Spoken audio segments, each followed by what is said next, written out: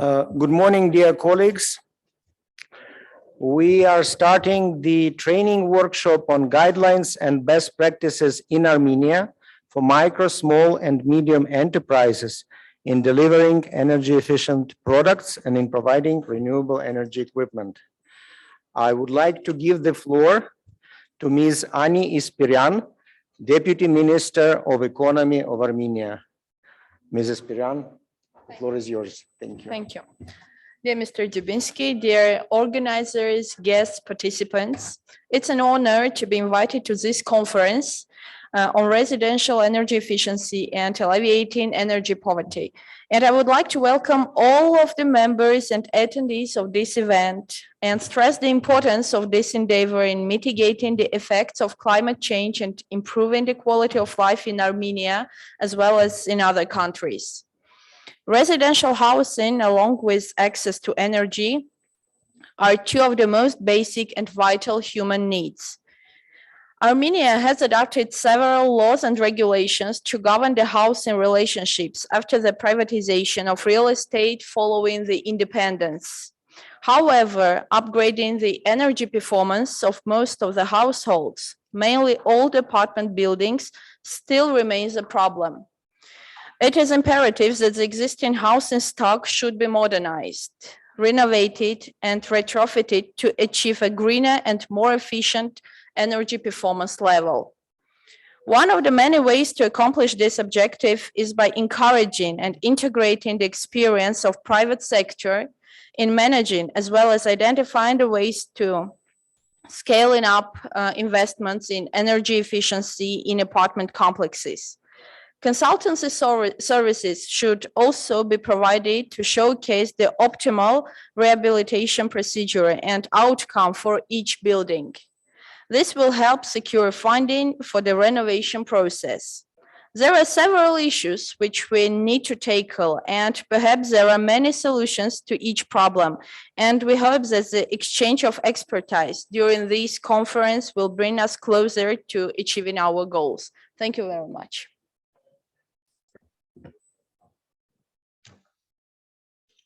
Thank you very much, Ms. Ispiryan. And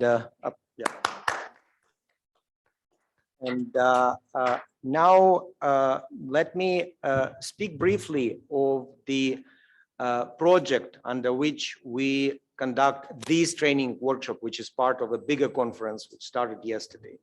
So the project is funded by the United Nations Development Account. It's a project that was developed and being implemented as a response, kind of rapid response to the COVID-19 crisis in, globally. And as a result, this project, Global Initiative Towards Post-COVID-19 Resurgence of the Micro, Small, and Medium Enterprises Sector, was developed and has been implemented since mid-2020. The project is led by our colleagues in UNCTAD, United Nations Conference on Trade and Development. UNECE, UN Economic Commission for Europe, is one of the implementing partners. The overall goal of the project is to strengthen the capacity and resilience of MSMEs, micro, small, and medium enterprises, in developing countries and in economies in transition to mitigate the economic and social impact of the global COVID-19 crisis.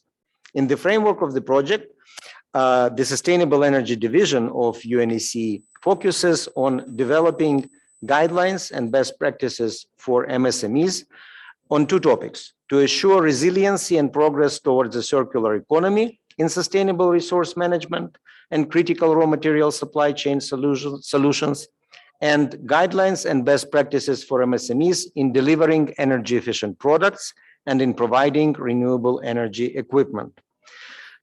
So what has been done so far, we are close to the end of the project. Guidelines, I will only speak today, and we will speak today about the part that is dealing with MSMEs working in energy efficiency and renewable energy. Guidelines and best practices for MSMEs in delivering energy efficient products and in providing renewable energy equipment were developed at the end of 2020 Updated guidelines and best practices were developed late last year. And then we worked on customization of these regional guidelines and best practices for 6 pilot countries. And Armenia is one of these 6 pilot countries. So the whole idea is what has been developed regionally, the experience that and best practices that are available overall. We wanted to see how that is applicable nationally in these 6 countries.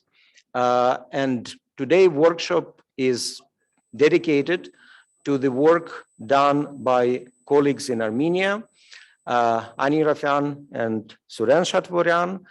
And without further ado, I will give the floor to Suren, and he will provide information on what has been done in Armenia, what are the challenges in the country due to COVID, how MSMEs are working on recovering from this situation, and what the government does and what the government can do in helping MSMEs. I'll stop here, and Suren, the floor is yours. We would need presentation on the screen. You have it, right? And I'm asking yeah, okay. Thank you. Thank you, Alec.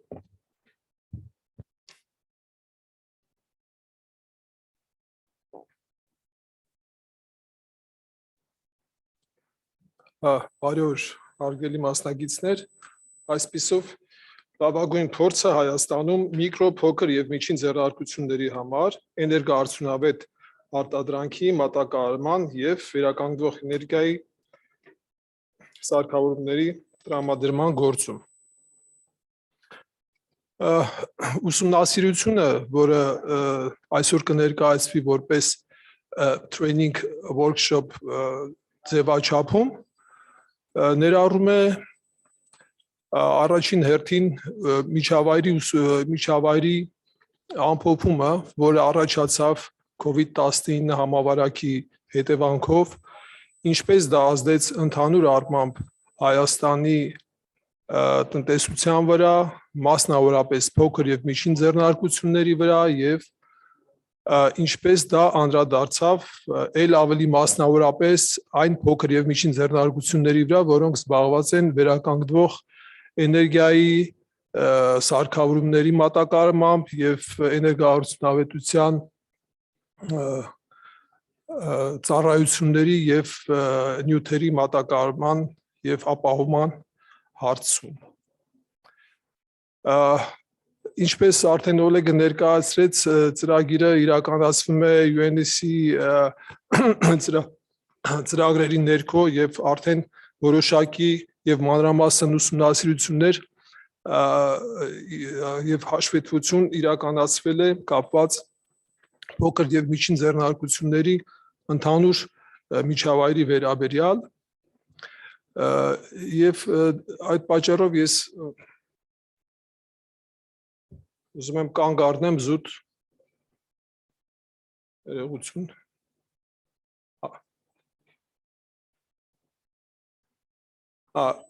պետք է կանգ առնեմ ուրեմն շատ թռուցիկ բիզնես միջավայրի եւ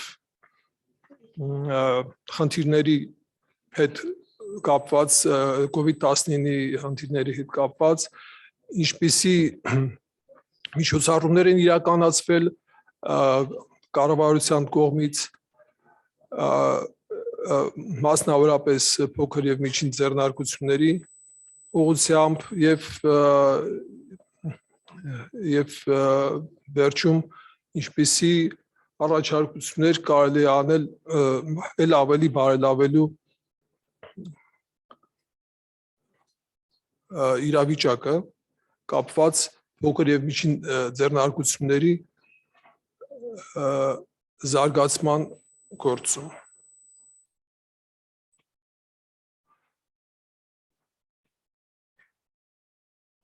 Մի քիչ տարօրինակ ձևով է աշխատում այս կլիկերը։ Եթե նայում ենք Հայաստանի ներքին համախառն ներքին արդյունքի տվյալներին, որոնք ձևավորվում են տարբեր ոլորտների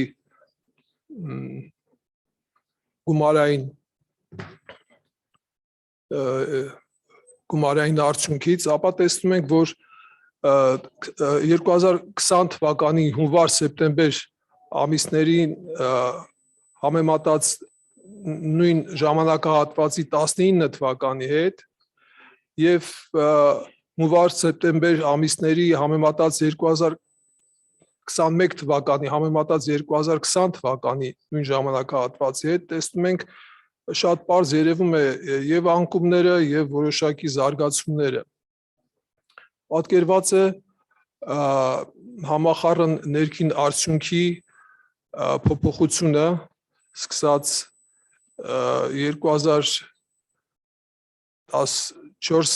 թվականից շատ կայուն աճ է ցուցաբերել, որից հետո խորը անկում է ապրել 2020 թվականին, որոշ միտումներ, դրական միտումներ կան հաջորդաբար 21 եւ 22 թվականներին։ Այդ երկու սյունյակները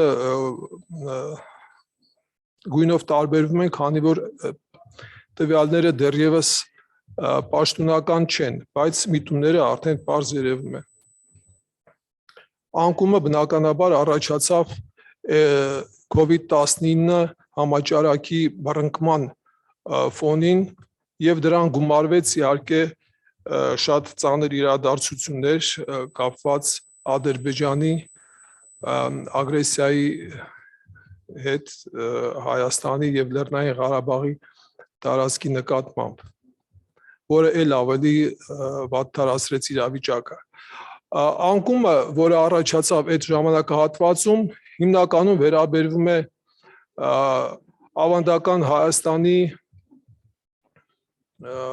արդյունաբերական ոլորտներին, որոնցից է կոնյակի արտադրությունը, մետաղների, թանկարժեք քարերի մշակում, ծխախոտ եւ այլն։ Եվ ինչպես տեսնում եք, ամենամեծ անկումը ապրել է թանկարժեք քարերի մշակումը, ոսկերչական ոլորտը եւ բնականաբար տուրիզմը։ Այստեղ նույնպես պատկերված է այդ անկումը։ Տվյալ սլայդը ցույց է տալիս միտումները, որոնք տեղի են ունեցել առանձին միկրո, փոքր եւ միջին ձեռնարկություններում եւ ինչպես տեսնում եք, այդ ոլորտի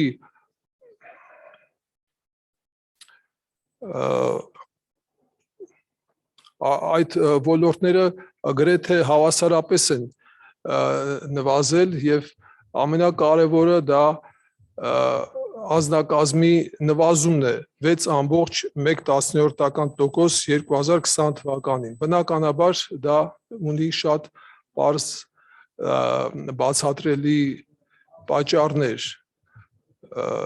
COVID-19 հետ կապված սահմանափակումները, որոնք բերեցին շուկայում շատ լուրջ փոփոխությունների կապված եկամուտների հետ եւ ձեռնարկությունների եւ բնակչության, որը առաջացրեց շուկայի այն իրավիճակը, որը ի վերջո բերեց անձնակազմի նվազեցման։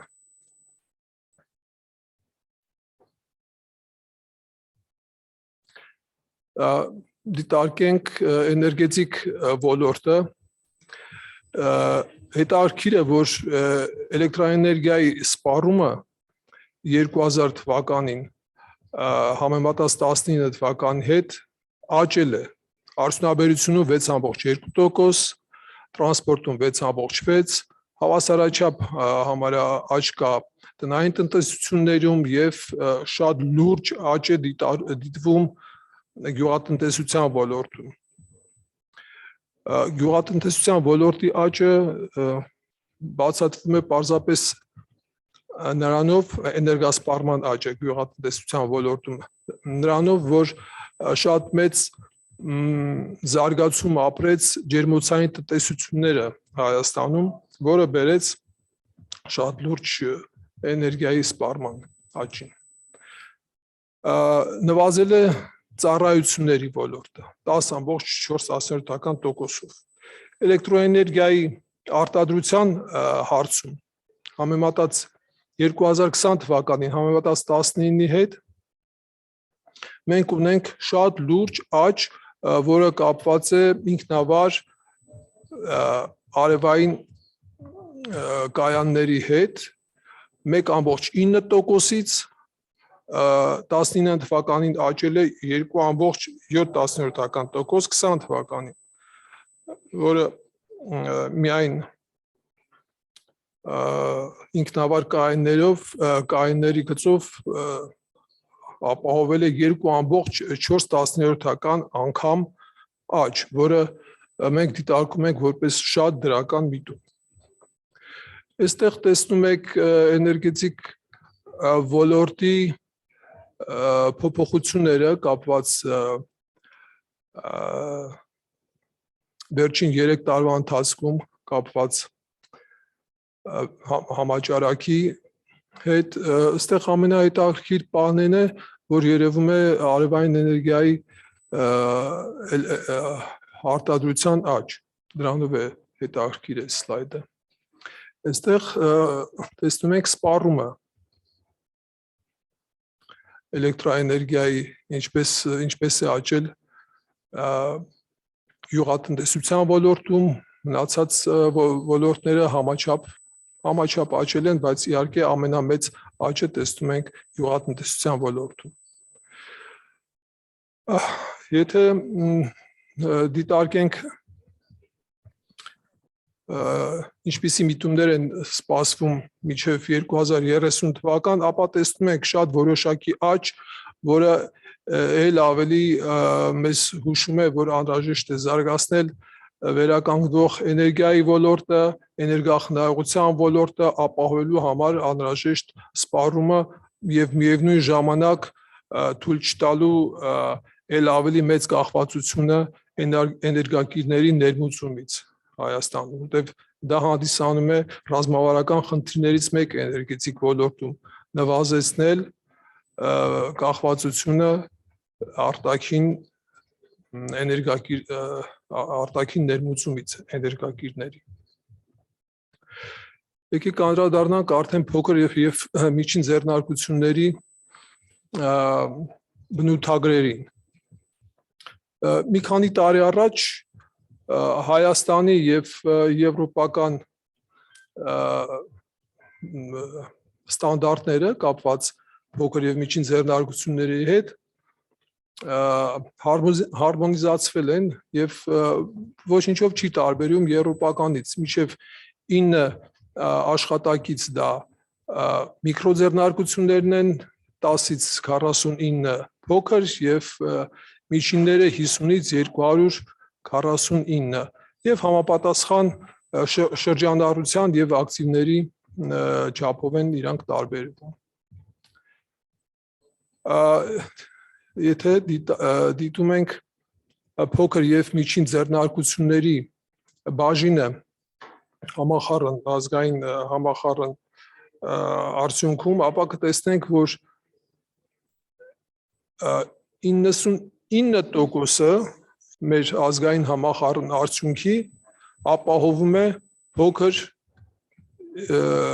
միկրոփոքր եւ միջին ձեռնարկությունների կողմից, ընդ որում ամենամեծ թիվը կազմում են միկրոձեռնարկությունները, կարելի ասել կեսը ամբողջ ձեռնարկությունների քանակով, ըստ քանակի։ Եթե դիտարկենք ըստ նրանց մասնակցության համախառն ներքին արդյունքի ապահովման հարցում, ապա կտեսնենք, որ 2/3 ամբողջ տնտեսության ապահովում է վերը նշված ձեռնարկությունների կողմից։ Շրջանառության իմաստով էլի կարող ենք դիտել 2017 թվականից բավականին կայուն աճ, որը կանգ է առնում 2020 թվականին, Ինչպես մի քիչ առաջ նշեցինք, իհարկե 21 եւ 22 թվականների միտումները շատ ավելի դրական են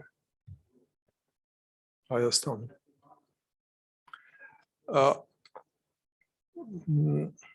Դիտարկելով ըստ տեսակների ձեռնարկությունների առանձին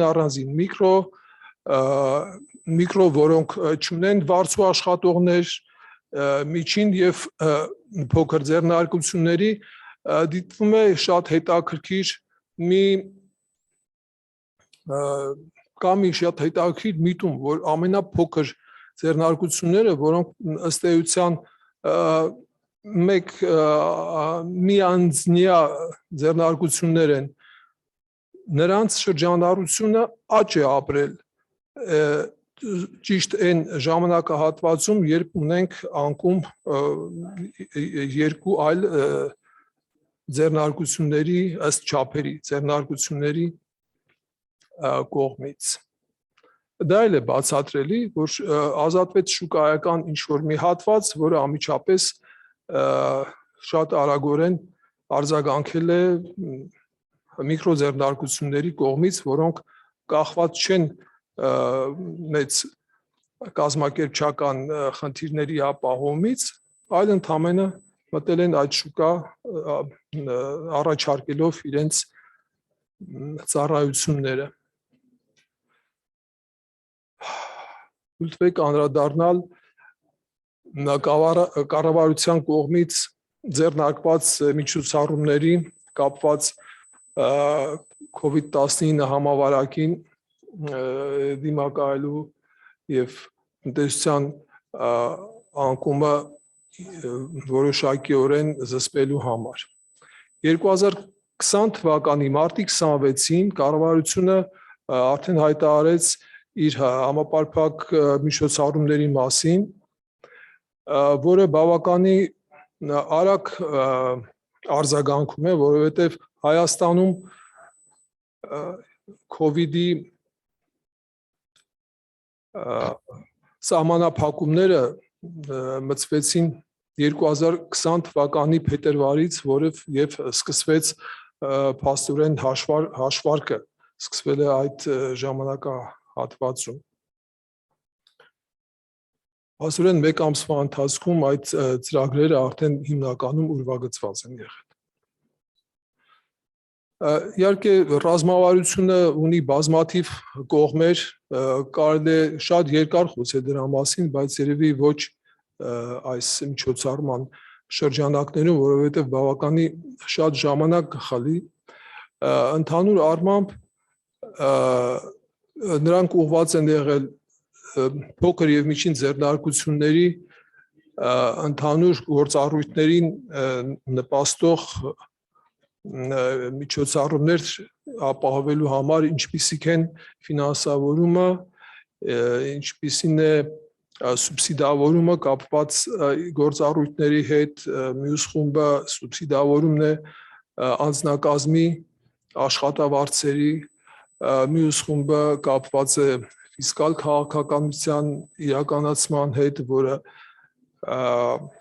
բավականին մեղմում է Հայաստանում փոքր եւ միջին ձեռնարկությունների պայմանները վճարման հետ կապված, հաշվետվությունների հետ կապված եւ այլն։ Շատ որոշակի փոփոխություններ են արվել, իհարկե ժամանակավոր պայմանով կապված վճարումների հետ, ինչպես ասեցի, կապված հիմնական միջոցների հետ, հաշվետվությունները, ինչպես արդեն նշեցի, կենտրոնական բանկի կողմից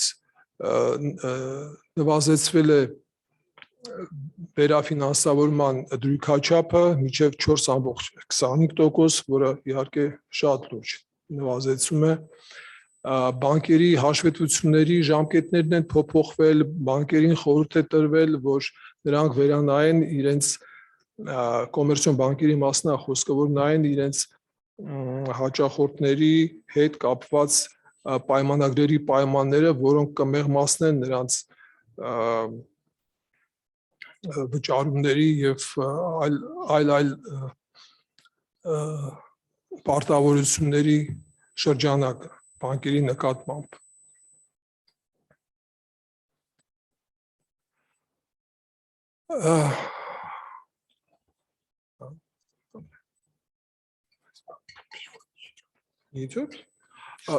Ներողություն, ես ոնց որ թե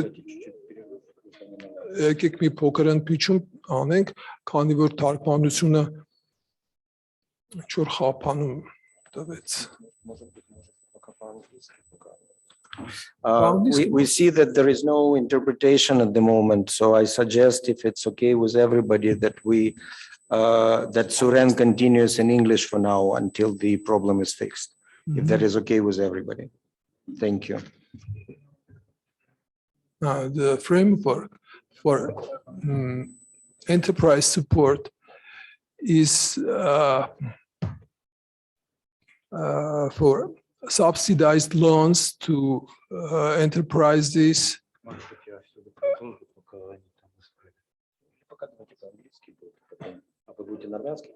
Да, или он будет на... Давайте пока просто английский. Да? Потому что там... Там, не знаю, все могут на английском восприниматься. Ну ладно, Ну, как давайте, хорошо, давайте пока сделаем несинхронное. последовательно. Хорошо. Okay. We'll continue with, for now, with the consecutive interpretation until the problem is fixed. And thank you to our interpreters for their help. Thank you. Ծրագրերի շրջանակը ներառում է սուբսիդավոր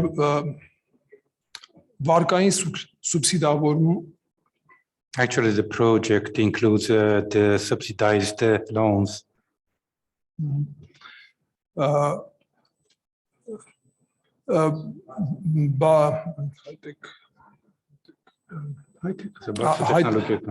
High-tech տեխնոլոգիական ձեռնարկությունների համար հատուկ պայմաններ են առաջարկվել. And they are offering also special conditions for the high-tech technology businesses. Մարզույթային կարգով, On the competitive basis. մեկ անգամյա դրամաշնոր եւ շատ լավ պայմաններ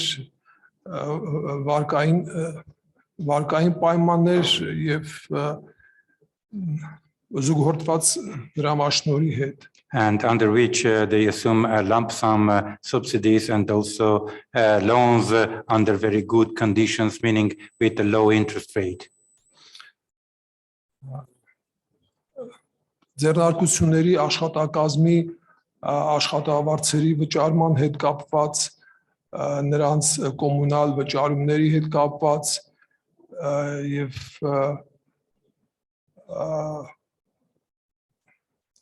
այն խնդիրների, որոնք կապված են ձեռնարկություններում թույլ չտալու անձնակազմի կրճատումները.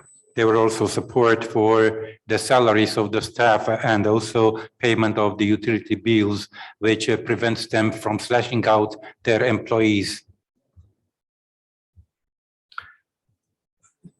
Շատ մանրամասն իհարկե չարժի կանգ առնել, որովհետև ծրագրերը բավականի ճշգրտորեն մշակված են եւ ուղղված են ձեռնարկությունների գործնեության տարբեր ասպեկտներին. There is no need of going into the details, just to state that all these programs were well designed and are especially directed to the support of the enterprises. Շատ կարևոր է դիտարկել ինչպիսի ֆինանսների հասանելիություն է ապահովել ձեռնարկություններին այս ընթացքում. And it is important to note what was the financial support and access to fundings during this period. Այսպես կոչված Հայաստանի պետական հետաքրությունների ֆոնդը դա պետական մի ձեռնարկություն է, որը կոչված է նպաստել բիզնեսի զարգացմանը. Նրանք մասնակցում են համաֆինանսավորման հարցերում, օգնում են կազմակերպչական խնդիրների լուծման համար եւ այդ ֆոնդը նույնպես ներմուծել է 4 միլիոն ամերիկյան դոլար Եվրոպա Հայաստան փոքր եւ միջին ձեռնարկությունների ֆոնդ կոչված հիմնադրամում, որը ստեղծված է ֆինանսավորելու փոքր եւ միջին ձեռնարկությունները This so-called fund for interest. I mean, the State Interest Foundation, it's another supporting instrument which just managed to get $4 million to support the enterprises to keep them working. Հիմնական ֆինանսավորման աղբյուրները ապահովված են Հայաստանում եվրոպական վերակառուցման եւ զարգացման բանկի կողմից. The key funding sources are first of all the EBRD. Այն միջազգային ֆինանսական I think he's Yeah. I think he started in education. Ասիական զարգացման բանկ, KfW, USAID, Եվրոպական ֆոնդեր, UNDP ծրագրեր, կանաչ տնտեսության զարգացման ֆոնդը, կանաչ կլիմայի ֆոնդը եւ այլն դրանք հանդիսանում են հիմնական դոնորները Հայաստանում փոքր եւ միջին ձեռնարկությունների ֆինանսավորման հարցում եւ բնականաբար բոլոր այդ դոնորները ունեն շատ հստակ միտում նպաստել կանաչ տեխնոլոգիաների եւ այսպես ասած դեկարբոնիզացիայի զարգացմանը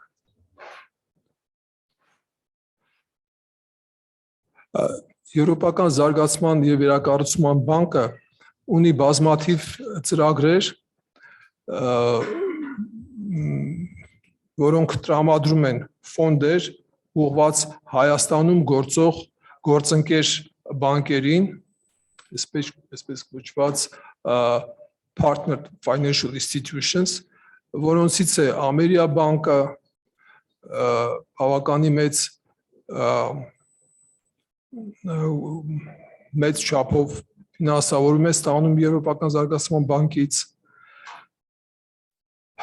25 միլիոն դոլար 2022 թվականին է ստացել GCF գեվ ծրագրերից եւս կազմված մի ծրագիր 10 միլիոն դոլար, որն ուղղված է կանանց կողմից կառավարվող ձեռնարկությունների տրամադրելու նպատակով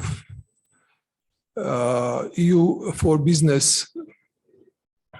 ծրագրով հատկացված է եւս 5 միլիոն դոլար, նույնպես կանաչ տեխնոլոգիաների զարգացման համար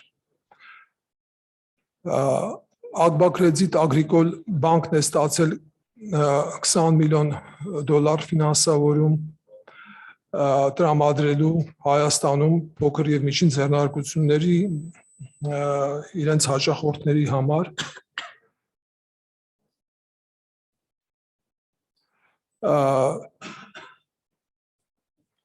Արևելյան համագործակցության ծրագիրը փոքր եւ միջին ձեռնարկատիրության մրցակցության զարգացման համար նախատեսվում է բավականին լուրջ ֆինանսական օգնություն եւ ոչ միայն գումարների տեսքով, այլ նաեւ այդ ֆինանսական օգնությունը նաեւ նախատեսում է տեխնիկական խորհրդատվություն եւ որոշակի գրանտային մաս, որոնցից կարող են օգտվել փոքր եւ միջին ձեռնարկությունները, նամանավանդ որոնք որ զբաղված են էներգախնայողության եւ վերականգնվող էներգիայի աղբյուրների զարգացման հարցում։ Այստեղ թվարկած են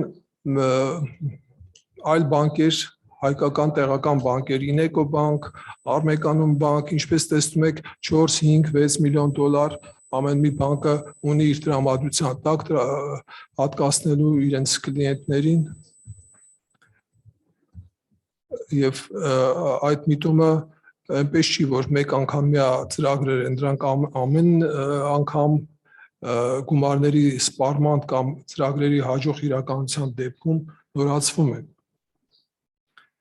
Ասիական զարգացման բանկը շատ ակտիվ է հայկական շուկայում եւ արդեն բավականին մեծ գումարներ է տրամադրել արևային էներգիայի զարգացման հարցում եւ ունի շատ լուրջ միտումներ զարգացնելու մինչեւ 205.1 մեգավատ արևային էներգիայի աղբյուրները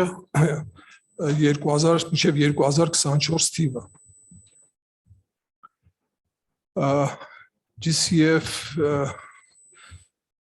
GF ռեգիոնալ ծրագրերը Հայաստանում նույնպես գումարներ են տրամադրում իրենց ծրագրերի շրջանակներում Armswiss բանկին, AGBA բանկին, UNECE բանկին բավականին լավ գումարներով, այսինքն բոլոր պայմանները ֆինանսավորման համար փոքր եւ միջին ձեռնարկատիրության այսպիսով ապահովում են IFC-ն տրամադրել է 15 միլիոն դոլար վարկ Էվոկա բանկին on-lending ճանապարհով իրացնելու համար նույն չափով UNECE բանկին Այսպիսով տեսնում ենք որ շուկան բավականին լավ է ապահովված միջազգային դոնորների կողմից տրամադրվող ֆինանսական միջոցներով ընդ որում դա ինքնաբերաբար չի առաջացել, այլ դա շատ որոշակի աշխատանքի շնորհիվ է, որը Հայաստանի կառավարությունը տարել է այդ ուղղությամբ ընկելով ընդհանուր պայմանագրեր այդ բոլոր կազմակերպությունների հետ։ Հիմա արդեն գալով ուսումնասիրության բուն առարկային ուզում եմ ներկայացնել մեթոդաբանությունը։ Առաջին հերթին դիտարկվել են տվյալներ Հայաստանի վիճակագրական աղբյուրներից ուսումնասիրվել են այն ուսումնասիրությունները, որոնք կատարվել են Հայաստանի հետազոտական ձեռնարկությունների կողմից, միջազգային կազմակերպությունների կողմից եւ այդ ամենը համադրվել է այն հարցախույզի հետ, որը իրականացվել է տվյալ ծրագրի շրջանակներում։ Հիմա հարցախույզի վերաբերյալ կարծում եմ ամենադժվար խնդիրներ հավաքագրել մեր կողմից մշակված հարցաթերթիկի պատասխանները ընդհանուր շրջանակի մեջ ընդգրկվել է 60 ձեռնարկություն Հայաստանում կոնկրետ են ձեռնարկությունները, որոնք զբաղված են վերականգնվող էներգիայի եւ էներգախնայողության շուկայում իրենց գործունեությունը ծավալող փոքր եւ միջին ձեռնարկությունների հետ։ Ընդհանուր առմամբ մեր դիտարկմամբ շուկայում ներգրաված են մոտավորապես 100-ից 120 ձեռնարկություններ, որոնք գրանցվել են որպես վերականգնվող էներգիայի եւ էներգախնայողության ոլորտում գործող ձեռնարկություններ։ Դրանցից 60-ին առաջարկված էր պատասխանել մեր հարցաթերթիկի հարցերին, սակայն շատ երկար ժամանակ տրամադրելուց հետո հարցախույզի արդյունքները ստանալու մենք ստացանք որակավորված ընդամենը 24 պատասխան, որոնց վրա էլ եւ կառուցվելու է մեր հետագա ուսումնասիրությունը։ Այդ 24 ձեռնարկությունները թերևս այնպես չի, որ սահմանափակ ոլորտ են, ընդհակառակը նրանք ներկայացնում են Հայաստանում ուրեմն շուկան դրանք այն կարևոր խաղացողներն են շուկայի, ովքեր որ զբաղված են վերականգնվող էներգիայի եւ էներգախնայողության ուրեմն ոլորտում նախագծային շինարարական մատակարարման ոլորտում այն ուղղություններով ինչպիսիք են արևային էներգիան, էներգախնայող նյութերի արտադրություն, ներմուծում, մատակարարում, նախագծում, սարքավորումների ներմուծում, որը կապված է վերականգնվող էներգիայի եւ էներգախնայողության հետ, միջև անգամ էլեկտրական մեքենաների ներմուծում, տնային տնտեսությունների շուկայում իրացվող էներգախնայողության ծրագրերի, օդափոխության համակարգերի եւ այլն, հիմնականում շուկան բավականին լավ է ներկայացված այդ ձեռնարկությունների միջոցով։ Հարցաշարը բաժանված է 4 սեկցիաների, որոնցից յուրաքանչյուրը կոնկրետ նպատակ է հետապնդում, որոնց պատասխանները հետագայում մշակվել են որոշակի եզրակացություններ անելու համար։ Առաջի, այսպես ասենք, վերլուծության առաջի աչքի ընկնող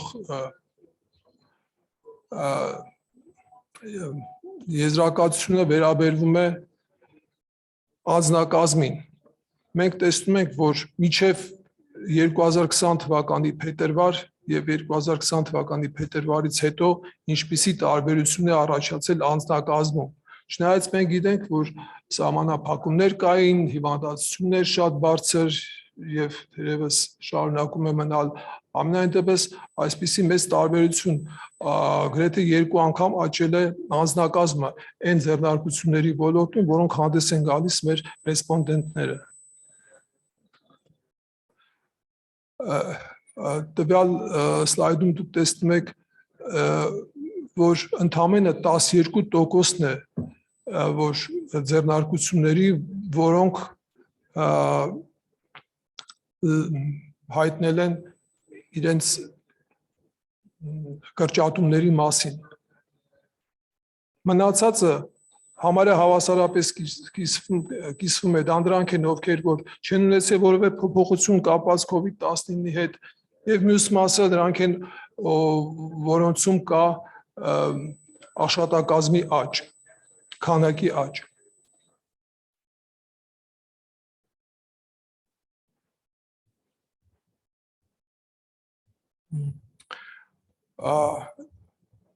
Եթե դիտարկում ենք շրջանառությունը այդ ձեռնարկություններում,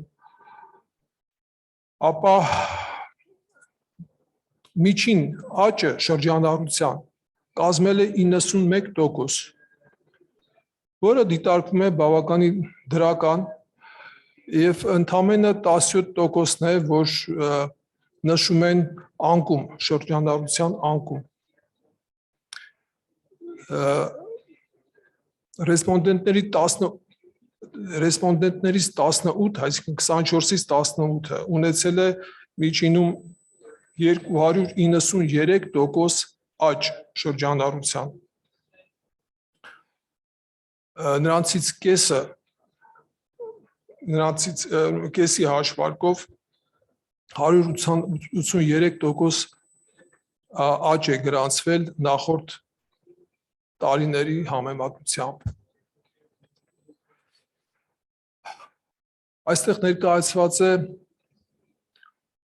անձնակազմի հիվանդացության տվյալները մինչև 2020 թվականի փետրվար եւ դրանից հետո։ Եվ եթե նկատում ենք հարաբերակցությունը ընդհանուր անձնակազմի եւ հիվանդացության, տեսնում ենք, որ ընդամենը 2% է եղել աճը կապված հիվանդացության հետ, հարաբերական 2%, ընդամենը 2%, որը իրականում այդքան մեծ տոկոս չի։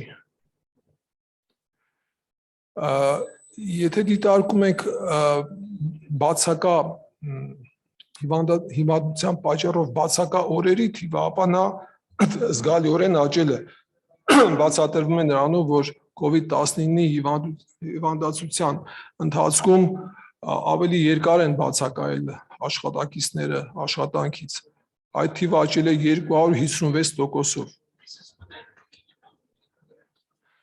Ընդհանուր ուրեմն այստեղ ռեսպոնդենտների պատասխաններն են առայն թե արդյոք ինչպիսի հատուցումներ են ստացվել պետության կողմից մշակված ծրագրերի գծով եւ պետք է տեսնենք, որ ընդամենը 62.5%-ն էլ որ ստացել են տարբեր ներողություն 62.5%-ը չի ստացել որևէ նպաստ, այսինքն բավարարվել են իրենց ներքին ռեսուրսներով։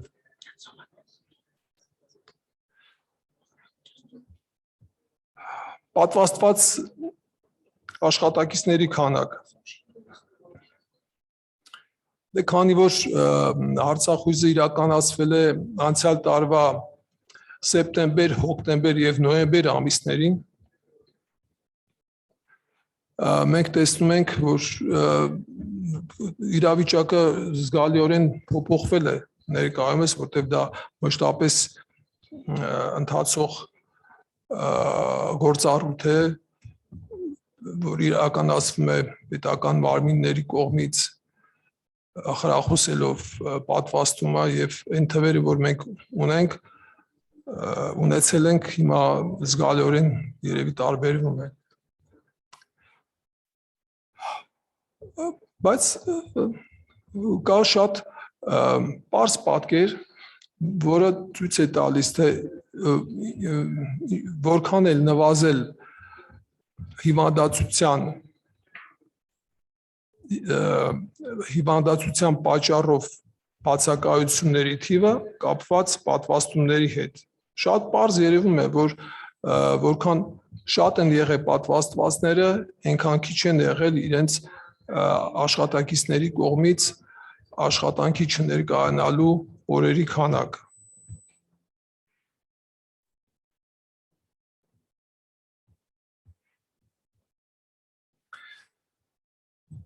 Դիտարկելով ուրեմն փոքր եւ միջին ձեռնարկությունների աշխատակիցների ընդհանուր ստրատեգիան, որոնք մշակել են եւ կիրառել են հենց իրենք ձեռնարկությունները, տեսնում ենք,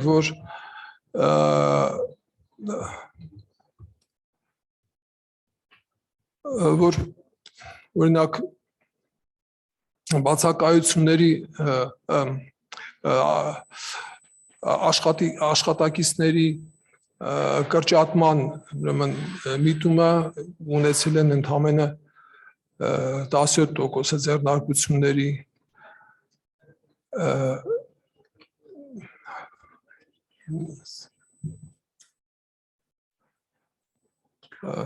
ուսումնից համար այնքան տեսանելի չէ, եթե հնարավոր է կարդալ, ուրեմն հարցը արդյոք ստիպված եք եղել կրճատումներ կատարելու ձեր ձեռնարկություններում, դրական պատասխանել է ընդամենը 12%։ Արդյոք ունեք աշխատակիցներ, որոնք կանգնեցրել են իրենց աշխատանքային գործունեությունը կապված COVID-19 հիվանդացության հետևանքների հետ, ընդամենը 17%։ Արդյոք աշխատակիցները ստացել են հատուցումներ ձեռնարկության կողմից, 58% ստացել է հատուցումներ։ Արդյոք ունեք աշխատակիցներ, որոնք գտնվում են չվճարվող արձակուրդներում, ոչ, այդպիսիները չկան։ Արդյոք մտադիր եք ընդլայնել ձեր աշխատակիցների քանակը, մոտակա ապագայում, այո, համարյա 80%-ը դրական է պատասխանել այդ հարցին։ Ինչպիսի ռազմավարություն է կիրառվել ձեռնարկությունների կողմից այս ժամանակահատվածում։ Արդյոք COVID-19 բացահայտել է որևէ թույլ եւ ուժեղ կողմերը ձեռնարկությունների, դրական է պատասխանել 67%-ը։ Արդյոք պատրաստվում եք վերանայել ձեռնարկության ռազմավարությունը շուկայում, այո 54%-ը մտադիր է։ Արդյոք դուք խզել եք ձեր բիզնես կապերը այն երկրների հետ, որոնք հայտնվել են կարմիր գոտում COVID-19-ի հետ կապված։ Ընդամենը 13%-ն է դրական պատասխանը այդ հարցին։ Արդյոք ստիպված եք եղել վաճառել ձեր բիզնեսի մի մասը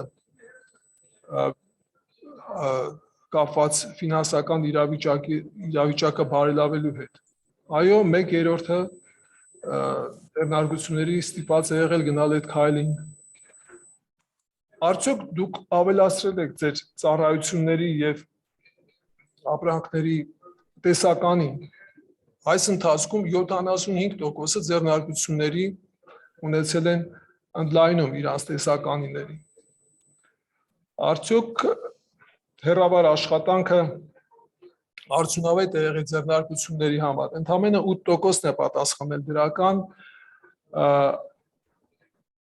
Ստիպված եք եղել արդյոք անցնել հեռավար աշխատանքի 80%-ը պատասխանել է դրական, այո։ Եթե դիտարկում ենք բիզնեսի պահպանման միտումները ռեսպոնդենտների թվում, տեսնենք, որ վաճառքները աճել են կամ մնացել են անփոփոխ 62%-ի մոտ եւ նվազել են ընդամենը 38%-ի մոտ։ Արդյոք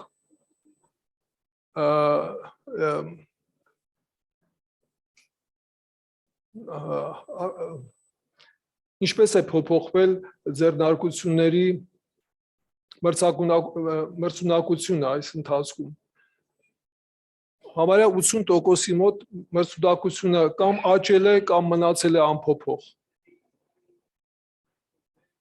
Արդյոք փոփոխվել է արտադրական process-ը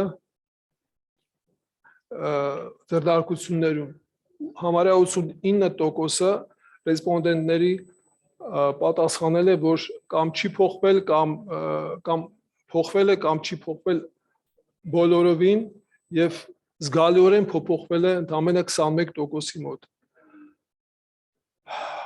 Միայն 8%-ն է ռեսպոնդենտների նշել, որ ունեցել են աշխատավարձների կրճատում։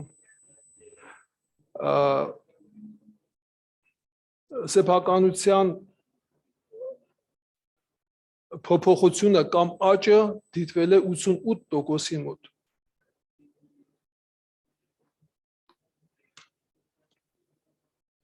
Հարցման մասնակցող ձեռնարկություններից։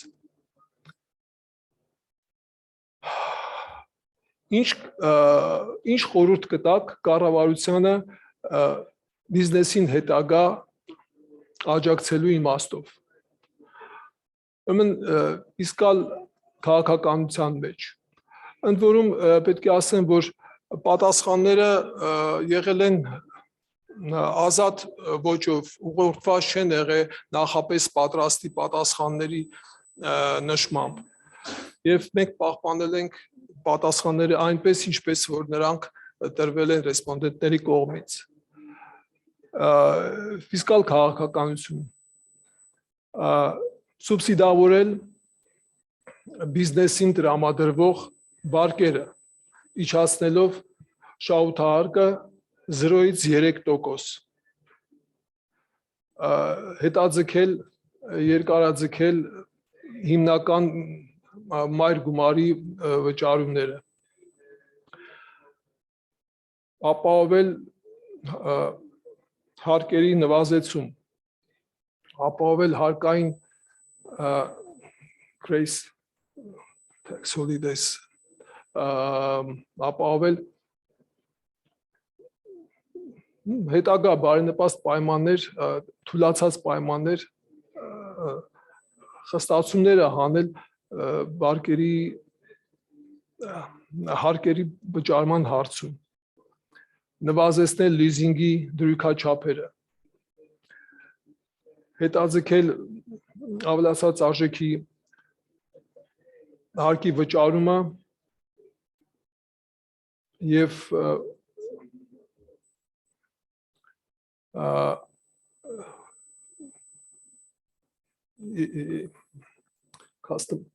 custom duties հայերեն հա եւ մաքսային նվազեցնել մաքսային տուրքերը նվազեցնել դա ուժը ուրեմն իրականացնել նպաստավոր ծրագրեր սպառողների շրջանում, որոնք կբերեն վերականգնվող էներգիայի եւ էներգախնայողության պահանջարկի աճ։ Քանի որ ճիշտ է, շատ հետաքրքիր են պատասխանները, որոնք հետագայում մենք ամփոփել ենք մեր եզրակացություններում, ես թույլ տամ ինձ մի քիչ առաջ հասնել ժամանակի սղության պատճառով։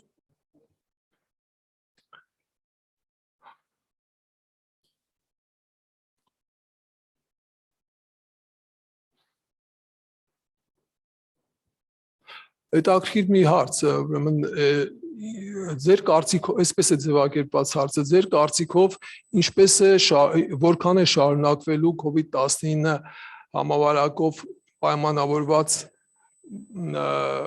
իրավիճակը Հայաստանում։ Մոտավորապես 50%-ը կարծում է, որ 1 կամ 2 տարվա ընթացքում կվերականգնվի նախկին իրավիճակը։ Մեկը կարծել է, որ 2-ից 3 տարի, բայց ամենաիրատեսականը եղել է 42%-ը, որոնք պատասխանել են, որ չունեն որոշակի պատկերացում դրա մասին։ Իրոք շատ դժվար է կանխագուշակել։ Այն հարցը, թե արդյոք պլանավորում եք փոխել ձեր բիզնեսի ուղղությունը, բոլորը 100%-ով պատասխանել են ոչ, որը խոսում է նրա մասին, որ դեռևս մեծ հույսեր են կապում իրենց գործունեության հետ կապված։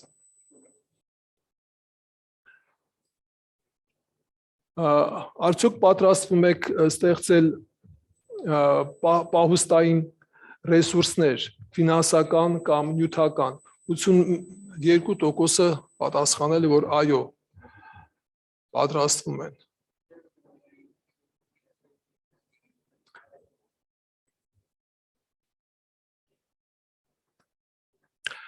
Եվ շատ հետաքրքիր խումբ է պատասխանների կապված կառավարության կողմից տրամադրված նպաստների ծրագրերի վերաբերյալ։ Պատասխաններից 5-ը եղել է բացասական եւ ընդամենը 1-ը դրական։ Բացասականությունը նշվել է որպես վարկերի չափազանց բարձր դրույքաչափերը, պարտադիր collateral,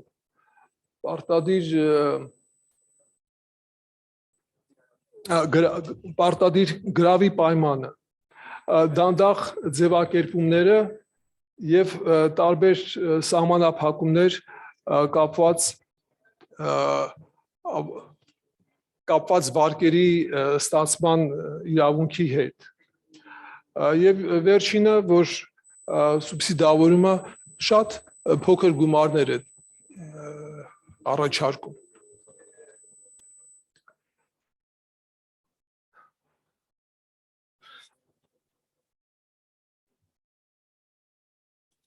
Ընդհանուր առմամբ հիմնական եզրակացությունները, հիմնական բացահայտումները հարցախույզի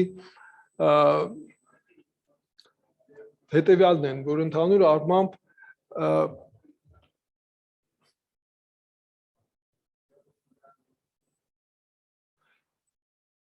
անձնակազմը վերականգնվող էներգիայի եւ էներգախնայող ոլորտում անձնակազմը աճել է 120%-ով։ Դա բավականի դրական միտում է։ Շրջանառությունը ընդհանուր առմամբ աճել է 91%-ով, որը նույնպես շատ դրական միտում է։ Ճիշտ է, ունեցել ենք հիվանդության պատճառով բացակայությունների աճ, բայց այդ աճը փաստորեն չի ազդել մասնագետների օգտագործման կամ անձնակազմերի անբավարարության չի առաջացել անբավարարություն անձնակազմի հետ կապված։ Այստեղ թերևս ավելի կարևոր է, թե ինչպես է փոփոխվել արդյունավետությունը ձեռնարկությունների։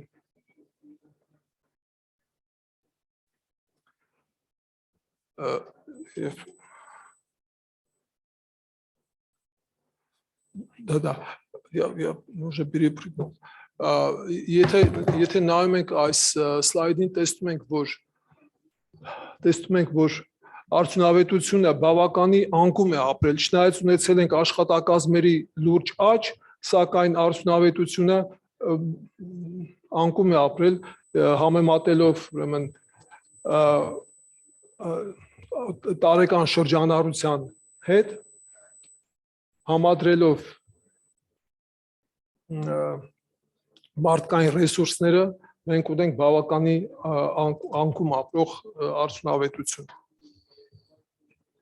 Դա խոսում է նրա մասին, որ այնքան էլ լավատեսական, եթե մենք շատ լավատեսական ենք վերաբերվում, ապա դա կարող է ապահովել ավելի լավ արդյունքներ, եթե մենք չունենայինք իրավիճակը կապված COVID-19-ի, պատերազմի հետ, բայց ունենք ռեզերվներ լավացնելով պետական հոգացության ծրագրերը, ապահովելով ավելի լավ պայմաններ ձեռնարկությունների համար։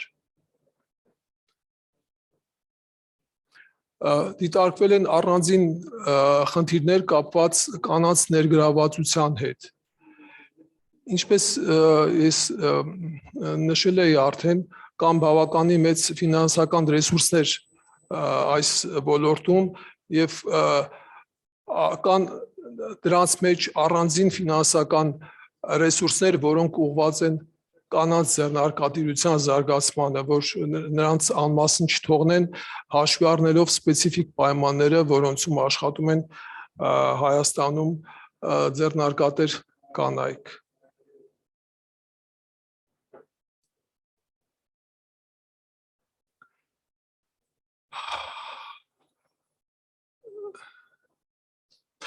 Եվ եկեք դիտարկենք որոշակի փորձը, որ այսօր մենք կարող ենք արդեն ներկայացնել որպես COVID-19 համաճարակի պայմաններում իրականացված ծրագրեր։ Ընդ որում պետք է նշեմ, որ այս մի քանի օրինակներից ընդամենը մեկն է, որ ներգրաված է եղել մեր հարցախույզի մեջ։ Մնացածը դրանից բացի իրենք առանց ընդհանուր մեր հարցախույզի արդյունքներում ներկայացված լինելու կատարել են շատ հետաքրքիր ներդրումներ կապված վերականգնվող էներգիայի զարգացման հետ։ 4 մեգավատ կայան Արագածոտնի մարզում իրականացվել է ուրեմն Սոլիս ձեռնարկության կողմից, փոքր ձեռնարկություն է 1-ից 10 աշխատակիցներով, ֆինանսավորվել է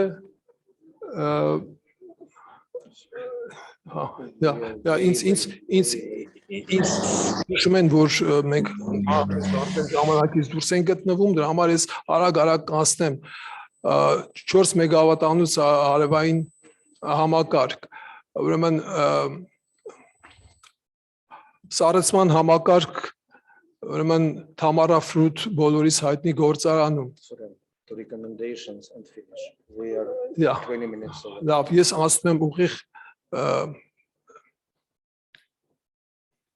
վերջին մասին մեր ներկայացման։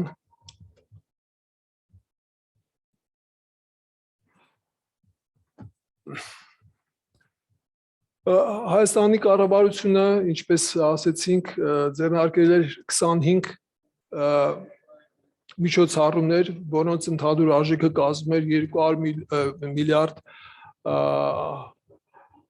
ՀՀ դրամ։ Եվ բնական է, որ այդ միջոցառումները ունեցել են իրենց դրական արդյունքը, ապահովելով այնուամենայնիվ աճը։ Մենք անկում չենք ունեցել վերականգնող էներգիայի եւ էներգախնայողության ծրագրերի իրականացման ոլորտում։ Ոլորտը ունեցել է շատ որոշակի աճ։ Դրա հետ մեկտեղ կան թերությունները, որոնք դեռևս անհրաժեշտ է շտկել, ել ավելի մանրակրկիտ դիտարկելով ծրագրերը, որոնք կոչված են ել ավելի բարելավել շուկայում իրավիճակը, նպաստելով փոքր եւ միջին ձեռնարկություններին։ Դա նախ ամենաառաջինը ընդլայնել հասանելիությունը ֆինանսական ռեսուրսների, զարգացնել եւ բարձրացնել արդյունավետությունը վարկերի կառավարման համակարգում, ներմուծել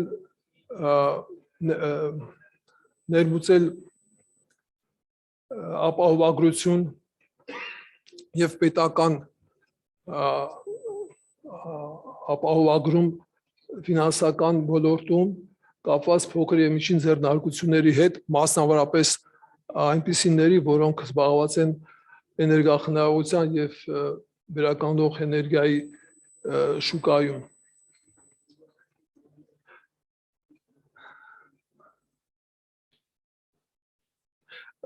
Մշակել հատուկ ծրագրեր, որոնք միտված են փոքր եւ միջին ձեռնարկությունների ոլորտում, տրամադրելով դրամաշնորհներ եւ համատեղ ձեռնարկությունների հետ կառավարությանը մշակել ծրագրեր, որոնք երկուստեք կապահովեն ոլորտի զարգացումը։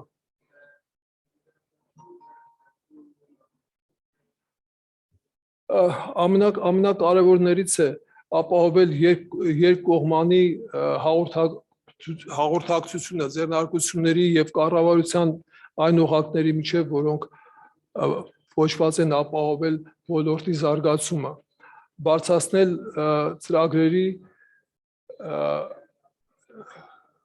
տեսանելիությունը եւ հասանելիությունը կապված դոնորների գործունեության հետ ոլորտում, բարելավել հասանելիության պայմանները, ավելի ընդլայնել հնարավոր մասնակիցների շրջանակը, ապահովել հասանելիությունը փոքր եւ միջին ձեռնարկությունների ոլորտում թվային տեխնոլոգիաների,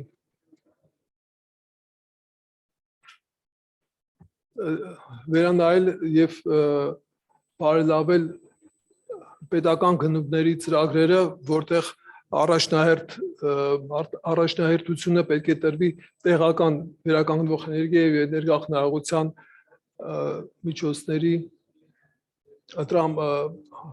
մատակարարումներին,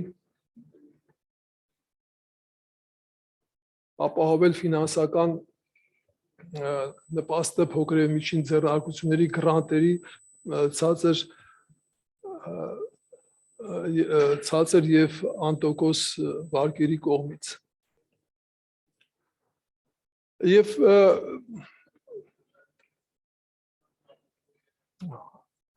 Եվ վերջինը հիասքանչում։ Վերջինը վերաբերվում է այն խորհրդատվությանը, որը մենք դիտել ենք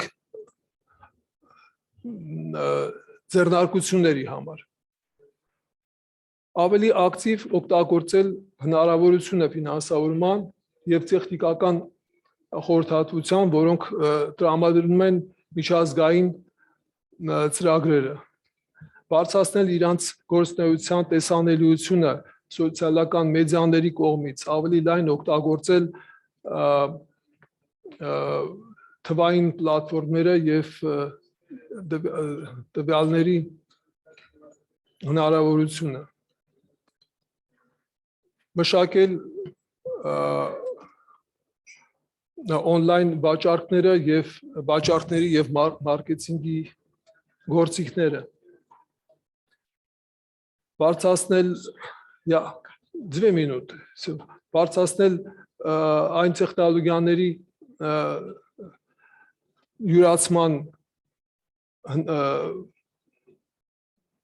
յուրացումը, որոնք կապված են նոր սարքավորումների օգտագործման հետ,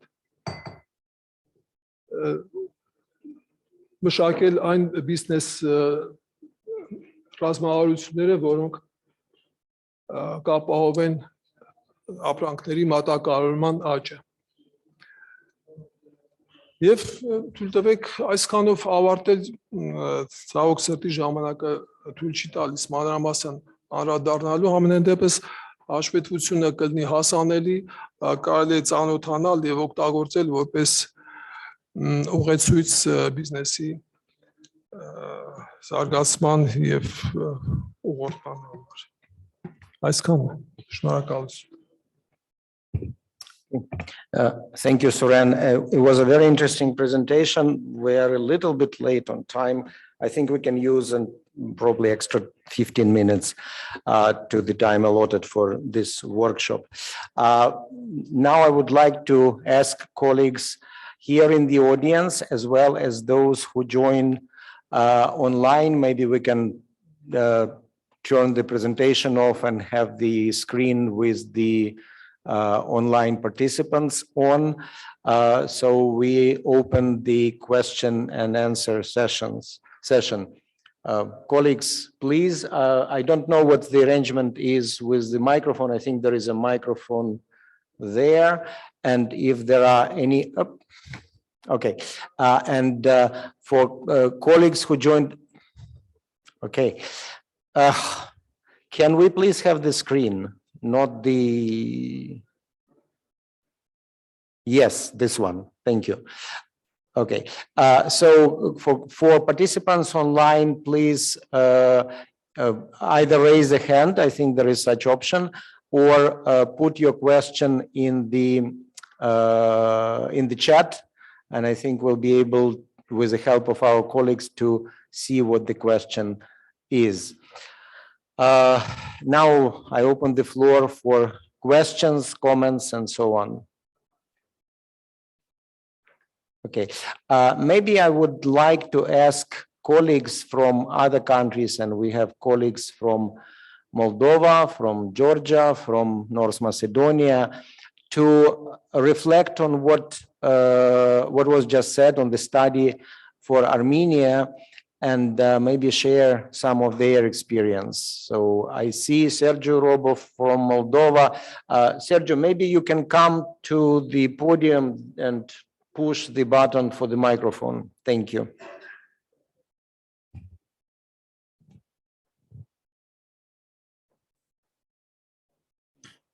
First of all, thank you very much for very informative and very big work done.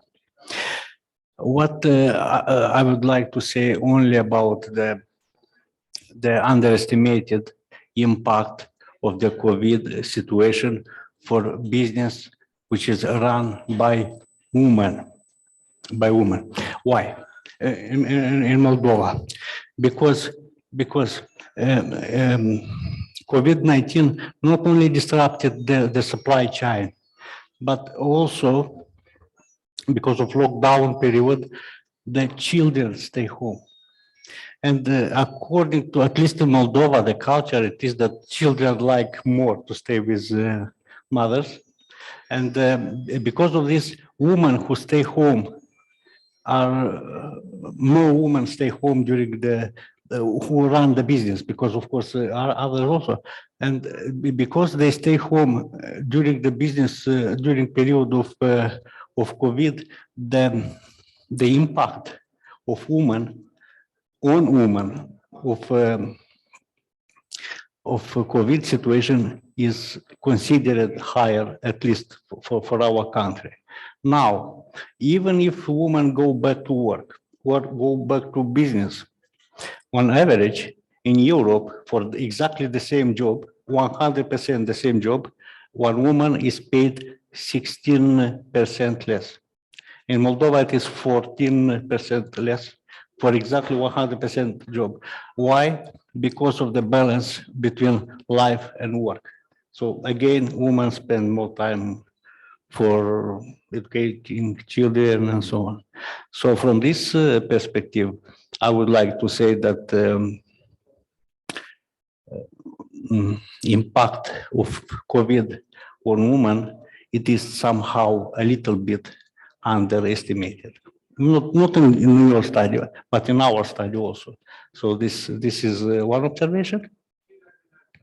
And second biggest observation, it is that businesses, small and medium enterprises, do not need help. They don't need additional grants and so on. They just need affordable money from the banks. Now, the biggest problem, at least in Moldova, maybe also in Armenia, it is that if a company goes to a bank and take a loan, they must secure this loan with some, I will say property, but it is equipment and so on. And on average, the bank estimates this cost for this equipment on average at 50% than it is the real situation. Now the problem comes that if because of COVID, the company doesn't operate for a period of time, this equipment is estimated at 50% of the cost. And if the bank takes back this secured equipment, and even if it is sold out for 50%, sometimes it is useless because the companies are very dedicated to a very specific activities. For example, solar PV system installation of, I don't know, very special equipment. Now,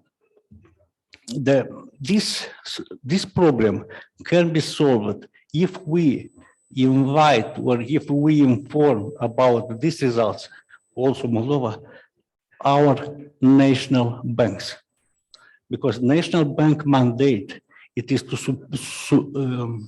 supervise the inflation. And this Moldova also, I will speak a little bit more tomorrow, the support it is very high in form of subsidies and so on, and this increased the inflation because money are not made out of production of industrial activity. Thank you very much for this very interesting study, a very interesting report, and we will read it really. Thank you. Thank you, Sergio. Hold on, I think Soren wants to comment. Yeah, just the comment is for women in business. The point is that in Armenia, though we have a legislation about women in business, but we don't have any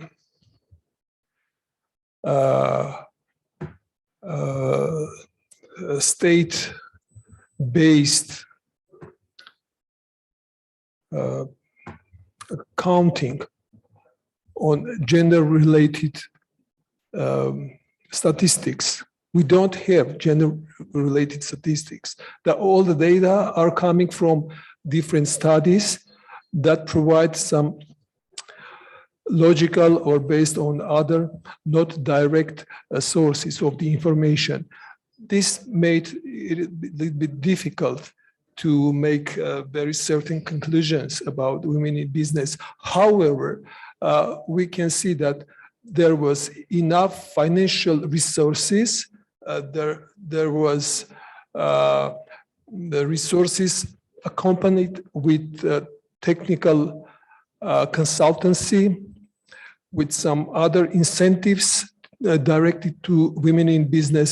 So we just hope that they are doing well, but we don't have any certain statistics about that.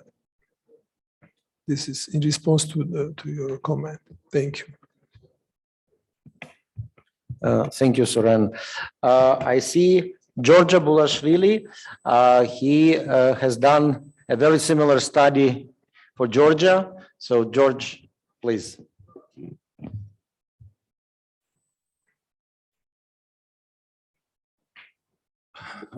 Hello, everybody. Suren, it's a great opportunity to see you after a long time, and great to learn that we did the same study thanks to the UNECE colleagues.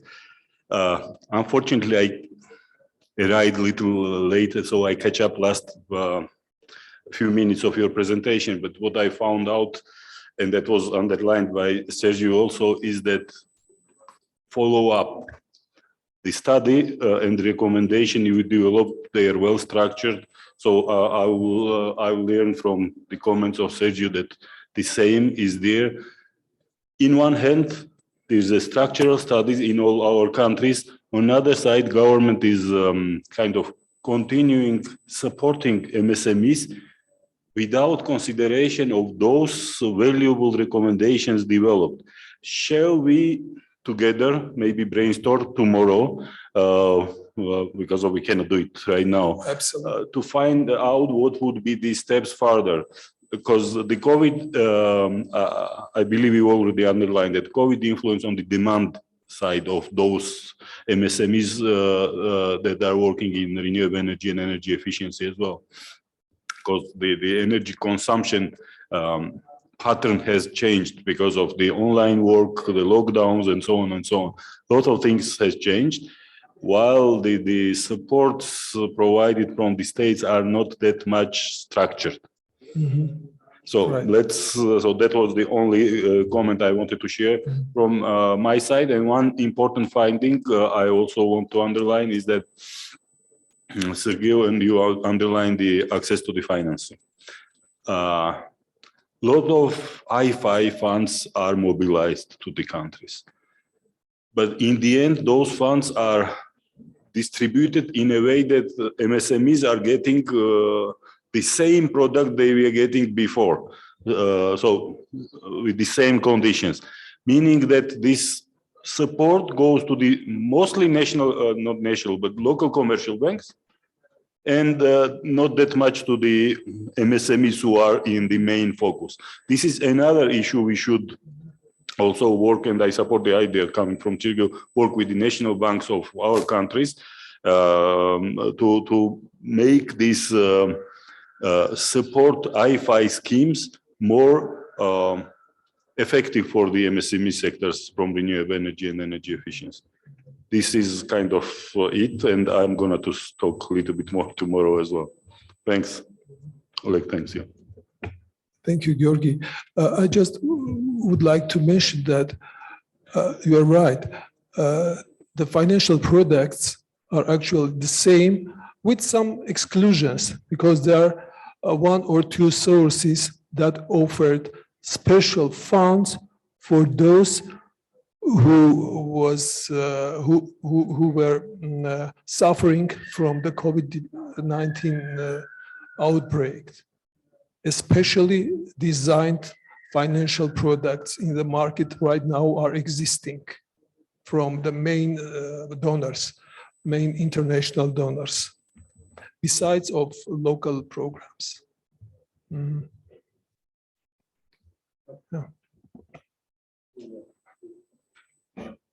And that would be great to learn more about and extrapolate the findings if those products are available. Thanks. Thank you, George. Thank you, Suren. I think I will call on Sasha Panevsky, who did the study for North Macedonia, and actually North Macedonia was the very first pilot country who, for which such study, these guidelines and best practices were customized. Sasha, please. Thank you.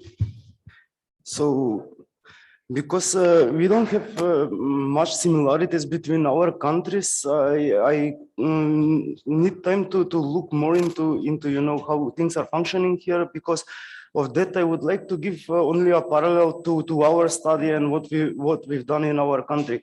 In our country, the effect of COVID was huge. More than 70% of the companies were affected in the beginning, since 2020. And the resilience of the company was not that large. More than half of the companies could have sustained 1 to 3 months working in that kind of conditions, with curfew hours, with strict restrictions, and so on. What the companies wanted the government to do is to support the wages, to support tax reliefs for them. And the company the government generally responded to the call of the companies. There were several packages of measures that were implemented in order to help the companies, and that included measures like secure liquidity of the companies, targeted sectors like the tourism that were affected more than other sectors, interest-free loans. And also I want to stress out that there were several companies that managed to come out on top of the crisis, but that was like 10% of the companies. Most of the companies were greatly affected. From our case studies, we found out that maybe as a response to the COVID crisis, except tax releases, there should be more focus of energy efficient and renewable energy products in programs of the government. Maybe the public-private partnership can be stressed out, and its use should be increased. There should be more support of new businesses. Because of the situation, the new businesses will be from the beginning, taken into consideration COVID. It will have greater online visibility, and maybe most importantly, the increase of use of funds like the Innovation Fund, which can be a great measure for companies that are offering energy efficiency and renewable energy products. But by the way, very, very similar to the actions undertook by the Armenian government. It's very similar.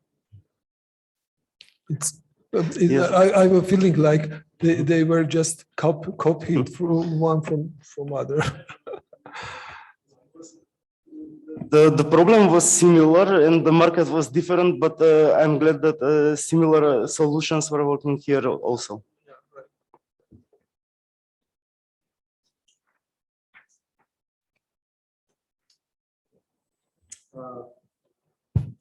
Thank you, Sasha. And again, thank you, Suren. As Suren just mentioned, and I think that's a little bit goes against what Sasha said, there are probably more similarities in the countries than can be thought of from the very beginning. And I see Lilian would want to also comment on that. Again, thank you, Lilian. Maybe you could also come to the podium, because I don't see any hanging microphones, and there is enough space at the podium here. Let's hear from Lilian. And colleagues, if you see any any hands raised or something in the chat for people online, please let me know. I cannot see any. Lilian, please. I just wanted to ask a question. I saw, thank you very much for the presentation. I saw in the study that you also have very similar financial support through the IFIs, for example, the GEFF credit line with EBRD. And you also were mentioning that there are issues in terms of absorption, but they were mostly related to the collateral. Can you just shortly give your feedback in terms of how is the uptake of the GEFF loan? I would assume that one is not collateral based. So is that better received by the SMEs or not? How is the uptake of this kind of support? Thank you for your question.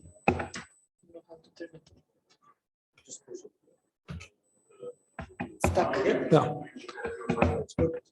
Yeah. This is the issue of eligibility of companies. Many companies can have not fully matched to the eligibility criteria provided by be it the GFF or what, doesn't matter. But of course, the lesser requirements to the clients for loans, the larger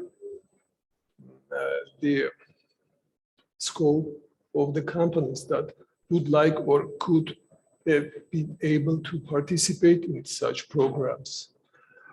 I cannot say in exact terms about this certain project, but I know that the requirement of collateral is one of the obstacles for the companies because they might be fully leveraged or might be might have not been from the point of view of the financial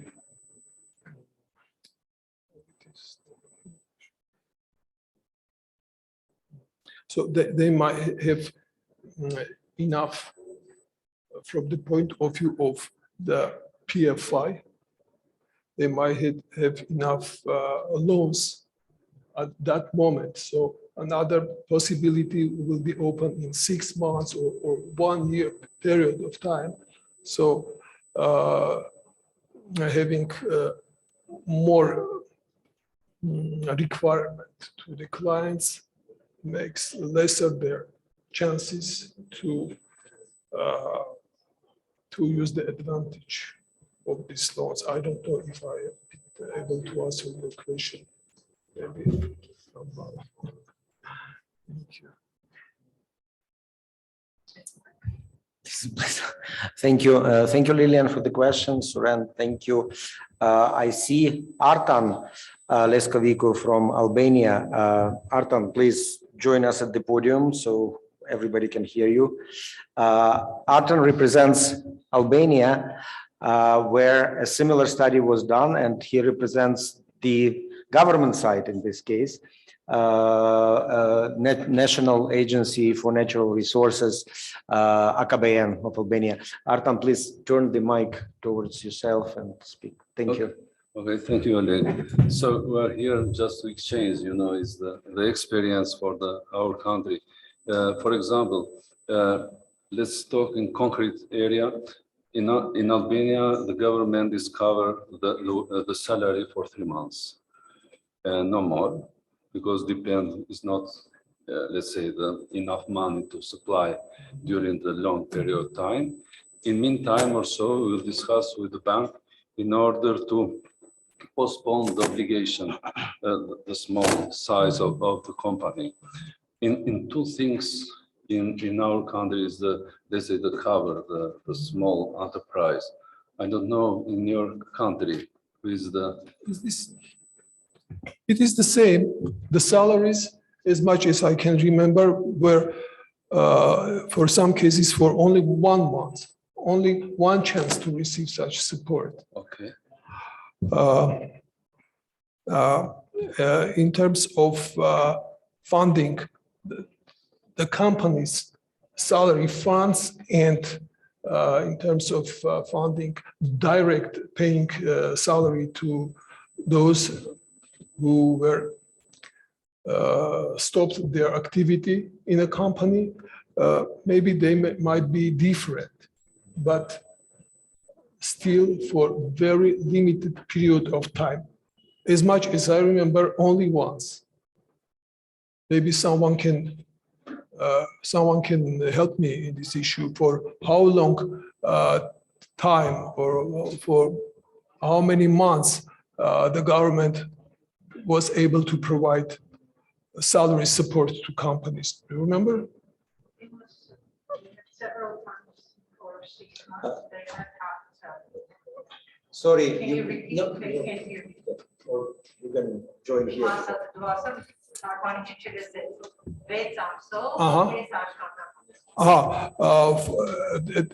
This is is it for companies or direct salary support? So, I mean, the COVID support, for Yes. example, COVID support allowed companies to receive salary support if their activities were halted because of the lockdown. 50% of salary compensation to those employees temporarily laid off because of COVID activities. In addition to that, if they qualify as poor, we have formal poverty benefit plan for all poor people who officially are registered as poor. And then under COVID, there was such a new notion as temporarily poor. And they were enlisted for temporary support, which would provide them the poverty benefit plan of the government to cover its undercosts for the announced period of 6 months. In addition to that, those companies that were again harmed by COVID, they received financial support for servicing their loans, staying economically active, and investing in development rather than service provision. They received funding under concessional terms for renovations, for installing renewable energy supplies, etc. But anyway, the question was about the salary support, right? That was 6 months. Yeah. Okay. This is the answer. Thank you, Pastor. Thank you. Thank you very much, colleagues. I think we will have to wrap it up today, but tomorrow at, let me check the schedule for tomorrow, at 1400 hours at 2 p.m., we will essentially continue what we started discussing today. Again, today we had a national training workshop. Tomorrow we will have the final workshop for the project. It will look at the outcomes of the project. I repeat the title, Global Initiative Towards Post-COVID-19 Resurgence of the MSME Sector. And we will again look at the guidelines and best practices for MSMEs in delivering energy efficient products and in providing renewable energy equipment. It will look at the activities that have been done under the project, and we will have, I think, a very interesting panel. We will have also a presentation from one of the consultants who worked on the regional guidelines and best practices and on its update, and also panel discussion and exchange of experiences on measures for MSME support and also for implementation of recommendations in the current economic climate. We have, 10 people, both from the expert side and from the government side, who will be discussing this issue. And so I personally am looking forward very much to this continuation of the discussion we started today that will take place tomorrow. Thank you all very much, and thank you to Suren for providing this very comprehensive overview of the study for Armenia. Thank you. Ladies and gentlemen, there's a coffee break now. Please take 15 minutes and let's resume for the next session in 15 minutes. Thank you.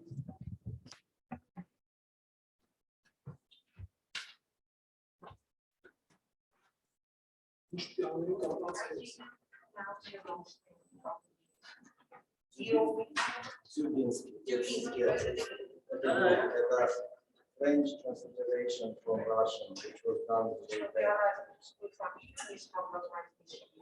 Ну, она не русская, но, по-моему, больше польская, украинская, еврейская.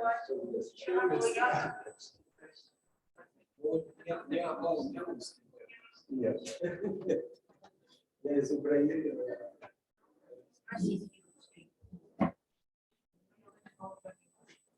У вас с Михаилом.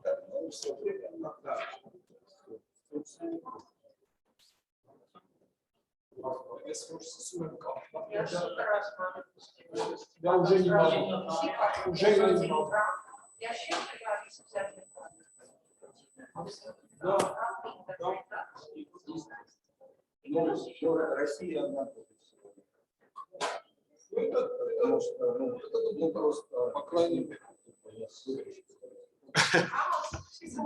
я здесь выключу. Вот, но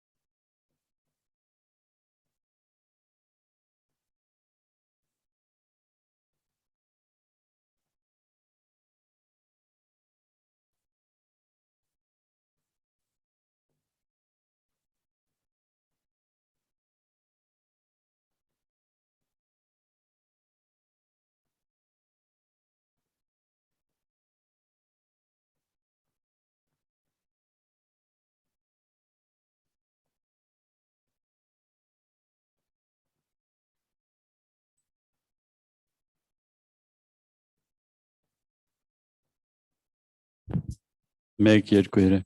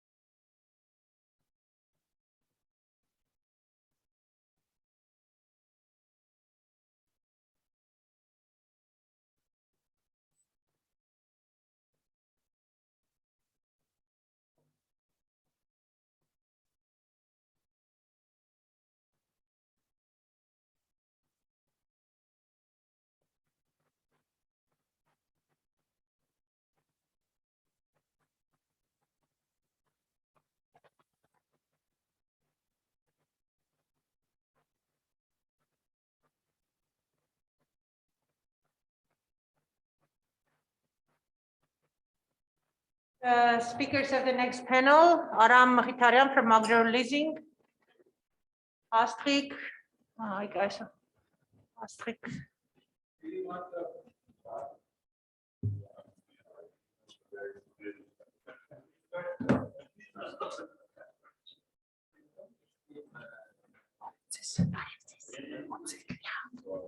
Mr.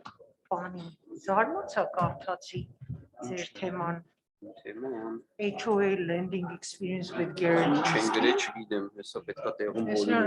Համատիրությունների վարկավորումը երաշխիքային մեխանիզմով լուրջ, այս բան եք անում, երաշխավորողը։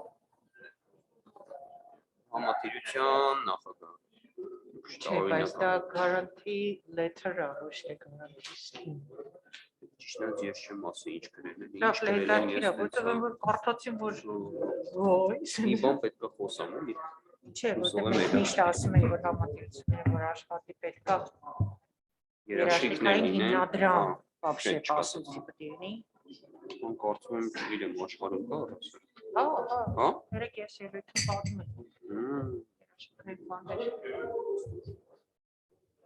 Արտուր ջան, нашелся микрофон շարժական։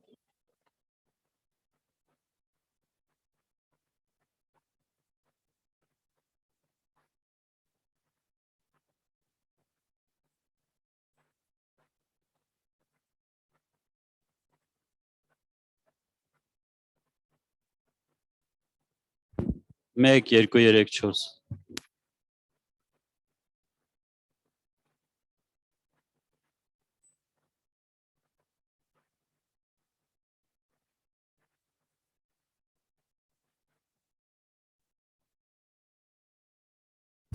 Մեկ, երկու։ Մեկ։ Սկացում պետք է մոտեցնել, ոնց սկացում։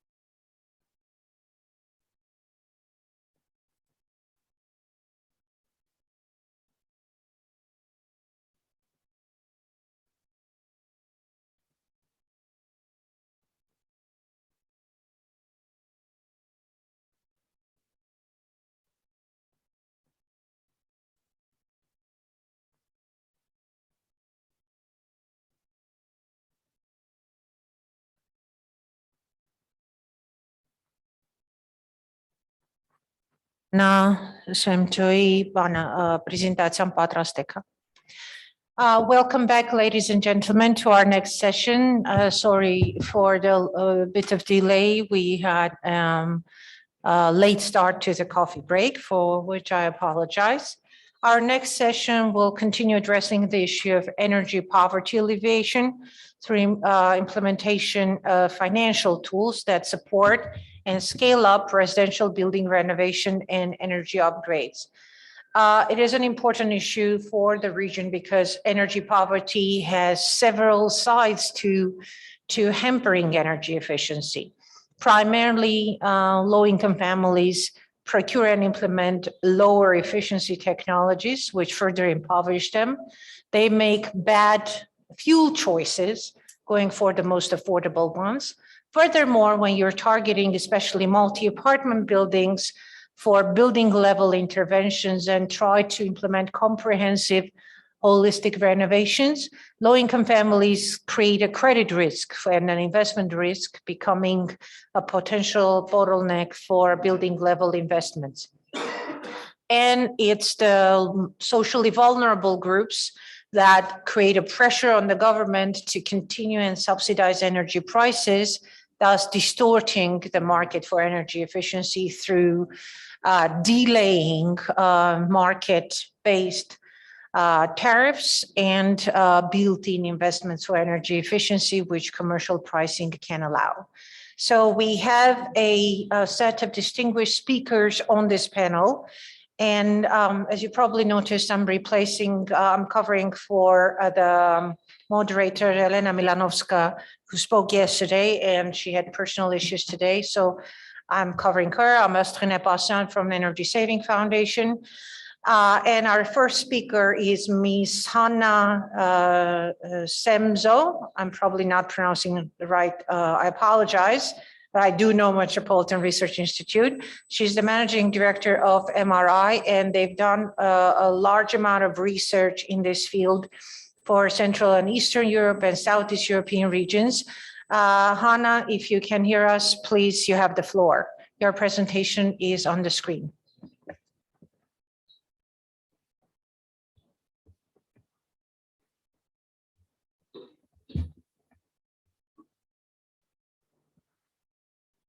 Can you hear us, Hanna? Hello? I don't think we have her on the screen, actually. Okay, she may come up later. So what I'm going to do in the interest of time, I'll give the floor to our next speaker, Mr. Aram Mkhitaryan, the Executive Director of Agro Leasing Credit Company, and hear about their experience in lending to homeowner associations in Armenia and supporting them with guarantees. Thank you, Aram. Բարև ձեզ, թույլ տվեք ես հայերենով իմ ելույթը ձևակերպեմ։ Նախ շնորհակալություն եմ ուզում հայտնել հնարավորության համար այսօր ելույթ ունենալու այստեղ։ Իմ անունը Արամ Մխիթարյան է, Ագրոլիզինգ լիզինգային վարկային կազմակերպության գործադիր տնօրենն եմ։ Մենք 2020 թվականից արդեն սկսել ենք էներգոարդյունավետ վարկերի տրամադրումը։ Մի քանի ուղղություններով էներգոարդյունավետ վարկերի ծրագրեր ենք իրականացնում, որոնցից մեկը Habitat Armenia-ի հետ իրականացվող բնակելի շենքերի էներգոարդյունավետության բարձրացման ուղղված ծրագիրն է։ Ծրագրի շրջանակներում նախատեսվում էր Երևան քաղաքում եւ մարզերում բնակելի շենքերի էներգոարդյունավետության բարձրացման ուղղված ֆինանսավորում իրականացնել, սակայն 2020 թվականի սկզբում ենք սկսել ֆինանսավորումը իրականացնել եւ COVID-ի ի հայտ գալու սկիզբն էր, այսպես ասած, եւ ծրագիրը ի վերջո իրականացվեց միայն Երևան քաղաքում։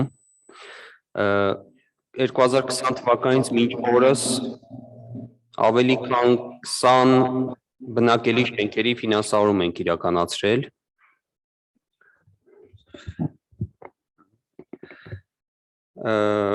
Եվ վերանորոգել եւ բարձրացրել ենք էներգոարդյունավետության էներգոարդյունավետությունը շենքերի։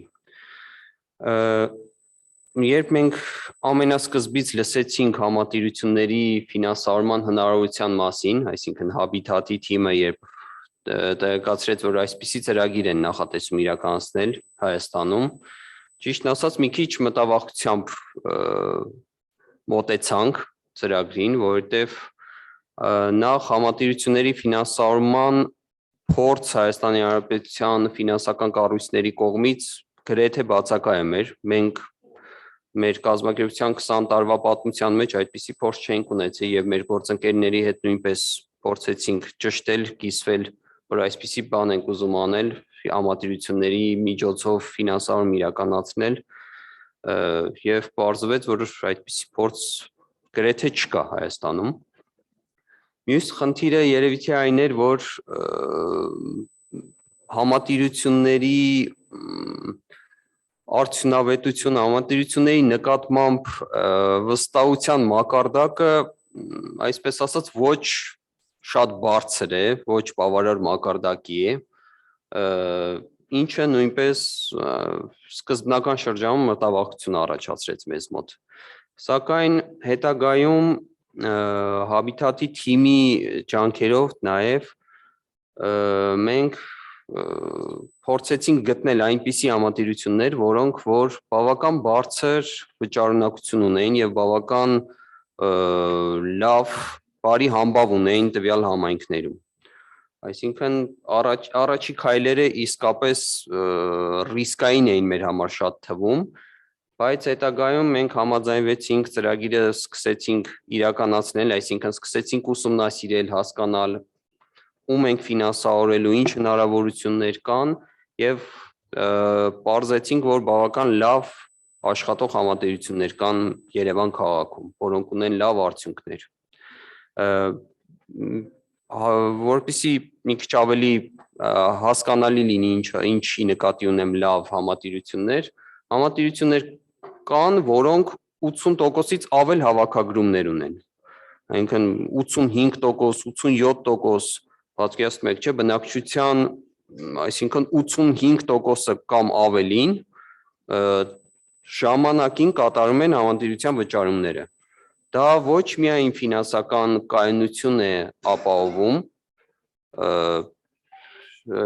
նորմալ շարժ է ապահովում ֆինանսական, այսինքն cash flow-ն տեսնում ենք, որ նորմալ այդ կազմակերպությունների, բացի այդ, այսինքն հանրային վստահություն կա, եթե բնակչության 85%-ը ժամանակին համատիրությանը վճարումները կատարում է, հետևապես համատիրությունը լավ է աշխատում։ Դրա արդյունքները եթե չտեսնեին, այսինքն վճարումները այսպես թե այնպես կամ չէին անի, կամ կուշացնեին։ Դա էր այսպես ասած առաջին քայլը, որ մենք տեսանք, որ համատիրությունների հետ կարելի է աշխատել եւ սկսեցինք արդեն դիտարկել կոնկրետ գործեր, որպեսզի ֆինանսավորենք։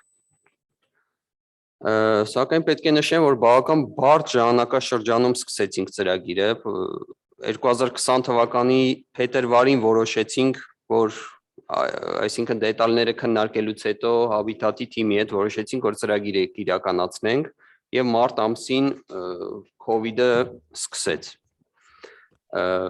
Իրականում այդ պահին մտածում էինք միգուցե դադարեցնենք կամ ինչ որ ժամանակով հետաձգենք ծրագրի իրականացումը, բայց հետագայում հասկացանք, որ երևի թե երկար է տևելու եւ իմաստ չկա այս փուլում ուղղակի հետաձգել եւ սպասել մինչեւ կրկին կայունություն կլինի այդ ժամանակ իրականացնենք ծրագիրը եւ դա ճիշտ որոշում էր։ Մենք արդեն գարնան վերջ ամառվա սկիզբ ֆինանսավորումները իրականացրեցինք համատիրություններին եւ ունեցանք լավ արդյունքներ։ Իրականում նաև տպավորիչ է եւ պետք է այդ մասին նույնպես խոսենք, որ ծրագիրը պետքա համատիրությունները, այսինքն աշխատանքները պետքա իրականացնեին ամառվա վերջ, աշնան սկիզբ, մինչև հոկտեմբեր-նոյեմբեր ամիսները։ Բայց սեպտեմբերի վերջ Հայաստանում,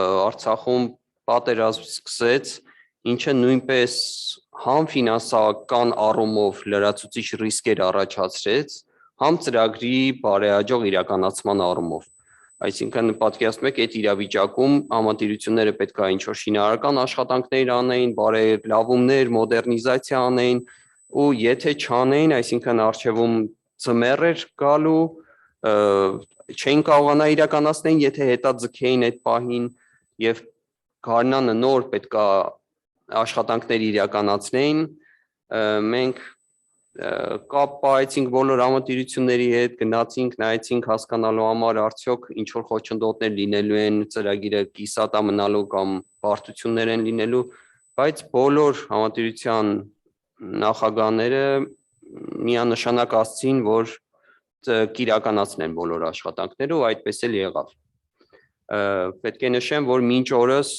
բոլոր այդքան պրոյեկտները, որ մենք արել ենք այս 2021 թվականին, բոլոր պրոյեկտների գծով որևէ ուշացումներ, որևէ խնդիրներ չեն առաջացել։ Համ վճարումներն են բոլոր ժամանակին իրականացվել, համ ծրագրի ռեսուրսներով նախատեսված աշխատանքները առանց ուշացումների համատիրությունների կողմից իրականացվել են։ Եվ չնայած համատիրությունների հետ աշխատանքի փոքր փորձի, այսպես ասած Հայաստանի Հանրապետությունում ֆինանսական հատվածում շատ քիչ փորձ կա համատիրությունների հետ աշխատելու, չնայած իրավական ռիսկերի, որոնք կային հենց 2021 թվականին, եթե չեմ սխալվում, որոշակի փոփոխություններ եղան օրենսդրական համատիրությունների հետ կապված, չգիտեմ, գործընկերներս ավելի ճիշտ երևի կմեկնաբանեն, եթե ծանոթ են, եւ համատիրությունների, այսինքն օրինակի համար մենք ֆինանսավորում ենք համատիրությունը ունի իր տնօրինման ներքո 10 շենք, մենք ֆինանսավորում ենք 1 շենքի վերանորոգում կամ արդիականացում, միայն այդ շենքի կողմից հավաքագրված գումարները ոնց որ թե փոխվեցին, որ կարող էին ուղղվել վարկի մարմանը։ Չոր sense խնդիրներ կային, էլի պատկերացնում եք, չէ՞, մյուս 9 շենքերի բնակիչները անտրամաբանական էր թվում, որ պետքա վճարեն 10-րդ շենքի արդիականացման համար։ Այսպիսի ռիսկեր կային տարբեր, այսինքն այդ ֆինանսավորման ժամանակ այնպիսի հարցեր էին բարձրացվում, որ այդ պահին պետք էր շատ կարճ ժամանակում հասկանալ եւ լուծում տալ դրանց։ Չնայած այդ տեսակի, այսինքն անորոշությունների, ֆինանսավորման հետ կապված ռիսկերի, պետք է նշեմ, որ բավական լավ փորձ է եւ մենք հուսով ենք, որ ծրագիրը շարունակական կլինի, նոր ծրագրեր կլինեն Հայաստանի Հանրապետությունում, որովհետեւ արդյունքները ակնհայտ են եւ ԽՍՀՄ-ից մեզ ժառանգություն եկած բնակ ֆոնդերը իրականում էներգոարդյունավետության բարձրացման եւ առհասարակ մոդեռնիզացիայի մեծ կարիք ունեն, մեծ աշխատանք կա անելու եւ նմանատիպ ծրագրերի շարունակական բնույթը կարծում եմ, որ էական նշանակություն կունենան, որպեսզի այդ բնակ ֆոնդի շենքերը ավելի արդիական լինեն եւ բնակիչների կյանքի բարելավման պայմանները որպեսզի լավանան։ Երևի թե այսքանը, շնորհակալություն։ Հարցեր կան։ Քանի որ թեմաները Եթե թույլ տաք։ մի վարքյան, եթե խնդրեմ այդտեղ պատուհանի գոքին միկրոֆոն Կատիկին Աթայանին տվեկել։ Այլի, օրենսդրության հարցով այստեղ քաղաքաշինության պետական կոմիտեի ներկայացուցիչ կա, խնդրում լրացրեք։ Ուրեմն պարոն Մխիթարյանը նշեց, որ 21 թվականին օրենսդրական փոփոխություններ են կատարել, հենց ֆինանսավորման հետ կապված, որ ամեն մի շենք պետք է ունենա առանձին հաշիվ, դա շատ կնպաստի վարկավորման սխեմաների հետ կապված, վարկավորման գործընթացը ավելի ճիշտ կազմակերպել, որովհետև ամեն շենքը ոչ թե համատիրության կազմում ընդգրկված են մի քանի շենք, ճիշտ է, դա լուրջ խնդիր էր, երբ որ մի շենքում պետք է իրականացվեն աշխատանքներ, բայց դրա համար ինչ-որ պարտավորություն հավաքագրված բոլոր շենքերի գումարները պետք է ուղղվեն այդ մի շենքի։ Եվ ավելի մանրամասն մեր գործընկերը կներկայացնի այսօր հաջորդ սեկցիայում։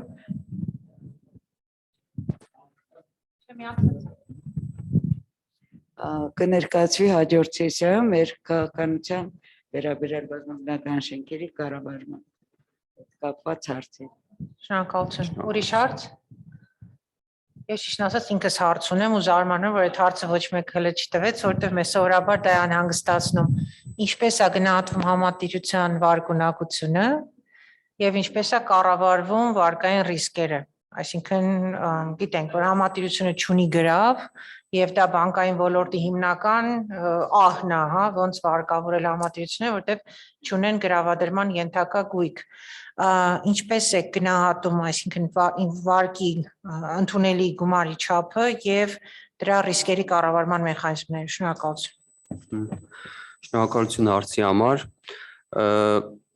Իրականում մենք մեկ այլ խնդիր ունենք, մեծ խնդիր ունենք կապված համատիրության ֆինանսական բյուջեների հետ։ Այսինքն շենքերում հիմնականում ամեն ոչ թե բնակչի ամեն բնակարանի վճարումը տատանվում է 500-ից 1000 դրամի շրջանակներում, եթե չեմ սխալվում, շատ փոքր գումարներ են համենայն դեպս, ու երբ դիտարկում էինք համատիրությունների ֆինանսական, այսինքն բալանսները, տեսնում ենք, որ դրանք փոքր են, մեծ խոշոր համատիրություններ էլ չունենք, որպեսզի նրանց ֆինանսական հոսքերը ավելի մեծ լինեին։ Այսինքն դիտարկելիս մենք տեսնում ենք, որ համատիրություններին մեծ գումարներ ֆինանսավորել չենք կարողանա, որովհետև մեծ ֆինանսական հոսքեր չունեն, այսինքն մեր կողմից ամենամեծ ֆինանսավորված համատիրությունը այս պահին կարող է լավ չհիշեմ, բայց 5 միլիոն դրամի շրջանակներում ա եղել։ Այսինքն մեծ ֆինանսավորում որպես այդպեսին չեն կարել։ Հայաստանի Հանրապետության բանկային հատվածում կարծում եմ բանկերի վարկային կազմակերպությունների մեծ մասը այդպիսի ֆինանսական սխեմաներ ունեն, որպեսզի իրանց ռիսկերը գնահատեն եւ առանց գրավի մինչև 5 միլիոն դրամ վարկավորում իրականացնեն։ Այսինքն այստեղ այդ գրավի արկայության կամ գրավ չլինելու խնդիրը այդքան ակտուալ չէր, որովհետև ֆինանսավորման գումարներն այդքան մեծ չէին։ Ինչ վերաբերում է ֆինանսական հոսքերի եւ մյուս տեսակի ռիսկերի գնահատումը, պետք է նշեմ, որ սկզբից մեզ էլ էր թվում, որ բարդ կլինի, այսինքն ոչ ստանդարտ ինչ-որ մի բան էր, պետք է հասկանայինք ոնց գնահատեինք ֆինանսական հոսքերը, բայց բոլոր փաստաթղթերը, բոլոր համատիրությունների հետ, որոնց հետ մենք աշխատել ենք, բոլոր փաստաթղթերը առկա են եղել։ Մենք տեսել ենք պատմությունը, տեսել ենք 2 տարի առաջ, 3 տարի առաջ, ինչքան գումար են ամեն ամիս ստացել, ոնց են այդ գումարները տնօրինել, արդյոք խնայողություններ անում են թե ոչ, արդյոք արդյունավետ են տնօրինում գումարները թե ոչ,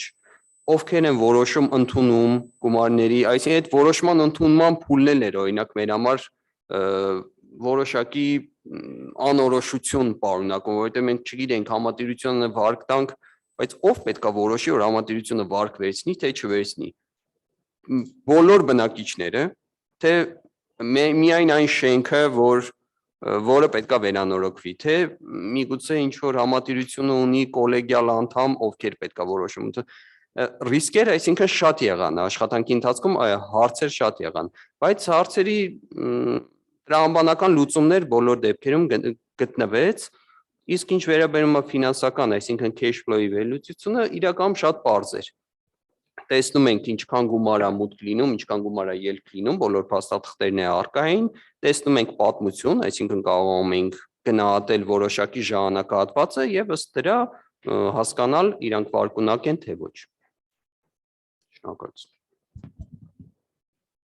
Ուղղակի պարզաբան մտցնեմ, մեր օրենսդրությամբ, եթե համատիրության նախագահը իր անձնական գույքով պատասխանատու է համատիրության ֆինանսական պարտավորությունների համար, այսինքն այդ համատիրությունը, որ վարկ է վերցել 5 միլիոն դրամով, նախագահը վարկի մարումը տապալու դեպքում անձնական գույքով պատասխանատու է կա համապատասխան թղթաբանություն, հա, ճիշտ եմ հասկանում։ Մենք համատիրության նախագահներից խնդրում ենք նաև անձնական երաշխավորություն տալ եւ ի զարմանս մեզ նրանք չէին մերժում, այսինքն պատրաստակամ էին նաև անձնապես համատիրության նախագահ, որտեղ հիմնական եթե դիտարկենք համատիրություններին, նախագահները շատ երկար ժամանակ նույն համատիրությունում աշխատել են ու ընդունում էին այն որպես կարևոր շատ աշխատանք, իրանց տունը, այսպես ասած, եւ պատրաստ էին նաեւ անձնական գույքով երաշխավորություն տալ։ Այդպիսի փորձ ունեցել ենք այո։ Շատ շնորհակալություն։ Ինչպես եւ սպասում ես այն դեպքերն են, որ կան առանձին վերցած ֆանատներ, հա, իրանց գործի տենց պատրիոտներ, որոնք անձնական գույքով պատասխանատվություն ստանձնելով վարկերը առաջ են մղում։ Ցավոք սրտի դրանք շարունակում են մնալ երևի էպիզոդիկ դեպքեր եւ մասսայականություն չեն վայելում։ Տիկին Խլոյան, ուզում եք լրացնեք։ Այո, շնորհակալություն։ Մենք որ աշխատել ենք բանկերի հետ եւ համատիրությունների հետ, նաեւ նշենք, որ այո, այդ իրավական ռիսկը իրոք առկա է, քանի որ կամ բացեր իրավական դաշտում։ Մենք ունենք երկու օրենք, բազմաբնական շենքի կառավարման մասին օրենքը եւ համատիրությունների մասին օրենքը, եւ այդ երկու օրենքներում կա մի դրվագ, որը համահունչ չէ, այսինքն վիճարկել է միտեղ որոշումը կայացում են համատիրության անդամները, որոնք կարող են նաև մյուս շենքերի բնակիչները, սեփականատերերը, եւ մյուս դեպքում արդեն որոշումը կայացում են հենց այդ շենքի, այո, սեփականատերերը։ Այդ իսկ պատճառով օրինակ ֆինանսական կազմակերպություններ կային, որ ցանկանում էին ներգրավել մեր ծրագրում, բայց այդ իրավական ռիսկը տեսնելով չներգրավեցին։ Բայց ես իրոք ողջունում եմ եւ շատ շնորհակալ եմ հենց այն ֆինանսական կազմակերպություններին, Yerevan ագրոլիզինգի եւ նախկինում նաեւ Imeco բանկի, որոնք որ անտեսելով այդ ռիսկը վերցրեցին իրենց վերապատասխանատվություն վարկավորել, որտեղ սա շուկա է, որ զարգանում է։ Օրինակ մենք հիմա արդեն այդ բացերը կարգավորվում է նաեւ այս օրենքի բարեփոխումների ծրագրով, այսինքն սա ընթացքի մեջ է, պրոգրեսի մեջ է եւ դա խնդիր է, որը ընթացքում լուծում հաստատ կստանա։ Շնորհակալություն։ Շնորհակալ եմ, պարոն Մխիթարյան։ Ես էլ եմ շնորհակալ եւ առիթից ուզում եմ օգտվեմ նաեւ շնորհակալություն հայտնեմ Վարսեն Նիկոլոյանին, որովհետեւ մեզ ամենասկզբից ծրագրի շատ ուղղորդեց, այսինքն այդ որոշում կայացնելը արդյոք մասնակցել ծրագրին թե ոչ, բարդ էր, բայց Վարսենիկի շնորհիվ մեծ փորձով կիսվեց մեր հետ եւ մենք դա էր նաև, այսինքն գրավականը, աջողության մեր գրավականը, որ մենք այսօր ունեցանք շատ լավ ֆինանսավորված ծրագրեր եւ լավ արդյունքներ։ Շնորհակալություն։ Շնորհակալ եմ։ Հիմա ես մի փոքր ժամանակի թյուրըմբռնում եմ եղել, վերադառնանք մեր առաջին զեկուցողին, Մետրոպոլիտեն հետազոտությունների ինստիտուտը, որ այս ոլորտում շատ հետազոտություններ է արել, եւ նրա ղեկավար տնօրեն, գլխավոր տնօրեն Տիկին Hanna Shemzon. Hanna, can you hear us? Yes, perfectly. I'm here. Can you hear me? Yes, we can hear you fine. Please load her presentation. Խնդրում եմ Հաննայի պրեզենտացիան նորից միացնել. There it is on the screen. Can you see your presentation? Yes. Wonderful. Thank you very much. Thank you. Okay, then I will. Thank you. Hello, everyone. Please allow me to start with an apology. I actually made a very, very big time zoning calculation mistake, but I'm very happy to be here. As I was said, my name is Hanna Semze, and I'm a sociologist working at the Metropolitan Research Institute. The research results that I will present, of course, are not only my work. As you see, the analysis has been mostly done by Esther Turai, and also a lot help has been received by from Mr. József Hegedűs. You can go to the next slide, please. So I'll be very brief. Basically, wanted to start my presentation about, I will talk about research results about energy poverty. And the first thing I wanted to call your attention to, that energy poverty is a multifaceted concept, and it's simply not clear enough. Please keep this in mind. So it is in connection with income poverty, but there are a lot of technical issues related to it. So there's not a total overlap. It both has an affordability and a comfort component to it. So you can be energy poor if you pay your bills properly, but you feel totally cold at home. And you can also be energy poor if you are comfortably warm, but paying your bills is either impossible or provides an incredible strain on your budget.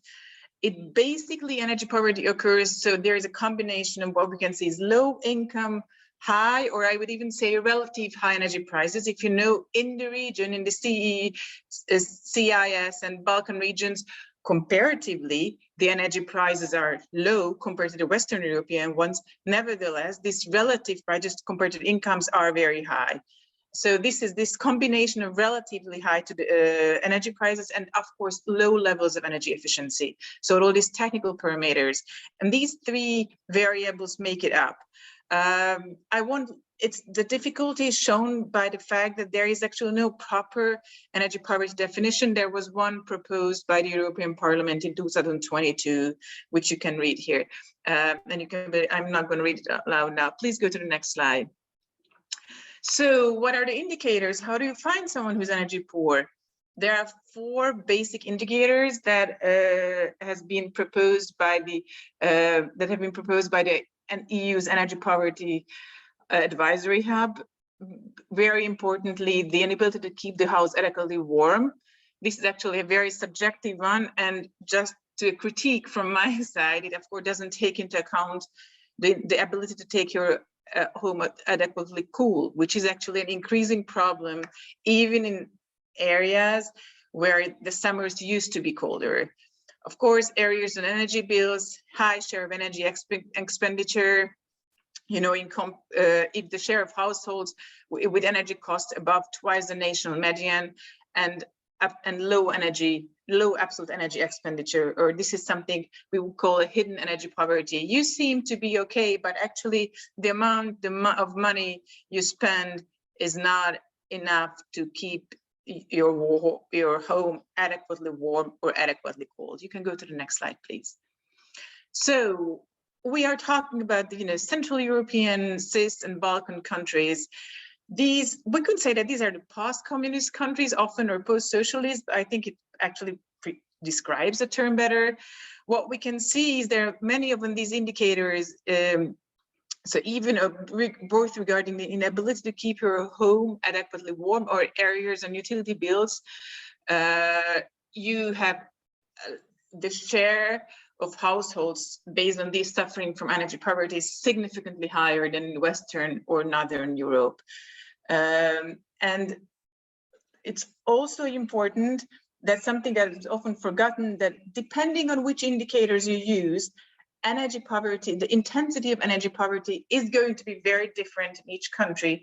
And I would like to stress that even within each region, so you can find indicators that point more to urban population and also the ones that point more to rural population, let alone, what are the regional differences countrywide. This also shows that energy poverty is not a neutral concept, rather something which is totally politicized. So when you do research about it, we need to keep that in mind. What is also something important to note, that energy poverty per se has entered policy agendas very slowly in the region, although this is a region in the world where energy prices can decide elections, truly up to today. You can go to the next slide. Yeah, this is just show you from Eurostat 2020. This is your inability to keep your home adequately warm.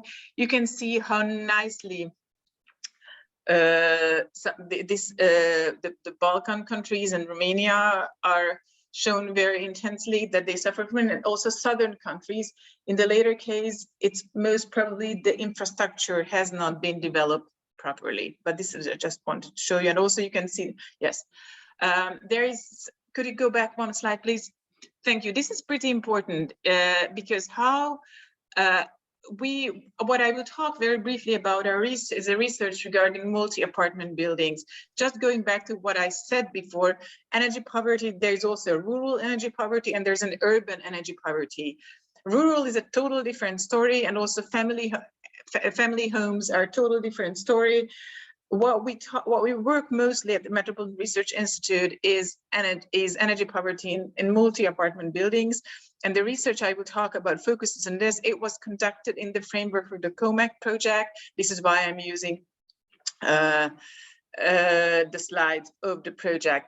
There are certain things I was trying to collect about really up to this day, how post-socialism affects multi-apartment buildings in the region, which in turn affects energy poverty.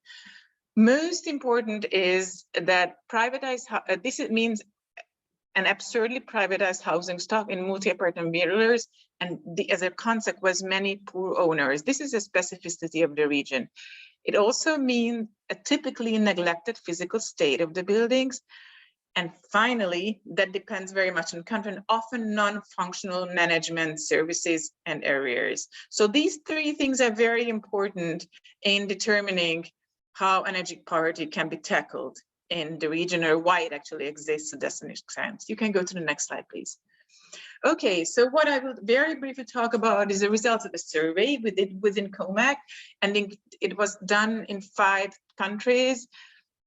So in Hungary, Bulgaria, Lithuania, North Macedonia, and Ukraine, this included 7 cities. They were cities, not only just multi-apartment buildings and cities. And I think this did have an impact on the survey results. Altogether, we had 1,025 respondents. So this is actually a pretty small sample, if you think about, and we focused on owners living in their own dwelling. So it was not enough to have an apartment where that was privatized. We never talked to tenants, because we figured that a tenant's incentive to cover the renovation cost are very different from that of the owner. And because we were very much looking for energy poor households, we were trying to find multi-family apartment buildings in worse than average social, financial, or technical conditions. But this, as you can imagine, is like trying to find a needle in the haystack. So the question was really, we provided trying to find good instructions to find these buildings. Another difficulty was that, in a sense, we were working without proper databases. They would have been very important comparison. Just to give you an example, we had lots of data, but for example, the census data from North Macedonia was from 2002. So basically, there was nothing to compare the results to. Also, there was one last difficulty, is a relatively small sample per country. You can go to the next slide. So what we've seen is just very interesting, that this multi-family building and this energy poverty in our assessment has a very typical demographic feature. The sample that came out was old, with a relatively small household size, a lot of people above 60, a lot of people living in single person households. You can go to the next slide. And importantly, this also meant that, but this is why I said that it was important, it was an urban sample. Education level was higher than the national average. It was, for example, extremely high in Ukraine, but it was taken in Odessa, which is a multicultural intellectual city. So these are when I say that this we found a very specific segment for people suffering from energy poverty. But I think it's also important to keep in mind that people who are old, but let's say still high educated, can really suffer energy poverty from energy poverty in this region. This is something that is very hard to imagine for someone in Western or Northern Europe. You can go to the next slide. What was important that was found, this is also an important lesson, that the neighborhoods are stable. They are not ghettos. They are not totally run down. Rather, energy poverty is hidden behind the facades of these buildings. So even in Budapest, where we think that our sample was probably the poorest in comparison, the neighborhood itself, the area, is very stable. Newcomers who are typically younger have a higher income than older residents. Okay, you can go to the next slide, please. And what was also very important that it shows, and it's a very particular thing, district heating is something we have been playing around a lot. I mean, sometimes it's a burden, sometimes it's a blessing from the point of view of energy poverty, but it's definitely very important in many of these countries. What was also a very important lesson is, and that's something that came very strongly out in the Macedonian sample, and that's also important in the CIS countries and the other Balkan countries, is the use of different kind of heating sources, even within multi-apartment buildings. Would be, coal,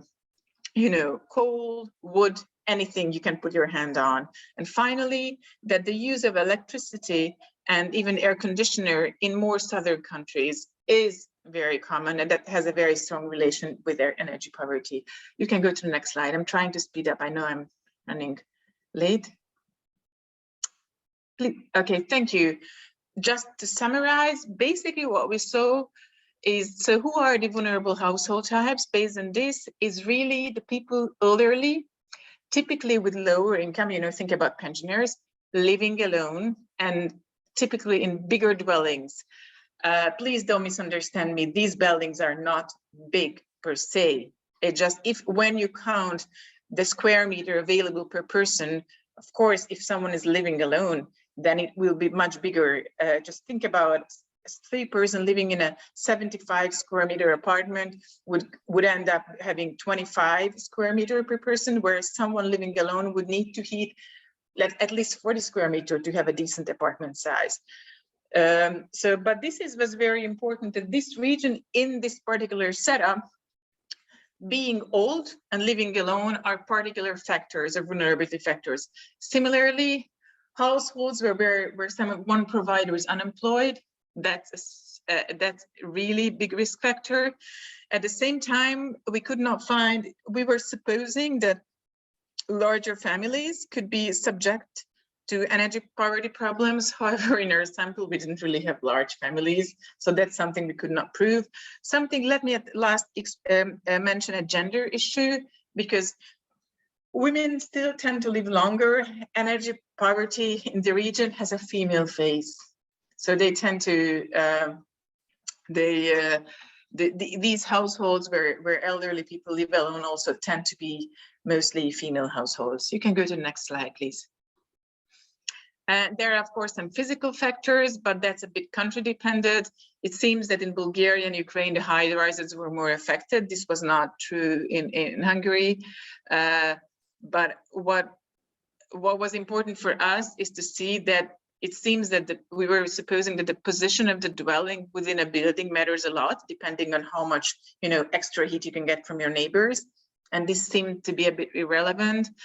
And just going back to what I just said before, the use of electric heating and stove correlates with higher energy poverty rates. So when people really try to look for these very alternative heating methods, actually energy poverty could be lying behind the facade. Basically, this is what I wanted to say. You can go. I think this was my last slide. Yes, that's it. I hope I fit into 15 minutes. I really tried my best, and I'm really open to questions. Yes, there was a microphone over there. Can some? Oh, here, it's on this chair. Thank you very much for. If you could please introduce yourself. My name is Sergio Robo. I'm coming from Republic of Moldova, Institute of Power Engineering. So did you consider in your analysis the situation when two apartments belong to one person? So it's about ownership. And in this case, it looks like we have energy poverty because second apartment is not used and it's not heated and the temperature is very low. But in fact, it is not real energy poverty. Just people have two apartments and they don't really need it. Thank you. Thank you. This is a good question, and this is a very good question about overconsumption. We did not have this very specific phenomena precisely because we went for one apartment all the time. So it was when people talked about the consumption, they were not talking about all their apartments in their ownership, but about their very specific apartment. But I think the point you made is very relevant, because that's why I said that energy poverty is a very complex phenomena, that it can be the result of overconsumption regarding space or square meters. So that's but that typically occurs, I think, in regarding single family homes, when when they cannot really heat the entire building, rather just one floor. So thank you for the comment. Very much. I can actually reflect on Armenia's experience because a very similar thing happened in Armenia during COVID support. Government decided to provide financial assistance for utility bills for consumers who had very little electricity consumption, and they set up a threshold. And in addition to truly and genuinely poor, some of the people who have dacha, summer homes, who in the winter time have normally, logically small energy bills, receive this assistance. And automatically this was the higher economic, welfare group. And I also want to relate to your comment about the energy poverty having a female face, because especially rural poverty, energy poverty, in Armenia, we see these women who are using firewood as the only affordable option for them to heat. And that also means unhealthy fuel, inconvenient, that takes 4 to 6 hours a day to basically operate, to do the cooking and laundry. And they're not only time poor, in addition to being energy poor, they basically can't have jobs, cannot have any professional development. They're just tied with this invisible thread to that firewood stove. And they're the slave of that firewood heating that takes all their liberties away, in addition to making them breathe exhaust gases. And they usually don't just burn fuel wood, but anything else from. Yeah, anything they probably put their hands on, plastic, anything, yeah. Women and children are definitely more exposed. Thank you so very much. I'm already resending your presentation to interested people. Thank you so very much. If you can also share the link to the bigger study, if it's public, that would be great. A lot of questions arise. I will do this, so don't worry. I will send it to you after the. Great, wonderful. Thank you. I'm gonna be a little rude and jump to the next presenter because we're under time pressure. Ms. Astrid Mirsakhanyan is here, and she also has done a lot of research on issues of poverty and women as well. And her today's presentation will cover heating poverty indicators based on multi-apartment building survey that she has conducted in 2020. Please, Ms. Mirsakhanyan. Thank you very much, Hannah, for very, very interesting presentation. It was my field of interest. I am poverty expert in my country, but now I would like to pass to my presentation. Hannah, համապարփակ աղքատության հետազոտության ֆոնի վրա մեր հետազոտությունը իհարկե շատ համեստ է չնայած մեծ ընտրանքով է, չնայած մեծ քանակությամբ հարցումներով է, բայց մեր նպատակը դա չի եղել, մեր նպատակը չի եղել ուսումնասիրել աղքատությունը, մեր նպատակը չի եղել ուսումնասիրել սոցիալական խոցելիությունը, մեր նպատակը եղել է բազմաբնակարան այն շենքերում, որտեղ մեր ծրագիրը, իսկ ես ներկայացնում եմ այսօր Մարկի զարգացման ծրագրի հենց շենքերի ջերմամեկուսացման ծրագիր է, որտեղ մենք համատեղ համայնքների հետ ջերմամեկուսացրել ենք մոտավորապես այս տարվա դրությամբ 36 շենք, դեռևս 35-ն էլ ավարտին ենք հասցնում, այսինքն 70-ից ավել շենք մասնակցում ենք համաֆինանսավորմամբ համայնքային սուբվենցիոն ծրագրերի։ Այսինքն մեր այս հետազոտությունը մենք կազմակերպել ենք երկու կարևոր խնդիր լուծելու համար։ Առաջինը ինչքանով են այդ շենքերը, որոնք մենք չենք ընտրում, այլ ընտրում են համայնքապետարանները ելնելով իրենց համայնքի կարիքներից, ինչքանով են ընտրությունը կատարում սոցիալապես արդար, այսինքն ինչքանով այդ շենքերում ապրող բնակիչները խոցելի են, կանանց ներկայացված, կանանց կողմից գլխավորությամբ տնային տնտեսությունները շատ են, այսինքն ճիշտ ու հաղթատամետ են այդ գումարները, որոնք պետք է մուծվեն պետական բյուջեից։ Իսկ դուք գիտեք, մեր պետական բյուջեն ունի այդպիսի սկզբունք աղքատամետության եւ սոցիալական արդարության։ գրված սկզբունք է։ Եվ երկրորդը մեզ հետաքրքրում էր նաև մեր ծրագիրը ճիշտ ուղու վրա է թե ոչ, այսինքն շարունակել, եթե արդար չի այդ բաշխումը, շարունակել սուբվենցիոն ծրագրերի հետ աշխատել, եւ եթե շարունակում ենք աշխատել, ապա ինչի վրա պետք է ուշադրություն դարձնել, քանի որ մեր ծրագիրը նույնպես ունի շատ հստակ ձևակերպված գենդերային եւ սոցիալական ներառվածության պահանջներ։ Եվ այսպիսով մենք իրականացրեցինք մեր հետազոտությունը, երկրորդ սլայդը խնդրում եմ, հաջորդ սլայդը։ Չէ՞ այդ։ Չէ, այնտեղից կանեմ։ Այնտեղ, հա։ Այո, այստեղ։ Ուրեմն մենք հետազոտությունը սկսելուց առաջ շատ ենք ցանկանում լինել համահունչ մեր երկրի աղքատության հետազոտությունների մեթոդաբանությանը, որպեսզի համադրելի լինեն մեր ստացած տվյալները երկրի պաշտոնական վիճակագրական տվյալների հետ, մեթոդաբանողներ են գոն։ Ասեմ, որ 14 թվականից սկսած համաշխարհային բանկի փորձագետները 2 տարի անընդմեջ մեր տեղական փորձագետների հետ միասին մտածում էին, որ աղքատությունը, որը մենք հաշվում էինք սկսած 1995 թվականից աղքատության հետազոտությունները, պետք է լրացվեն նոր չափորոշիչներով, որտեղ կյանքն է փոխվել եւ մարդիկ արդեն տարբեր ավելի հետաքրքիր պայմաններ են ուզում բարեկեցության համար, իրենց կյանքի ստանդարտների համար եւ այդպիսի 5 ցուցիչներ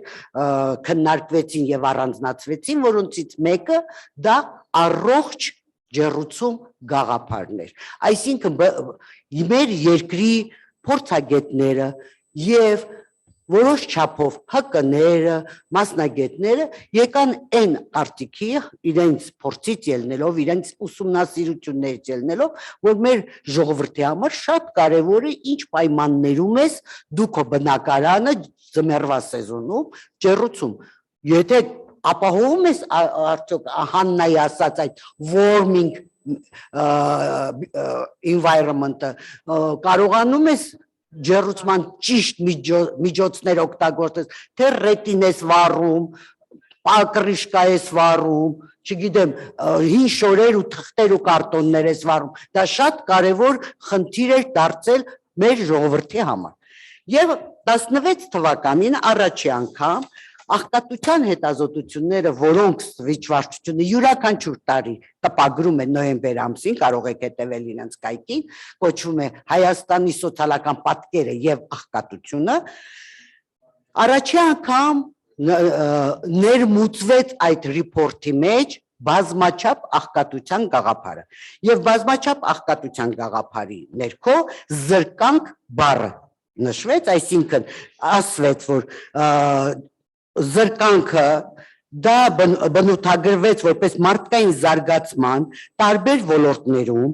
կարողությունների բացեր, որոնք ժամանակի ընթացքում հաճախ տևական բնույթ են կրում, ուստի կարող են բացասաբար անդրադառնալ տնային տնտեսության ապագայում աղքատությունից եւ խոցելիությունից խուսափելու ունակության վրա։ Ես անգլերեն տարբերակը տվել եմ թարգմանիչներին, որ ճիշտ որտեղ դա համաշխարհային բանկի, այսպես ասած, տերմինաբանությունն է։ Հիմա Հայաստանում փորձագետների բնակարանի ջեռուցումը ապահովելու տնային տնտեսության անկարողությունը համարվեց զրկանք եւ դա չափվեց, որ բազմաչափ աղքատության ներքո ամբողջ համակարգի ներքո։ Ինչ էր հասկանում վիճակագրության կոմիտեն այդ զրկանքի տակ։ Հասկանում էր հետևյալը, իրենք այդպես էին որոշել, դա որոշման խնդիր էր, համաշխարհային բանկի փորձագետների հետ որոշել էին, որ զրկանք տնային տնտեսությունը համարվում է զրկված առողջ ջեռուցումից, եթե որպես ջեռուցման առաջնային աղբյուր օգտագործում է փայտ, ածուխ, այլ միջոցների նկատի ունենալով առաջին հերթին աթարը, որտեղ մեր հետազոտությունները ամբողջ հանրապետության տարածքով են արվում գյուղ քաղաք կտրվածքով, թուղթը, ռետինեյրերը, այսինքն այլ բոլոր այն բաները, որոնք այո չեն համարվում ճիշտ վառելիք։ Հիմա սա հիմք ընդունելով մենք գնացինք մեր շենքերը, հիմա կասեմ հետազոտության մասին, բայց մեզ պետք է նոր մոտեցում, որովհետև մենք քաղաքներում էինք անելու մեր, որովհետև բազմաբնական շենքերը քաղաքներում են, անելու էինք փոքր քաղաքներում եւ անտառամերձ քաղաքներում, որտեղ փայտը այնուամենայնիվ օգտագործում է, Աղթալատաշի, Ստեփանավան օգտագործում են, բայց այդ քաղաքներում բացարձակապես աթար, ռետիներ, որտեղ բազմաբնակարան շենքեր են, սեփական տներում գուցեև, առանձնատներում գուցեև, մենք չենք ուսումնասիրել, ասկին ենք են արել լավ ուսումնասիրություն գյուղերում, մենք քաղաքի եւ պլյուս բազմաբնակարան շենք, երկու սահմանափակում կար, որտեղ բազմաբնական շենքերը բնականաբար չեն կարա նման բան, հարևանները չեն թողնի գոնե օգտագործել։ Եվ դրա համար մենք ստիպված ենք մի քիչ վերանայել մեր մոտեցումը, ասելով, որ նախ մենք առողջ ջեռուցում կատեգորիայից անցանք մեր էներգոարդյունավետության ջեռուցման վարքագիծ, որտեղ մեր ծրագիրը էներգոարդյունավետության ծրագիրը եւ մեր խնդիրը աղքատությունը չէ, այլ էներգոարդյունավետությունն է, եւ այստեղ մենք 3 ցուցանիշ վերցեցինք, որ ջեռուցում է կացարանը փայտով, այսինքն ինքը անարդյունավետ վարքագիծ է ձևավորում, եթե ջեռուցում է բնակարանը փայտով, այսինքն մոտեցանք մեր աղքատության ցուցանիշ, եթե լիարժեք չի ջեռուցում, սա հատուկ մոտեցմամբ մենք արեցինք ինտերվյուերների հետ, 30%-ով է, մի սենյակն է ջեռուցում, մենակ խոհանոցում է հավաքվում, հարցուփորձով մենք գնահատականներ տվեցինք լիարժեքության եւ ջեռուցման համար օգտագործում է վառարան կամ այլ միջով, հատկապես ինքնաշեն միջոցներ, դրանք աղքատության ցուցիչներ համարեցինք, խոցելիության ցուցիչներ, ոչ արդյունավետ, ոչ էներգոարդյունավետ եւ այսպես որպես ջեռուցման նախորդ, որպես ջեռուցման միջոցներ, մենք ընտրեցինք ուրեմն 3 տիպի միջոցներ, դա լոկալ ջեռուցման կաթսաներն են, որ պատին են ամրացված, մենք այդ շենքերում հատկապես այդ մարզերում չունեինք լոկալ են ջեռուցումը, որ ավանում ունենք, այդ իրանց տնային ջեռուցումն է լոկալ համարվել, մենք այսպես անունը դրել ենք բաքսի տիպի, որտեղ ժողովուրդը դա մեր ճանաչում է որպես բաքսի համակարգ, լավ էլ ճանաչում են, լավ էլ ասում են։ Մյուսը փակարման կացավառարանները, գազե տուրբո այսպես կոչված են, կապ չունի նորայա տուրբոյա, ինչ անունը էլի ժողովուրդը տուրբո է ասում։ Եվ այլ տիպի վառարաններ հիմնականում այդ փայտի վառարաններն են այդ փոքր քաղաքներում կամ ինքնաշեն ենքան հետաքրքիր ժողովուրդ է մեր ժողովուրդը, ուրեմն բանով ստացել էին վառարաններ մի հումանիտար օգնությամբ, հատկապես անտառամերձ քաղաքները, որպեսզի անտառը շատ չկտրեն, ավելի արդյունավետ օգտագործեն, էլի փայտովը։ Բոլորը մի տարվա մեջ այդ վառարանները սարքել էին գազով աշխատող վառարաններ, որովհետև գազը ավելի էժան է, երբ որ պետությունը կարգավորեց փայտի ապօրինի կտրումները, հենց կարգավորեց անցան գազի, որտեղ ավելի, ուզում եմ ասեմ, այդ ինքնաշեն վառարանները համարվեցին եւ այլ միջոցներ, օրինակ շատ տներում գազօջախն էին օգտագործում,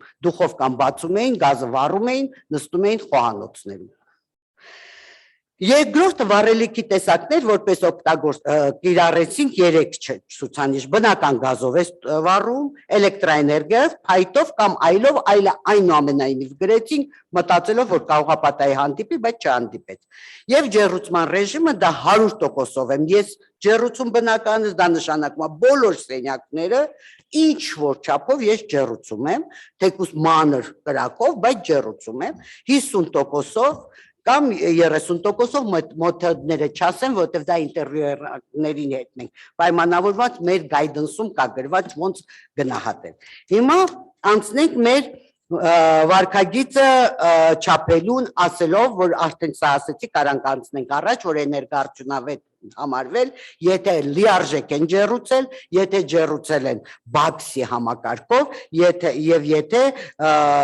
բնական գազով։ Այդ ենք համարել այս պահին, որտեղ էլեկտրաէներգիան մեր երկրում կոնդիցիոներով փոքր քաղաքներում գրեթե չի օգտագործվում։ Դա այդ սպիրալով բաներն են էլեկտրաէներգիա, որը ոչ արդյունավետ ջեռուցում ենք համարել։ Այս մեթոդաբանությամբ անցանք մեր հետազոտությունը կատարեցինք տնային տնտեսություններում, տնային տնտեսության վարկագիծներինք ուզում ուսումնասիրենք ջեռուցման, որպեսզի մեր ծրագիրը հետագայում կատարելագործեինք, իրականացել ենք 20 թվականի նոյեմբեր-դեկտեմբերին, որտեղ շատ ակտիվ սուբվենցիոն ծրագրերն էին ընթանում այդ տարի, իրականացման վայրը 5 մարզերի 9 քաղաքներ, Իջևան, Քաջարան, Սպիտակ, Ստեփանավան, Վանաձոր, Տաշիր, Ախտալավերդի, Աշտարակ, այսեն քաղաքներն էին, որոնք ներկայացրել էին պետությանը սուբվենցիոն ծրագիր եւ նշել էին այդ սուբվենցիոն ծրագրում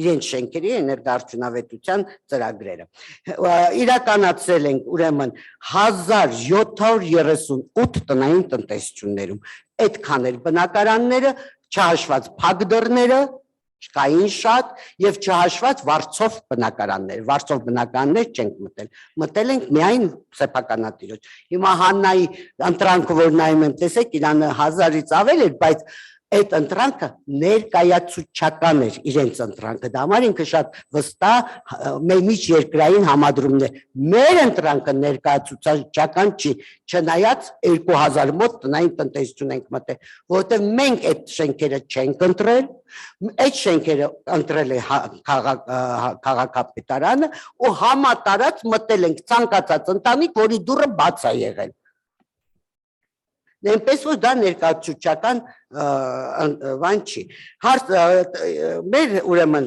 հետազոտության մի փոքր սոցիալական գենդերային ցուցանիշները, որը շատ կարևոր է մեր ծրագրի համար եղել, 52% հարցվածների կանայք եւ աղջիկներ են եղել, այսինքն այդ բնակարանում ապրողների, տնային տնտեսությունների ավելի քան 29% գլխավորել էին կանայք, ասեմ հանրապետությունում մոտավորապես 30% է, ճիշտ թիվը, այսինքն ազգային միջին թիվը, մենք շատ մոտիկ էինք այդ թվին, 8%-ից ավելի ընտանիքներ նպաստներ էին ստանում, որը մեր ճիշտ նույն թիվն է, ինչ ազգային մեր թիվը, որը տալիս է սոցիալնախարարությունը, 8.2% ընտանիքների ստանում է ընտանեկան նպաստ ըստ նրանց թվերի, 11%-ից ավելին համարյա 12% ունեին հաշմանդամ անդամ, դա մեր խոցելիության ցուցանիշներից է, կամ անգամ կային ընտանիքներ, որ 2 անդամ ունեին հաշմանդամ եւ երեխա հաշմանդամ ընտանիքներ կային,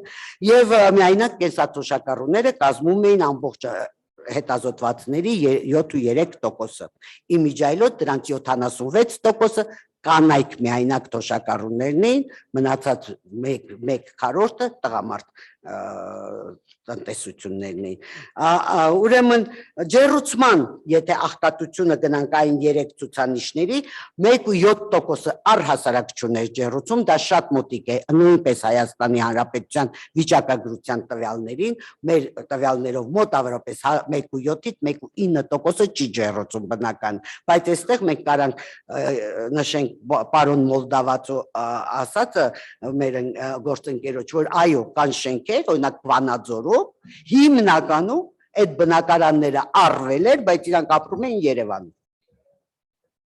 Չջեռուցվող բնակարանը, բայց ուզում եմ ասեմ, այս X-ը կա, այստեղ պետք է դա հաշվի առնել։ 7.9% ջեռուցում է բնակարանը փայտով, դա ինչպես նշեցի անտառամերձ քաղաքներն են, եւ ընդամենը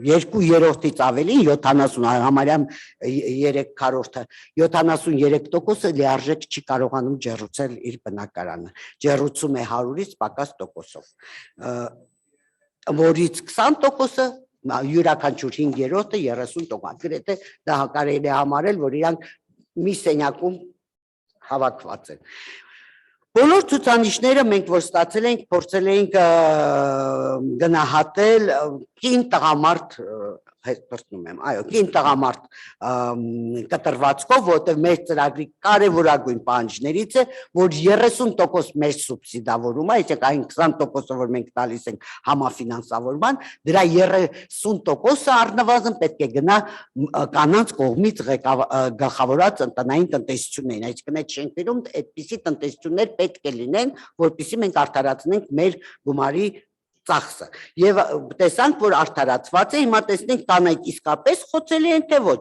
կանանց կողմից ղեկավարվող գլխավորած սխալ եմ ասում ղեկավարելու խնդիրը չէ կանանց գլխավորությամբ տնային տնտեսություն տենց է կոչվում կանանց գլխավորությամբ տնային տնտեսությունների ավելի մեծ մասը մոտ 11%-ն է որ չունի առհասարակ արդյունավետ էներգավարկակից տղամարդկանց գլխավորությամբ տնային տնտեսությունների 9% մոտ 2%-ային կետով ավելի խոցելի են կանայք ավելի խոցելի են միայնակ կանանց տնային տնտեսությունները որոնք շատ ավելի քիչ են օգտագործում գազ եւ չունեն բաքսիներ գրեթե 1-2 ընտանիք ուներ բաքսի դրված փոքր վառարաններով փորձում են մի անկյունում տաքանալ տնտեսելով իհարկե թոշակները բնականաբար բոլոր այդ տվյալները այստեղ կան ես հիմա շատ են հետաքրքիր են կարող եք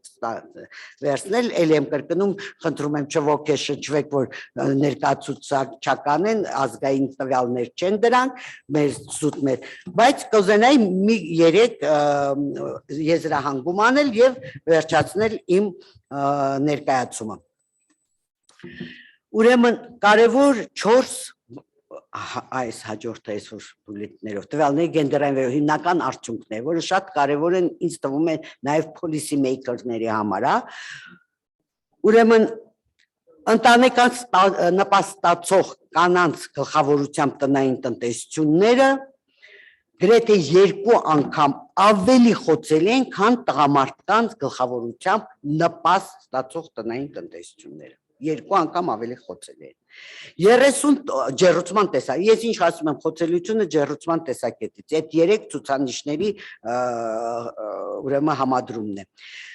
30% ջեռուցման ռեժիմ այսինքն համարեք որ մի անկյունում 30% այդ մի անկյունում նստած մարդն է որը օրվա մեջ 2-3 ժամ է վառում 30% ջեռուցման ռեժիմի ցուցանիշի գծով նպաստառու կանանց գլխավորությամբ տնային տնտեսությունները 3 անգամ ավելի խոցելի են, քան տղամարդկանց։ Եվ ուրեմն հաշմանդամ ունեցող տնային տնտեսությունների տեսակետից կանանց կողմից ավելի խոցելի են, քան նրանց ավելի մեծ որովհետև նրանց ավելի մեծ մասն է ջեռուցում 30%-ով, սակայն միայնակ կին կենսաթոշակառու, եթե համեմատում ենք միայնակ տղամարդ կենսաթոշակառու ընտանիքը, 3 անգամ ավելի, գրեթե 2 անգամ ավելի խոցելի է տղամարդ, միայնակ տղամարդ տնային տնտեսություն, այսինքն ստեղ մենք ունենք քաղաքականություն անելու, որ իսկապես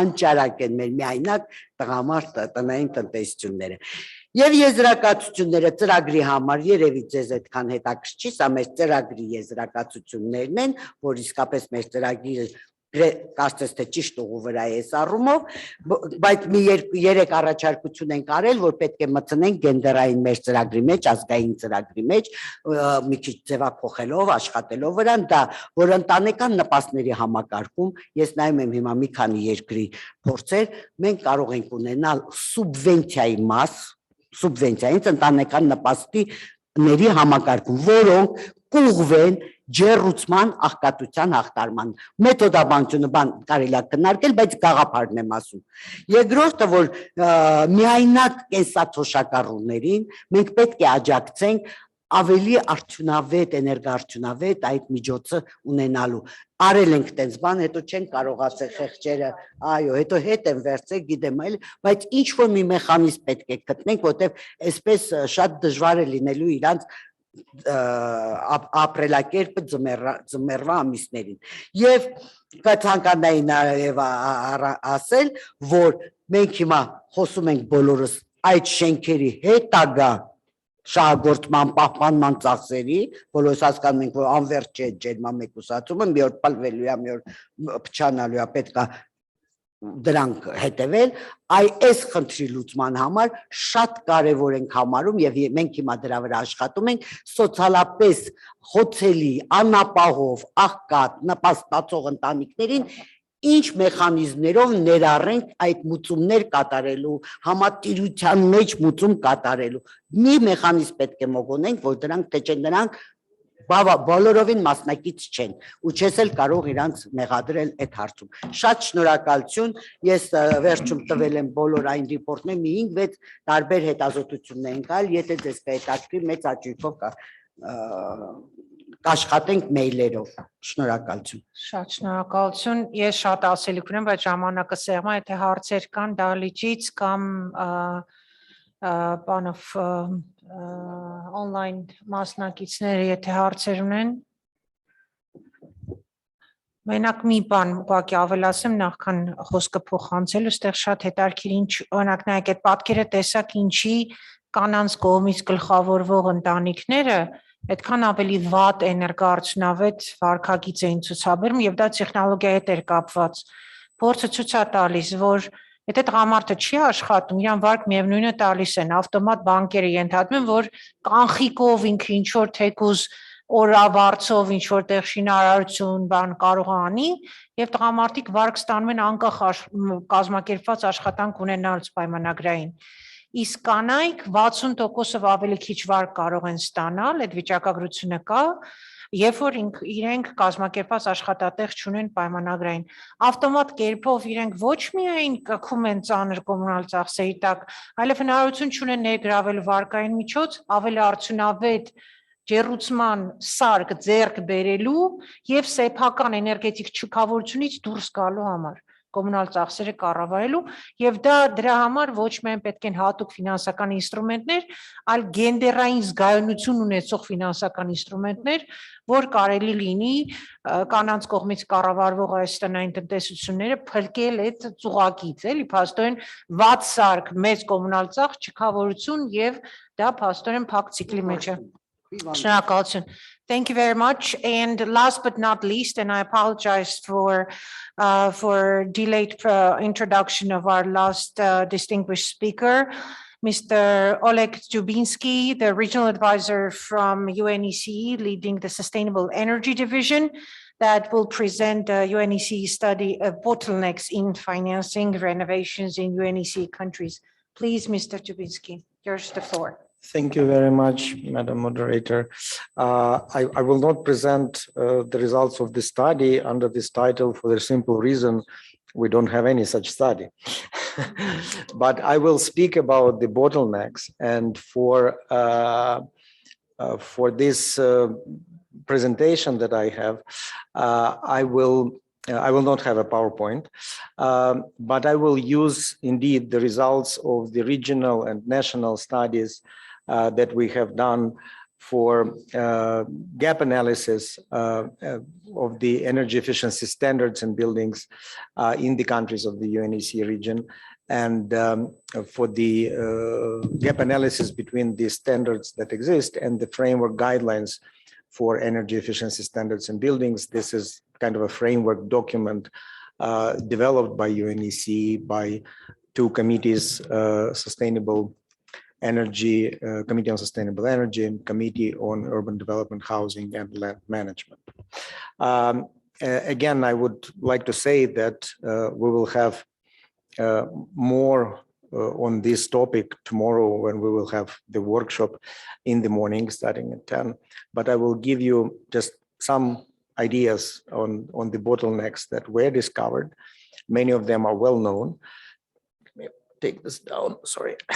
And I'm sure I will not say much new for you, but I think this is still important to indicate what those bottlenecks are. In some ways, my job here is a little bit simpler. It's, I would say, easier to identify challenges than to talk about what solutions can be. So solutions tomorrow, challenges today. So let me first start with the results of the regional study that speak about the barriers that we have. I'm happy to introduce, many of you know her, Nadezhda Khamrakulova, who is the author of this study and who works at the Sustainable Energy Division at UNECE. So let me start with relatively short list, but important one, of the economic barriers that include a lack of financing for major renovations of residential buildings, limited public financing options, and long payback periods for energy efficiency projects that are caused very often by the low energy prices in many countries. So that's a rather short list. So let me talk a little bit more specifically on what we mean by that.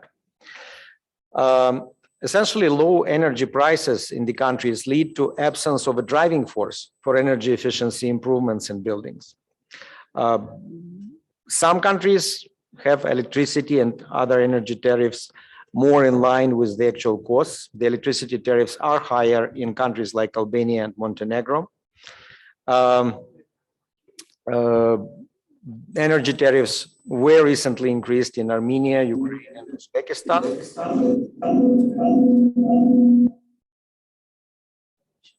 No, I don't think this is the reason. I turned this off anyway.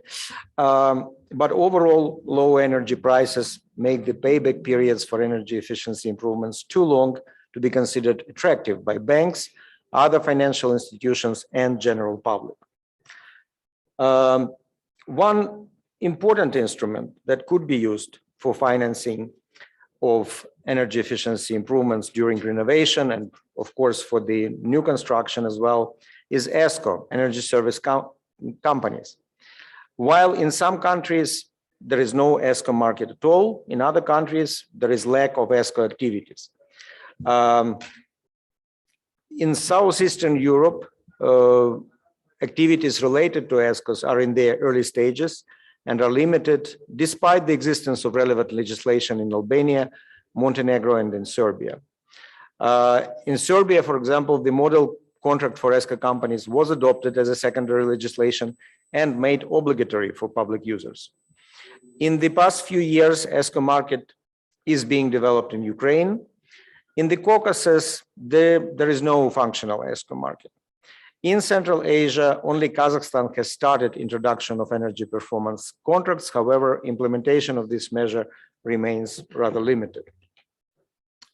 Let me talk briefly about one important element that could help with financing energy efficiency measures. And this is awareness. Awareness at various levels. We talk about awareness among households, we talk about awareness among project developers, we talk about awareness among financial institutions and businesses overall. This is what is generally rather lacking. So the awareness programs do exist in many countries, they do exist. However, to what extent they are not to say useful, to what extent they are functional, to what extent they achieve their goals is a big question.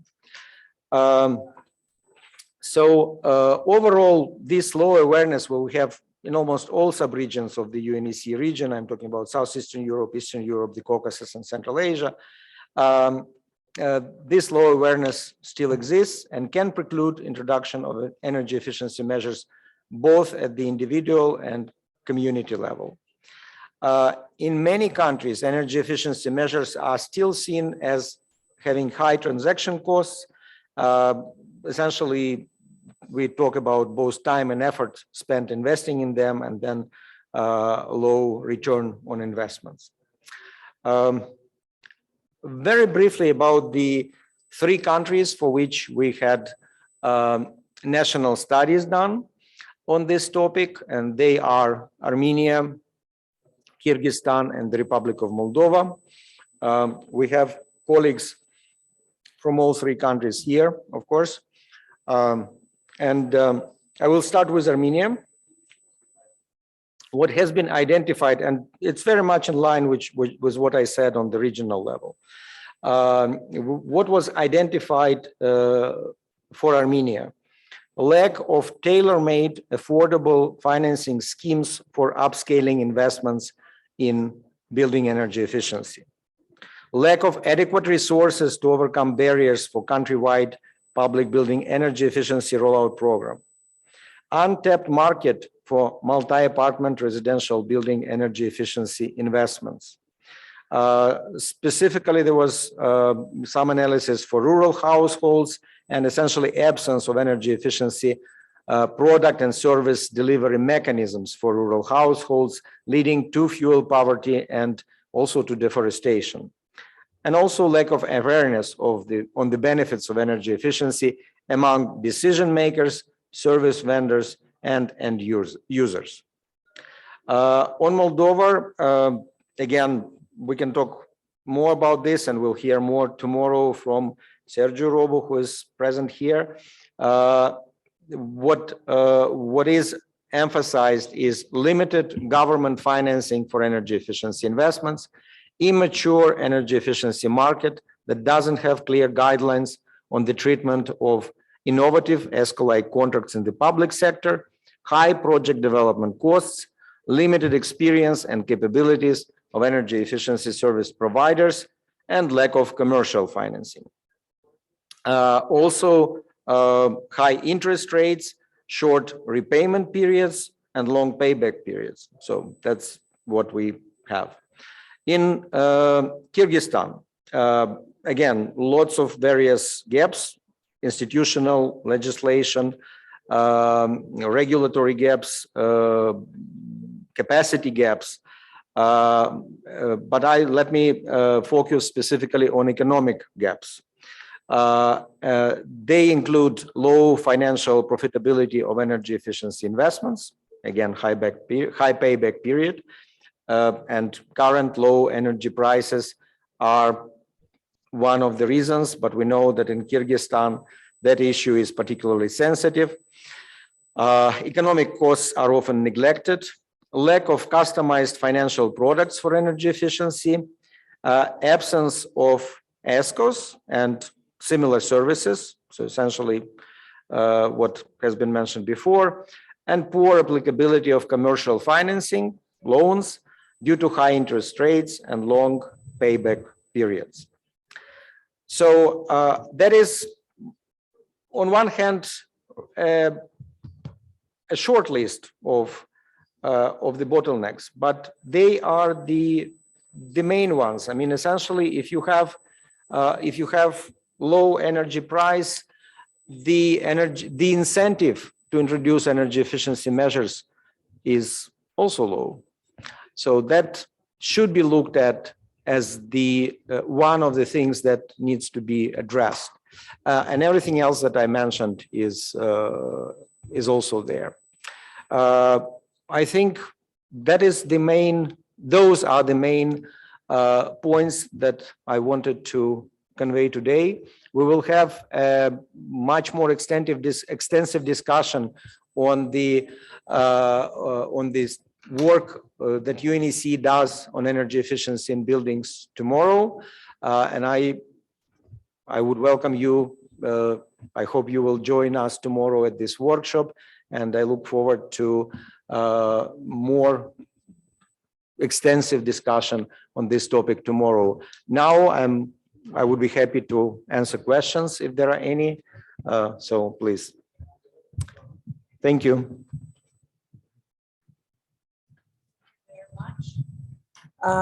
I've probably dedicated 20 years looking at this topic, and I agree all those barriers are slowing down investments in that sector.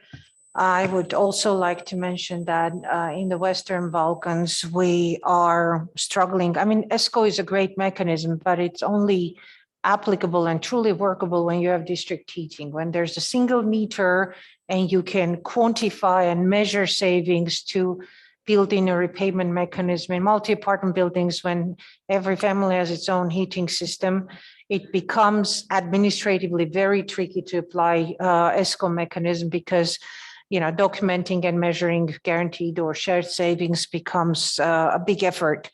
And on the other hand, when you mentioned the short payback period and a repayment period, but long payback period, this is effectively the reason why we rely on blending grant instruments to make these projects bankable under commercial lending instruments. Basically, grants will have shortened the payback period, but it's also a little tricky because when you bring those in, you distort the market. So unless consumers clearly know that, like Slovakia example, I don't know if Ms. Solgaeva probably talked about this experience yesterday.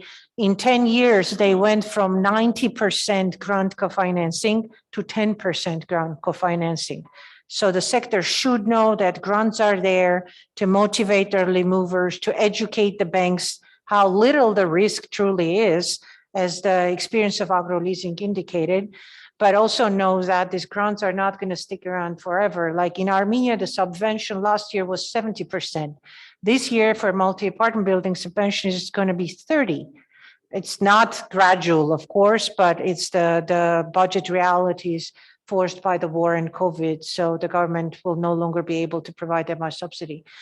So I'm exhilarated with this session. I don't know if it's just me or others also have questions to our distinguished speakers. We have a few minutes to take questions. Please go ahead.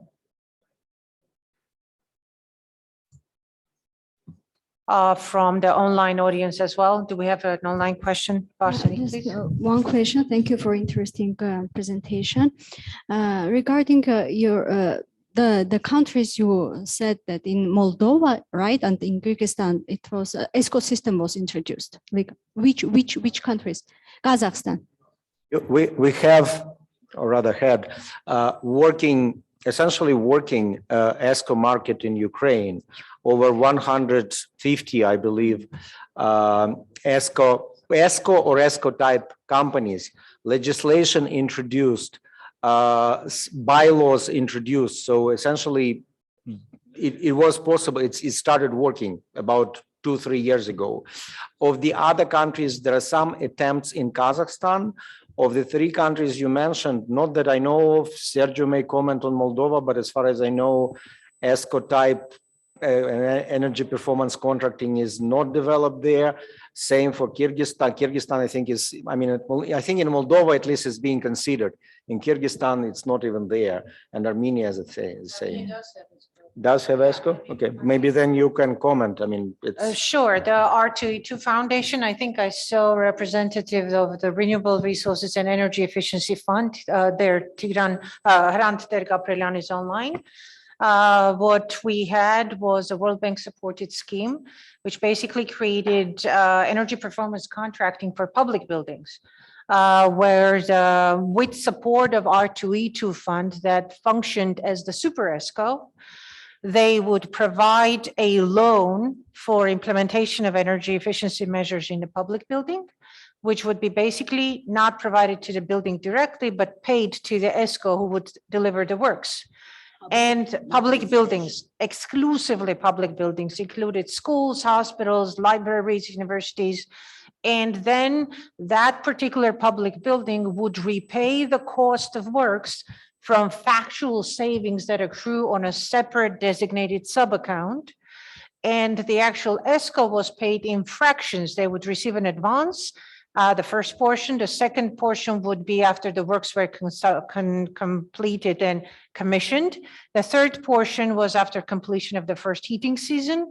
And the fourth, last 10% was paid after 1 year monitoring was completed to document committed energy savings are actually materializing and money is being saved based on the proposed technical solution.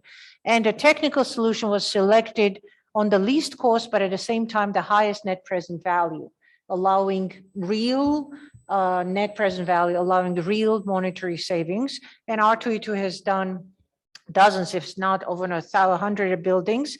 And now the same scheme, if I am correct, I'm sure they will correct me, the same scheme is working through Agba Bank on a factoring basis. Essentially, the financial mathematics is the same. The public building wants the energy efficiency retrofit. They choose the construction company. Construction company is paid by factoring mechanism by the bank, and the public building repays the cost of that service over a period of agreed time. And this has been a pretty successful success story rated by the World Bank. And I know they're trying to replicate it in other countries from Latin America to the Western Balkans. Thank you. Any other? Maybe I can, briefly comment. Indeed, ESCOs are used more for public buildings. And Armenia is no exception. However, they can be used, you would need bundling for that, but it can be used for residential buildings as well and are used.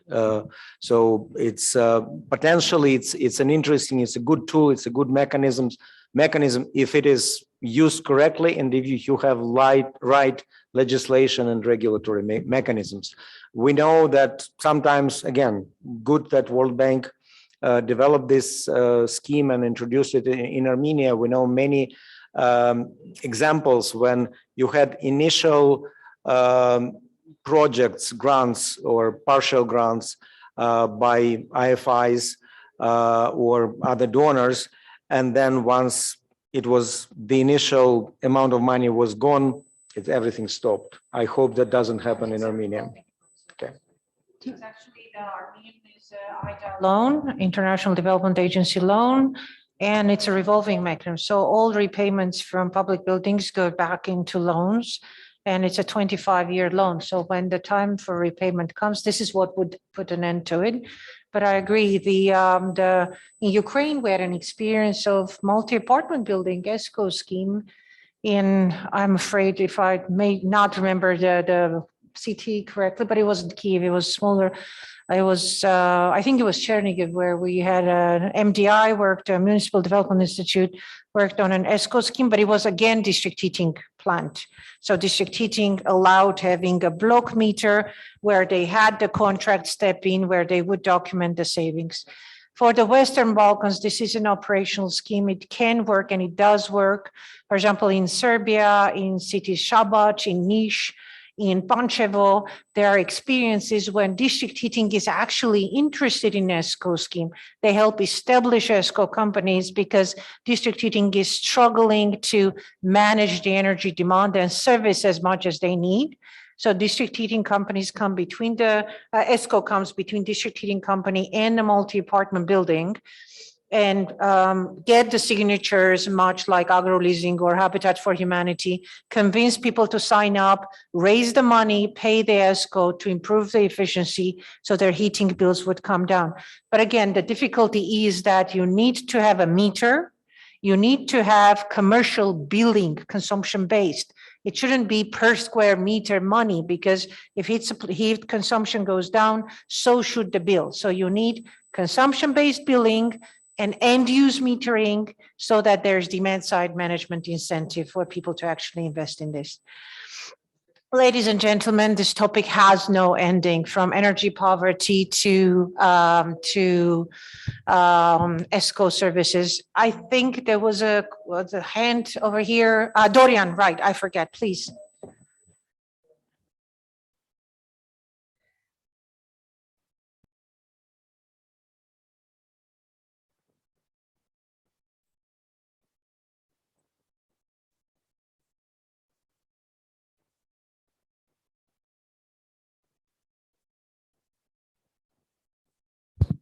Yes, no, okay, sorry. Okay. So if there is a multi-apartment building with many tenants, is there an incentive written on the law that the house owners do the renovation or participate to this house owners renovation, and they have then the right to increase the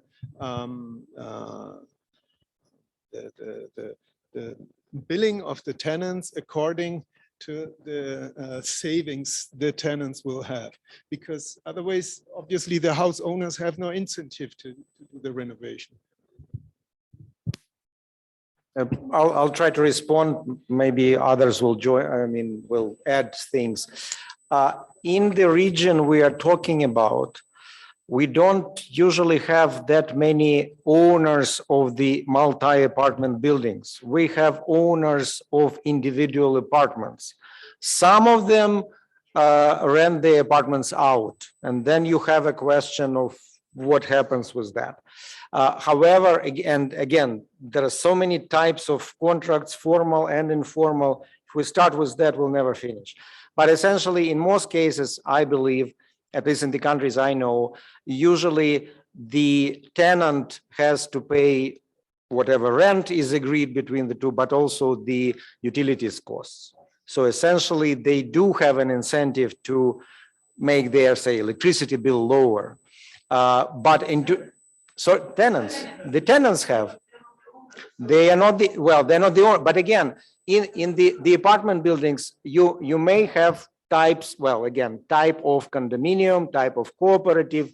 Well, when each apartment building owner is part owner, it's difficult, it's very difficult to work on this in countries of this region. I'm not saying it's impossible, but legislation is not at the level where it should be, where it can be straightforward, let's put it this way.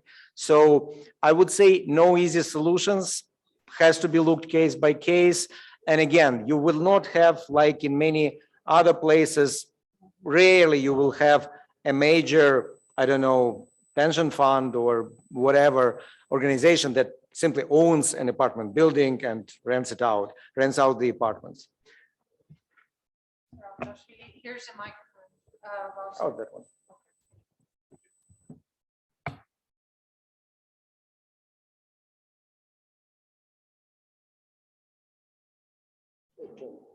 Turn it on. There's a switch. Thank you. Out to this Taylor, whether should I ask any question about the advanced issues, but okay. Thanks for a very interesting topic and discussions. Aslina, you brought important point, the existence of the district heating. And based on that comments, may I ask Oleg to you and maybe to other colleagues from the panel, do you have any experience on introducing an ESCO service that includes in itself offering a micro building based district heating systems to the end users? And what is the experience in that direction, if any? Thank you. These are actually, it's a continuation of Dorian's question. It's multifaceted because part of the question Dorian asked goes down to how do they vote? It's a multi-apartment building with multiple decision makers. You make a capital change in the building, be that renovation or heating system. How do you deal with majority of voting? Legislation in most countries requires 2/3, no less than 66%. What do you do with the other 1/3 that opposes? By law, it's mandatory for them to comply with the decision of the majority. In Ukraine, we recommended strictly against that because if they refuse the idea, they refuse to pay, and then you're hampering the whole success of the project.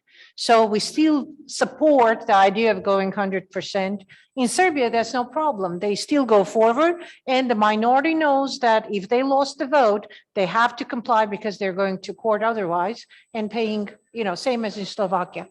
But the decision as to making major things like district heating, we did it in Bosnia, switching a lot of buildings to local heat-only boiler station that operates on biomass. That's a big deal in many Western Balkans. There is sustainable biomass. Has nothing to do with Armenia, of course. We don't have sustainable biomass. And it's worked. People knew that it was a more affordable fuel, cleaner fuel. In many cases, the motivation was cleaner air because in many cases, heat is operated on coal and it's an enormous air pollution issue. In Armenia, UNDP had this experience. I happened to be involved because we had the Condominium Advisory Center back then. They tried to bring centralized heating to a building that has already been disconnected from district heating. I think that's what you're asking about. People who have already installed other heating equipment, disconnected, kissed goodbye central heating, forgot about it. There was only one experience, UNDP, in the very first phase of increasing municipal energy efficiency. I know exactly the address. The company was a very painful project. They built the boiler house. They put in state-of-the-art German boilers. It was R&R company, boilers were Buderos, others was Jirashat 92. And they spent enormous amount of convincing and explanatory work to people. The problem is if I've purchased a heating system, okay, can be Boxy, can be Buderos, can be Ferroli, Lamborghini. This is a lot of money.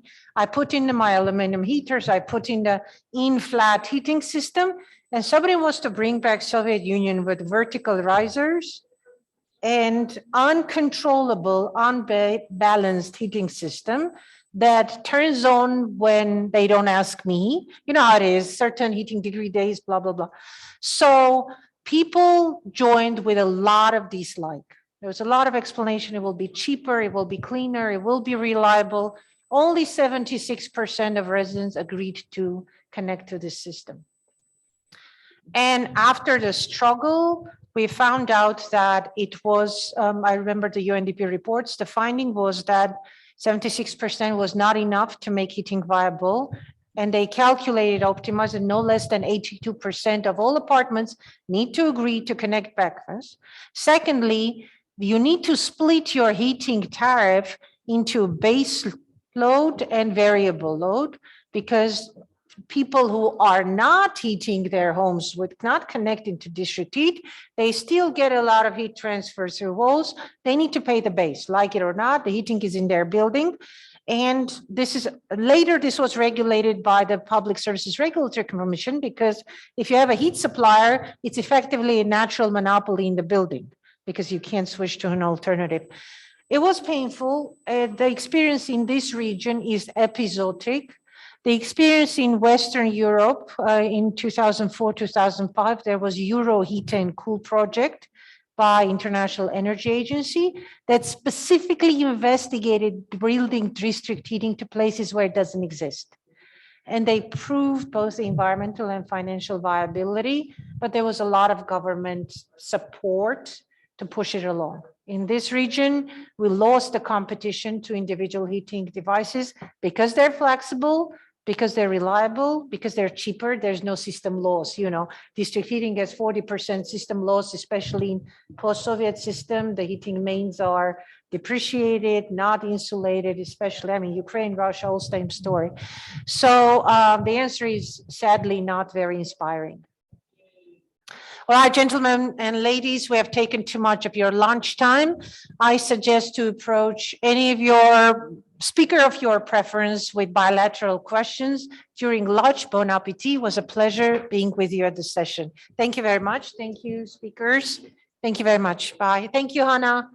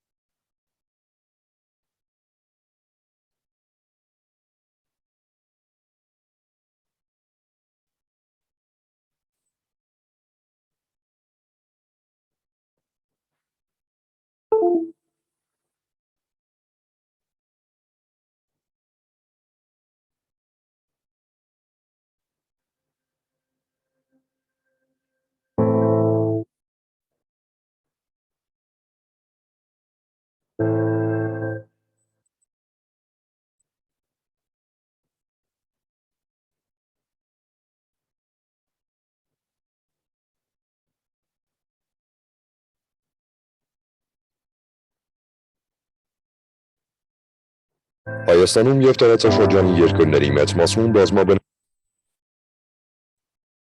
շենքերի ջեռուցումը կազմում է էներգիայի օգտագործման ավելի քան 30%-ը։ Պատճառը նախկինում կիրառված շինարարական եւ ջեռուցման մեթոդների անհամարժեքnost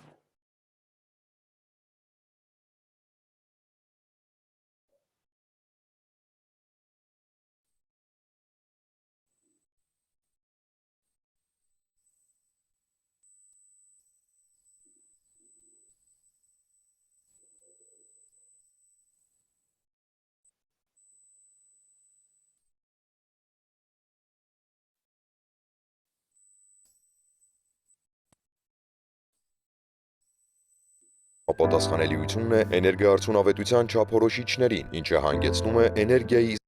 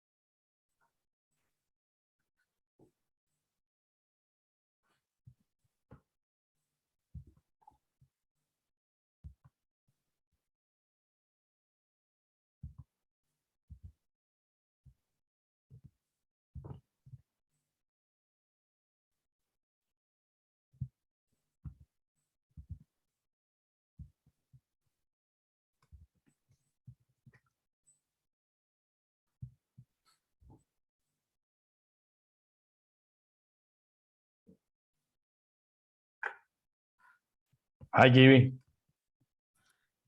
Hey. Hi, Yasmin. Hey, good to see you. Hi, Alisa. Hello. Is it the right way to call you? Yes. Alisa? Yes. Thank you. Okay. Good to see you. Nice to meet you. Hi, Alisa. So everything is working. Hello, Yasmin. Yes, super. Yasmin, you are also presenting today? Well, not sure, hopefully. I was Okay. supposed to present yesterday, but so I'm trying to fit in today, but I'm not sure if it's going to happen. So, yeah. So Varsanik told you to join this session to present? No, not yet. Not yet. Okay. Okay, we'll see. I will moderate this session now. And we have 6 speakers. Yes. But we'll see. Hi, is it Jonathan or Jonathan? Hi, it's Jonathan. Jonathan, okay. Hi. Okay, hi, good to see you. I will be moderating the session. We are still waiting a bit. And there's a slight change at the beginning. We will very soon we'll play a 10-minute video first, and then we will only start our session after that. So probably we'll start 5 minutes later than the original thing. Okay. But it's great that you are here. And you sent your presentations to the organizers? Okay, good. So they will use the PowerPoint. Okay, good. There is just one thing. I hope that Varsanik has transmitted the information. I can only stay until 12:30 COT, maybe a bit later. That's so fine. You are the first speaker. Yes, it's just I would not be able to answer the questions. Yeah. But then we can give the opportunity to the audience to stop right after your presentation and check if there are any answers, okay? So still, it would be an opportunity, and then you can leave when you have to. Thank you. Okay, good. You are in Basel, right? Yes. Okay, and I'm calling in from Budapest. So we're from everywhere. Yeah. Hi, Arsene. Good to see you. How are you? Good. Hi, thank Alisa. You. Hello, Arsene. Yeah, my children study in Basel, Alisa. Okay. My mom now is in Yerevan. Yeah. Yes, she has escaped Russia. Yeah. So. Where are you from, Russia? Initially from Far East, from Khabarovsk. Yes. Khabarovsk. Oh. Yeah. Okay. But she moved to Krasnodar, yes, some years later. Yes. Yeah, difficult times. Yeah. Horrible. Not how to say for Ukraine worse than for anybody else in this world, but yes, it is. Yeah. Okay. Just waiting for the organizers to step in. You know that in Yerevan now there is the lunch break for the live audience, and I think we will start this video once people start coming back to the room. What you saw on the screen, what you can see in the screen. Are there many participants?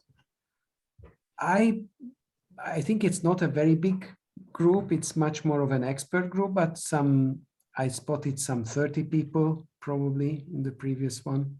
And then another 20, 30 joins online. That's usually. A lot. Yeah. Good. And yeah, so that's Varsanik. You can see her coming to the table. It's very funny to do this. Hi, everybody. Hi, Varsanik. Thank you for Hello. Being here as a speaker today. Thank you very much. Gary, so I have asked about broadcasting the film about Armenia's rely activities.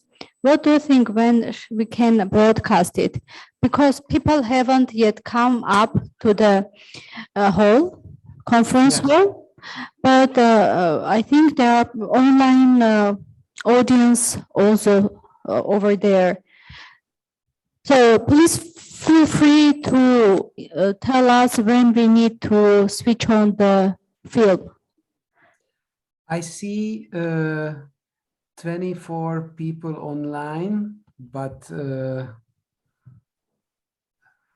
I wonder, many of them are distinguished speakers and staff.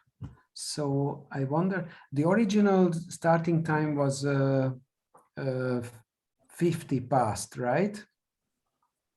55, yeah, 50 or 55. I mean, it is also okay, yeah. Yeah. How about starting the video? I can introduce the video at 50, and you can push the button right after my one sentence introduction. Yes. So you can introduce the video if you want.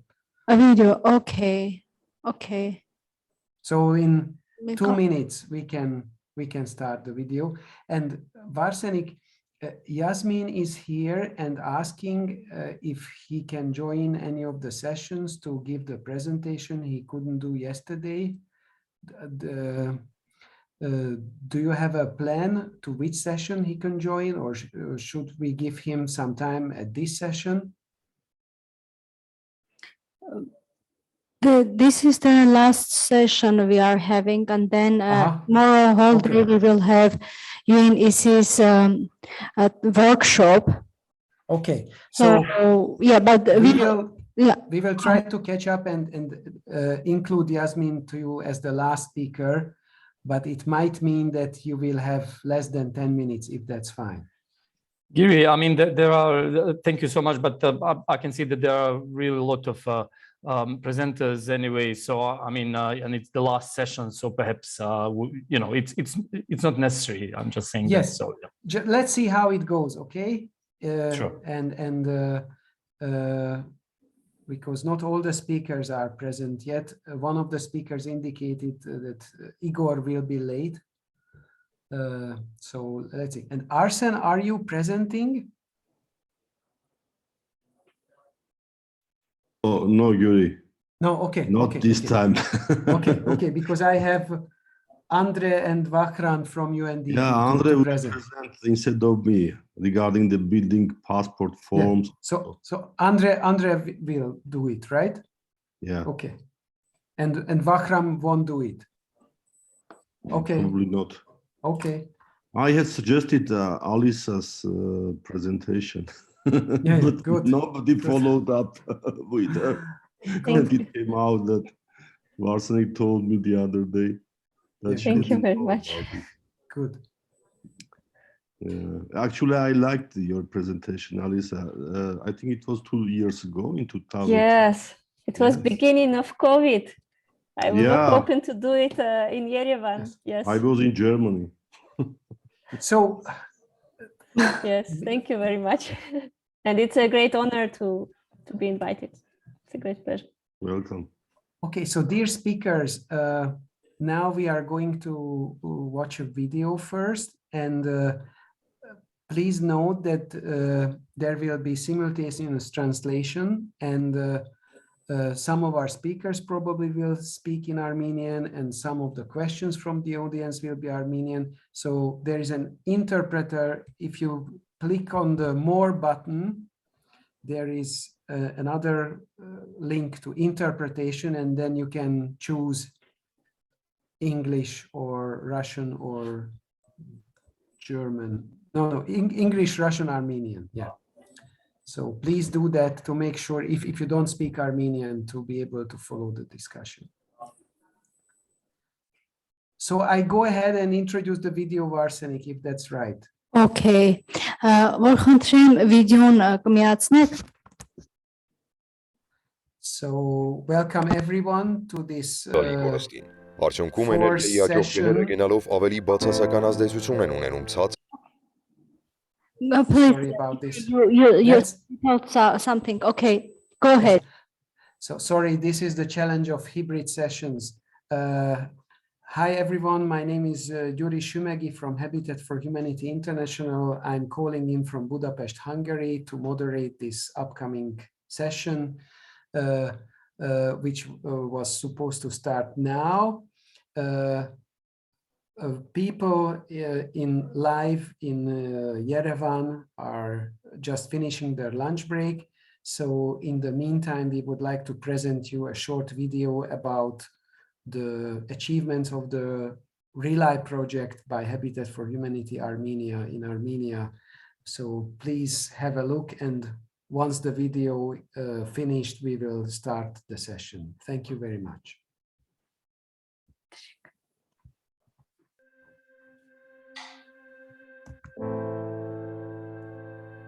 Հայաստանում եւ տարածաշրջանի երկրների մեծ մասում բազմաբնակարան շենքերի ջեռուցումը կազմում է էներգիայի օգտագործման ավելի քան 30%-ը։ Պատճառը նախկինում կիրառված շինարարական եւ ջեռուցման մեթոդների անհամապատասխանելիությունն է էներգոարդյունավետության չափորոշիչներին, ինչը հանգեցնում է էներգիայի զգալի կորստին։ Արդյունքում էներգիայի աճող գները գնալով ավելի բացասական ազդեցություն են ունենում ցածր եկամուտ ունեցող ընտանիքների բյուջեի վրա։ Հասցեավորելով այս խնդիրը, Habitat for Humanity-ն եւ Ամերիկայի Միացյալ Նահանգների միջազգային զարգացման գրասենյակը նախաձեռնեցին բազմաբնակարան շենքերի էներգոարդյունավետության բարձրացում ուղղված ցածր եկամուտ ունեցող ընտանիքներին ծրագիրը, որը իրականացվում է Հայաստանում, Բոսնիա եւ Հերցեգովինայում ու Մակեդոնիայում։ The residential energy efficiency project for low-income households started in April 2013. The project came up with impressive results. The project worked with the 9 household associations and supported energy efficiency about 29 buildings, 1,500 households, and more than 5,000 beneficiaries.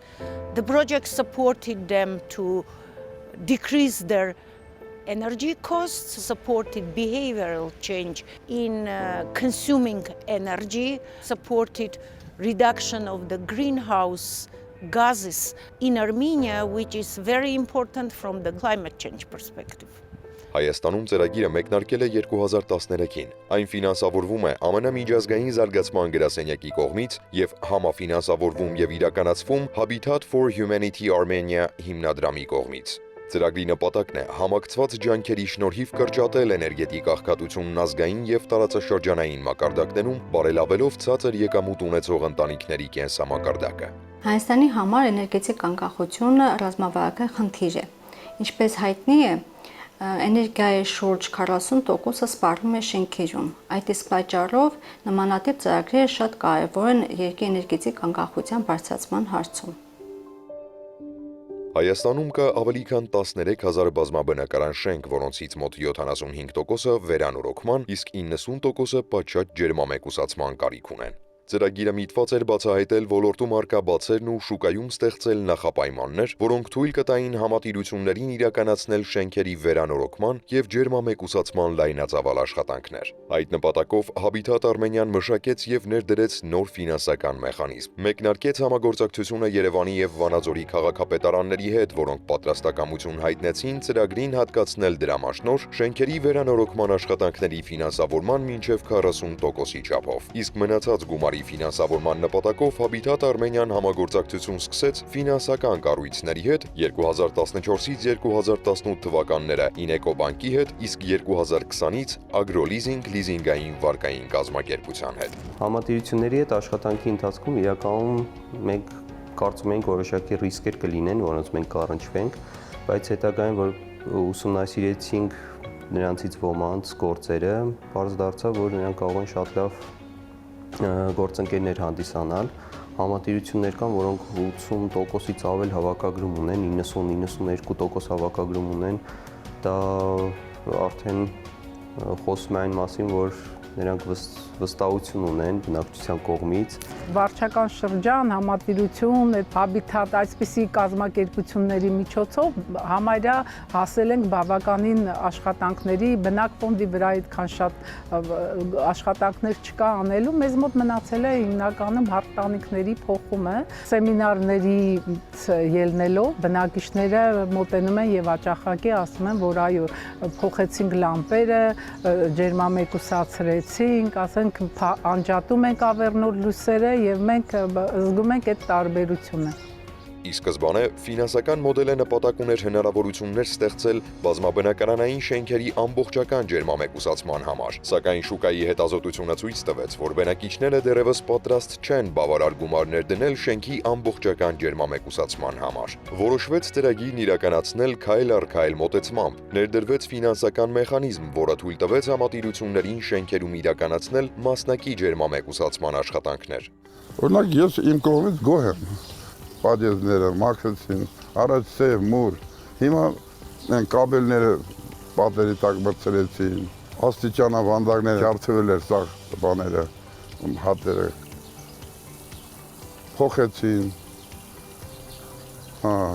ջրի խողովակներ են արդեն հիմա փոխում են։ Habitat Armenia-ի մշակած ֆինանսական մեխանիզմի շնորհիվ վերանորոգվեց 60 բազմաբնակարան շենք, որոնցից 30-ը բազմաբնակարան շենքերի էներգոարդյունավետության բարձրացման ծրագրով։ Վերանորոգվեցին շենքերի շքամուտքերի պատուհաններն ու մուտքերի դռները, արդիականացվեցին լուսավորության համակարգերը, իրականացվեց տանիքների բարեկարգում եւ նկուղների ջերմամեկուսացում։ 3 տիպային շենքերում իրականացված էներգոաուդիտն արձանագրեց էներգախնայողության մինչև 6%-ի բարելավում։ Հատկանշական է, որ որպես հավելյալ արդյունք բարելավվել է նաև շենքերի արտաքին տեսքն ու հարմարավետության մակարդակը, ինչն ուղղակիորեն ազդում է անշարժ գույքի գների վրա։ Վերցրեցինք երկրորդ վարկը ծրագրի շրջանակներում, այս անգամ 37.2 շենքի համար փոխեցինք հիմնովին ամբողջ տանիքը, վերանորոգումը շենքերի մուտքերի ընթացքում փոխեցինք պատուհանները, փոխեցինք եւ դռները,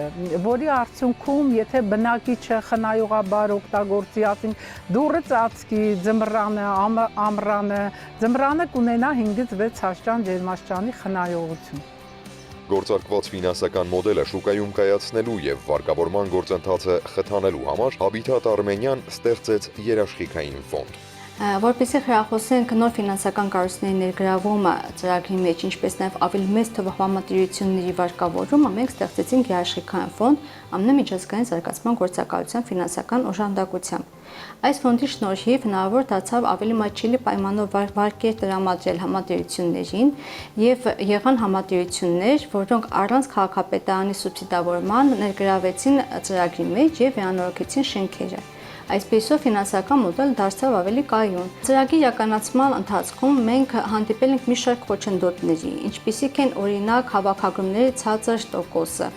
օրենսդրական դաշտում առկա բացերը, համատիրությունների ցածր կարողությունները։ Բոլոր բնակիչները ցնծությամբ դիմավորեցին այդ ծրագրին եւ օժանդակություն եւ շատ գոհունակությամբ արտահայտեցին, որտեղ հենց այդ ժամանակին մենք այդ շենքից հավաքագրում ենք, ասենք, 55-ից 60%, բարձրացավ մինչև 92-95% հավաքագրումը։ Թեպետ ծրագիրը տեղային մակարդակում հաջողություններ գրանցեց, սակայն համակարգային մակարդակում ինստիտուցիոնալ ու իրավական դաշտում կան հրատապ լուծումներ պահանջող բազմաթիվ հիմնախնդիրներ։ Ընդհանուր առմամբ կառավարման համակարգը պիտի բարեփոխվի ամբողջությամբ։ Այն իմ ամենասկզբում ասած մոտիվները պետք է վերացվեն իսպար եւ մենք կարծում ենք, որ մեծագույն խնդիրներից մեկը բնակֆոնդում դա այդ կառավարման մարմինների ոչ պրոֆեսիոնալ լինելն է։ Անդրադառնալով ոլորտում արկա օրենսդրական բացերին, Habitat Armenian մշակեց առաջարկությունների փաթեթ, հիմնվելով բազմաբնակարան շենքերի էներգոարդյունավետության բարձրացման ծրագրի, Վիշեգրադյան երկրների եւ Ուկրաինայի կուտակած փորձի ուսումնասիրության ու գիտելիքների վրա։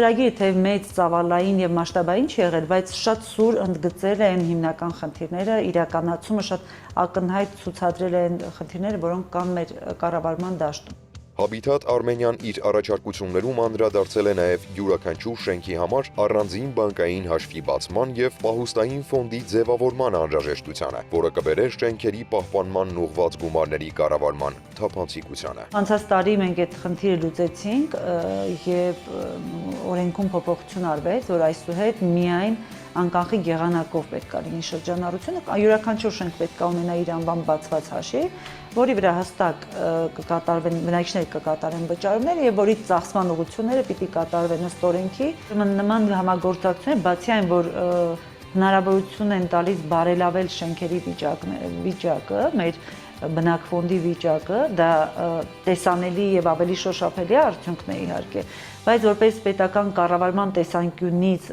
օգուտների ճակերտների մեջ է ասած, առավել կարևոր են այն ազդակները, որ մենք ստանում ենք այդ համագործակցությունից։ Ծրագրի ընթացքում Habitat Armenian իրականացրել է դասընթացներ համատիրությունների եւ բնակիչների համար։ Համատիրությունների ղեկավարների համար կազմակերպվել է 15 դասընթաց, որոնք ուղղված էին ինստիտուցիոնալ կարողությունների հզորացմանը, կառավարչական եւ կազմակերպչական հմտությունների բարելավմանը։ Բնակիչների համար նախատեսված դասընթացներն առավելապես նպատակ ունեին բարելավել մասնակիցների գիտելիքները էներգոարդյունավետության եւ էներգախնայողության ոլորտում եւ բարձրացնել որոշումների կայացման արդյունավետությունը։ Այս դասընթացներից բավականին դասեր քաղեցինք, որ կարելի է խնայել։ Դրել ենք LED լամպերը, որը նույնպես խնայում է ու բավականին փոփոխություն զգացվում է։ Ու արդեն դասընթացից հետո արդեն խնայողությունը ավելի մեծ է եւ կա արդյունք։ Մոնիտորինգի արդյունքները ցույց տվեցին, որ դասընթացների մասնակիցների շուրջ 70%-ն այժմ ավելի խնայողաբար են օգտագործում հոսանքը։ 38%-ը անջատում է անհարկի միացված լույսերը, 49%-ը հին լամպերը փոխարինել է նոր էներգախնայող լամպերով, 8%-ը ջերմամեկուսացրել է բնակարանի արտաքին պատերը, 2%-ը սկսել է օգտագործել էներգախնայող կենցաղային տեխնիկա։ Ծրագրի շրջանակներում ստեղծվել եւ գործարկվել է տաք տուն ԿՏԵՄ կայքը, որում մատչելի եւ հասանելի ներկայացված է էներգոարդյունավետության եւ էներգախնայողության կարեւորությունը։ Այն էներգոարդյունավետության ոլորտի յուրօրինակ ուղեցույց է։ Նմանօրինակ միջոցառումների իրականացումը համակարգային մակարդակում էականորեն կնվազեցնի ջերմոցային գազերի CO2 արտանետումների ծավալը։ Բազմաբնակարան շենքերի էներգոարդյունավետության բարձրացման ծրագրի մասսայականացումն ու կրկնօրինակումը Հայաստանի մյուս համատիրություններում կհանգեցնի ցածր եկամուտ ունեցող ընտանիքների կենսապայմանների բարելավմանը, խնայելով ընտանեկան բյուջեն, ինչը կնպաստի Հայաստանում էներգետիկ աղքատության կրճատմանը։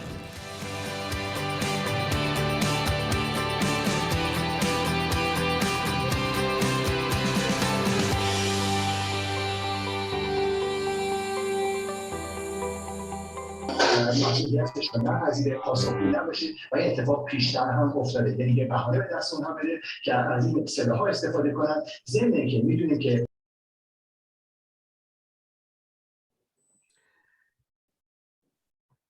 Hello everyone. We start our next session now.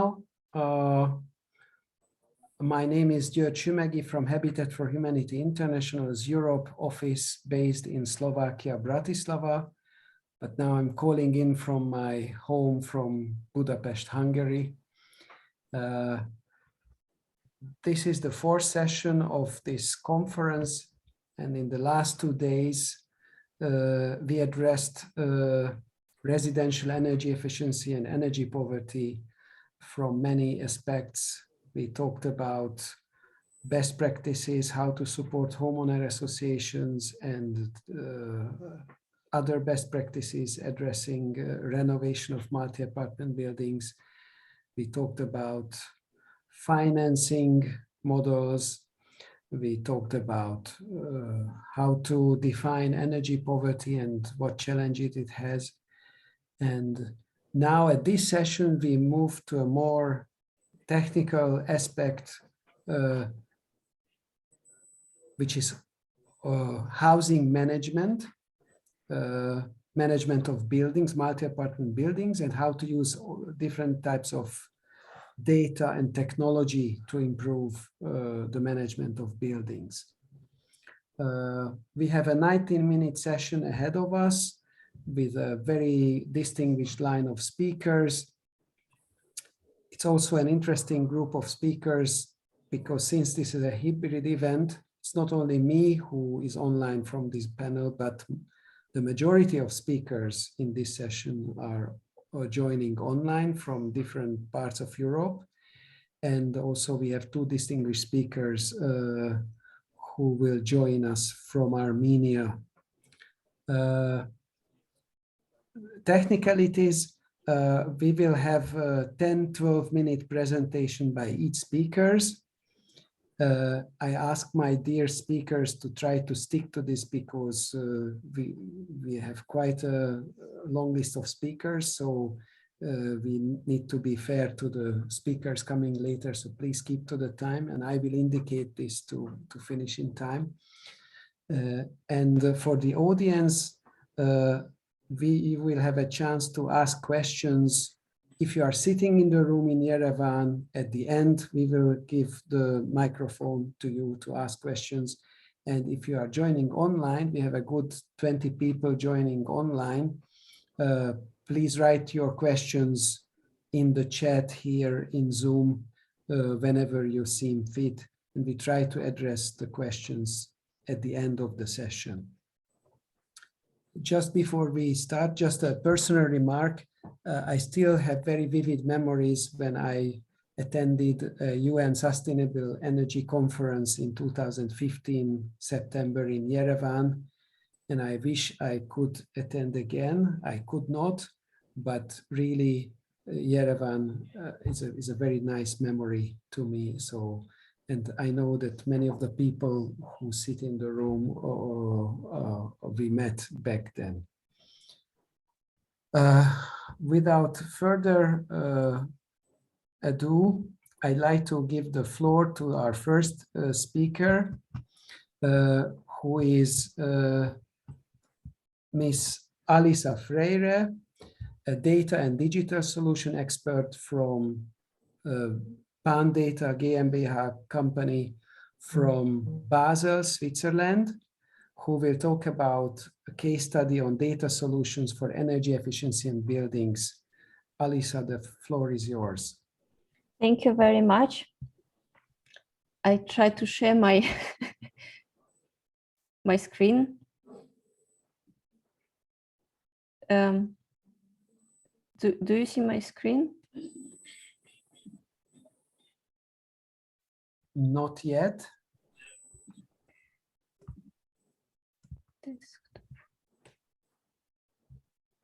Okay, that's the problem. Could we do it from the organizer side then for the Yes. slides? Which I asked the organizers if you could start sharing Alisa's presentation. Yes, That's super. it. Very Thank good. you. Yes, yes. Okay, we have. Okay, thank you very much. Hello, everybody, and thank you very much the organizers for inviting to take part at the conference. So next slide, please. Yes, next slide, please. Yes, thank you. So today I will very briefly just share the general context of digitalization in the energy sector, give a couple of examples of different data initiatives that exist in the world, and then zoom into a case study where different data is used for energy efficiency in buildings in Geneva. Next slide, please. Yes, so according to International Energy Agency definition, digitalization is a growing application of information and communication technologies. And now, if you look through the literature and look at the conferences, a lot of focus is done currently on installing new equipment into buildings and measuring energy consumption in real time with having real-time data. And of course, it is very pertinent for some energy tasks such as building management and grid operation, but it is not limited to that. Next slide, please. Yes, so different tasks related to energy transition to energy efficiency require much more very different data. And it's not only related to consumption, but it's also the building characteristics, for example, the year of construction, the type of usage, whether there is business there, whether it's inhabitant, and also the scale, city scale data about the available infrastructure, some construction projects, and so on. And actually, a lot of this data is already collected in most of the places by different state energy and not only state agencies and companies. And this data can potentially be used and valorized, but there exist different types of barriers for that. On the one hand, a lot of data is still stored on paper. Then we have also some infrastructure which can be underdeveloped, which can impede the efficient share of the data. And of course, it's also organizational. Different types of organizations don't necessarily communicate well and coordinate well among themselves. And of course, the legal issues also, because the technology advances much faster than the legislation. Before we do innovation, then we think what to do with it. And it also needs to be decided how to use the data, to which purpose, and what is allowed or not. And but in recent years, there are still very many examples, interesting examples of data solutions for energy. Next slide, please. It's been a while we've been working on the topic with UNECE. We have presented some of the findings during the 9th and the 10th international forums on energy for sustainable development. Next slide, please. And here I will show you a couple of examples just to give the idea. So the first example is the map, the interactive online map of New York, where it's possible to select the building or the block and see the estimated energy consumption for each building. Next slide, please. Another project is a project from Paris, which is focused only on solar energy, and it is possible for every building to see the solar energy potential, either photovoltaic or thermal, and also see whether there are already some panels that have been installed. Next slide, please. Thank you. And there is also a lot of things are done actually on solar. This is another example from Switzerland, which is interesting with it, that anybody can go on a website and put any address of the building in Switzerland and get an estimate for that particular building of its solar potential, the technical feasibility, and also the economic estimates of what could be done with regard to solar energy. Next slide, please. And also many of the projects that I have presented have been developed by public organizations, but there are also private sector that enters into the game. This is the example of Google Project Sunroof project, which has been implemented in the United States. It also allows to make estimates for solar power production on different scales from the building level up to the state level. Thank you. And also the initiatives, they don't only focus on energy. There are some big initiatives that take part in the cities. This is example of Amsterdam, where you can find different interactive maps and data sets, which include energy, but which also include other type of information regarding the city, which includes transport, infrastructure, and all types of information. So that also exists. And thank you. And this is actually the case study that I would like also to present to you. It's based on Geneva. The project is called ECTG. It's an information system of the territory of Geneva. And from organizational point of view, it's, next slide, please.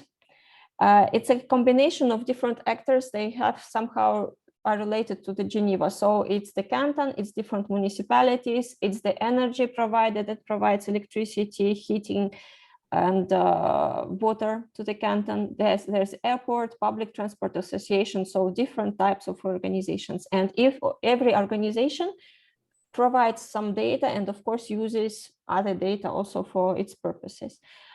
We can check on the next slide. Yes, and for the access of the data, there are different rights depending on the type of actor. Of course, some data is restricted only to the participants of the project, and also they have some limitations regarding to which purpose they use the data. If it's really detailed, for example, there is data on every apartment about number of inhabitants, and of course it's not public, but the majority of data is actually in open access. So anybody from anywhere in Geneva and actually anywhere in the world can go to ECTG and get this information and do some work without it. It can be non-commercial, but also for commercial purpose.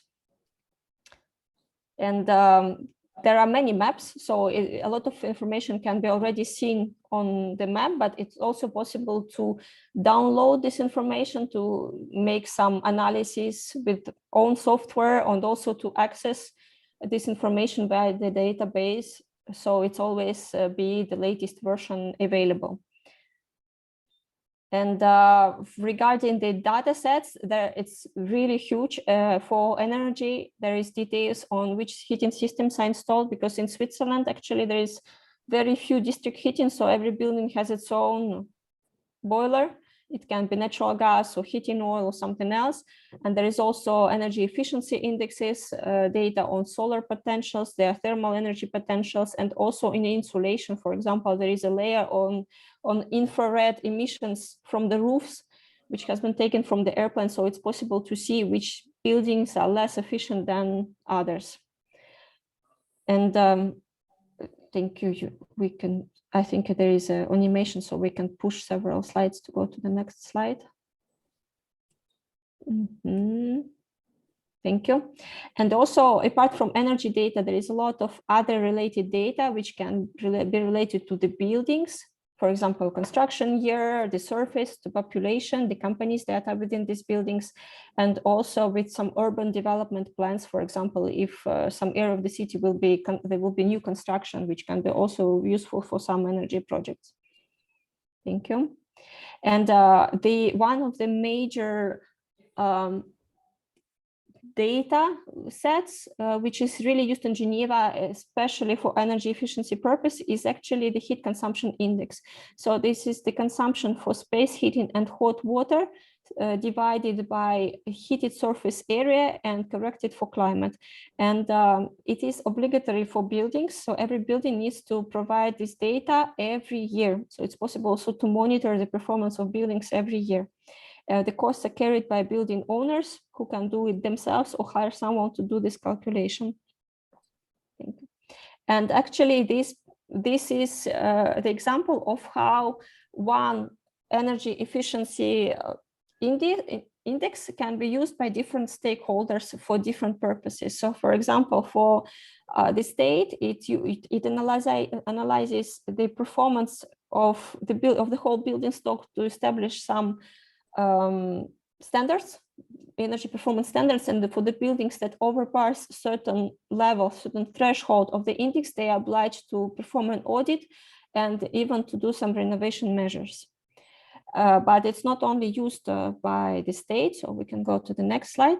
And actually, it's also used by the whole community of energy professionals and building owners, and also their organizations that help to promote energy efficiency, because this information, as it's available for all buildings, on the one hand, it performs to make a benchmark, so to identify the least performing buildings that could be addressed in the first place.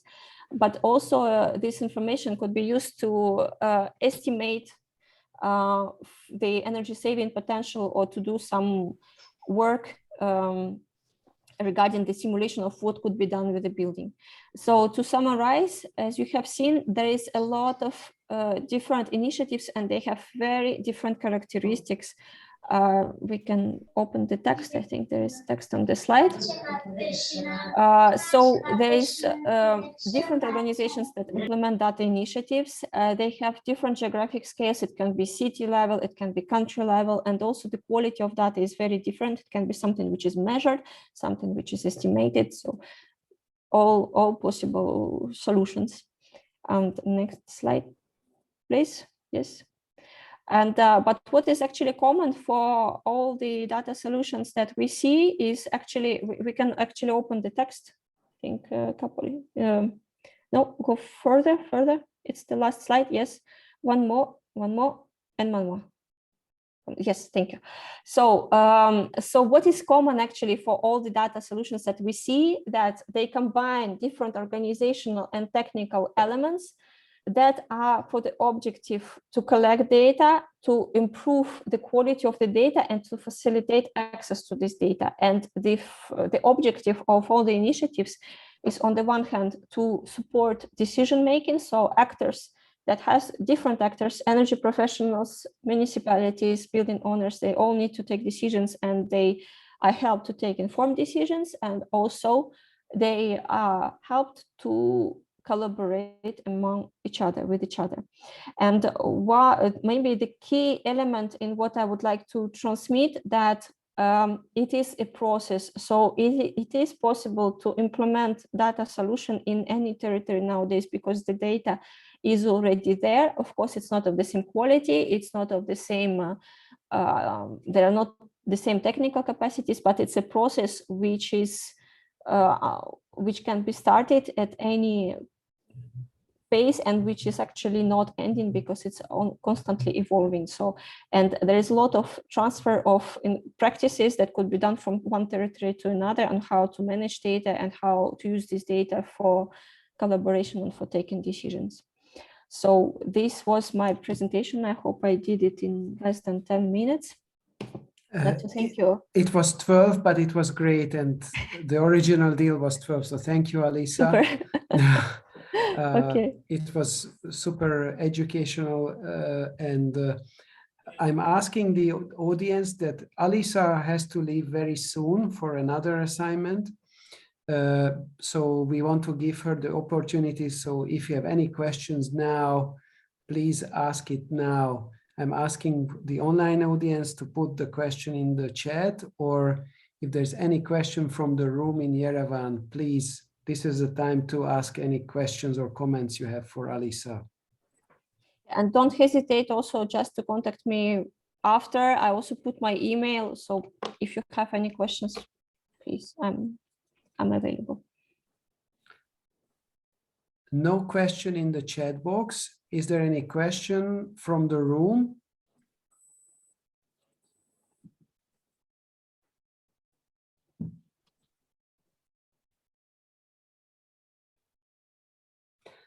I have one question for you. I'm coming from as an NGO mostly from a poverty perspective. Can you give some examples how applying these tools could help alleviating energy poverty in these buildings? So we actually have also a program for low-income households in Geneva. So what could be done is collecting also the addresses of the, for example, subsidy in Geneva, it's subsidized buildings, but like of what could be the buildings where people would have what would be most need, and then combining it with information of energy consumption index, for example, to prioritizing for seeing, for example, the least performant buildings which could be addressed first. Or the buildings, we have this company when people come in departments to provide the equipment, so it could be also identifying buildings with most of the, so more in maybe prioritization, and yeah. Thank you very much, and thank you. Please reach out to Alisa or the organizers if you want to have any further discussion with Alisa. And thank you, Alisa. Thank you very much, and have a nice day. Yes, thank you. Thank you. Our next speaker will be Jonathan Wold, the project manager for BPIE, Building Performance Institute Europe, from, I guess, from the Berlin office in Germany. And Jonathan will talk about the role of EPCs, energy performance certificates, and building renovation passports in stimulating energy retrofitting of the buildings. Jonathan, the floor is yours.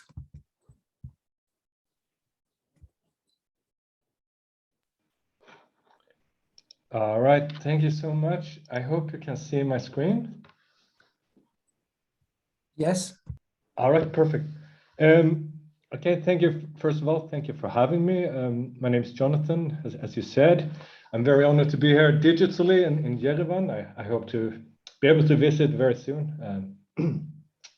But as said, I will present two of the main information tools that we have that we're working on in the European Union. I should, maybe I go to the next slide. I represent BPA, which is a non-for-profit think tank. We're conducting research on building performance in general, but my role as a political science is focusing on the policy aspect. So how can we improve the building stock, how can we make sure it reaches net zero in time and that it contributes to the climate targets, and also, of course, helps people or energy poor people to lower their energy bills and have a decent home and so on. So this is what we do. We're involved in a number of different projects. And we're doing this, of course, because just as what was shown in the video, many of these problems we share in the European Union. We have a very old building stock. Many of them were built between the 50s and 80s. So they were built with before the building performance requirements in the European Union were introduced. So they were built to a very low efficiency standard, and this is something we now struggle with, and that comes with many problems. Energy poverty is one of the main problems. And I was asked to present two main instruments here today. The first one is the energy performance certificate. The second one is the building renovation passport. I will explain what this is and what we mean about this when we talk about it. And then, of course, questions, but I guess that comes later in the overall agenda. But if we start with the energy performance certificate, it is an information and marketing transformation tool. It basically all new buildings, all buildings are being sold or rented out, needs to get an energy performance certificate in the European Union. And this certificate does then show the efficiency level of the specific building. And the purpose of this is to give the buyers or renters an indication of what is the efficiency level of my building, how much will it cost for me to heat my building, and so on. But it is also introduced to put a value on efficiency. So making sure that more efficient buildings becomes more valuable. And if people value efficiency, that will then also lead to some market transformation and so on. But it is not perfect, and it has been going on for 20 years in the European Union. I will quickly just go through the history. It was introduced 2002 in the first building directive that we have. It was then said that all the buildings, I said, needs to have one of these EPCs. Also, all larger buildings that are larger than 1,000 square meters. Then in 2010, they saw that this is not working exactly as we want. So they introduced a number of improvements in terms of quality control, in terms of compliance, in terms of when you need to show the EPC. So now, from 2010, it was introduced so that in all, real estate advertisements, you need to show the EPC label of the building so that people know it. It was also introduced that all EPCs need to introduce specific recommendations for the building. So how can it be improved? This was then improved again in 2018, and we are now again in 2022. We have a new proposal of the Buildings Directive with a number of additional improvements of the energy performance certificates. And I should say the certificate is very important in the European Union's building policy. And for the third time now, they hope that these additions will make it work more perfectly, because we have, the EU, we have 27 member states, but we have even more energy performance certificate schemes, because some countries have regional differences and so on. And they all differ in terms of how they look like. You see some examples there, but also the content, what do they show? What are the underlying methodologies? What does one EPC cost? In some countries it's 10 euros. In other countries it's 1,000 euros, and does also influence the quality of this instrument.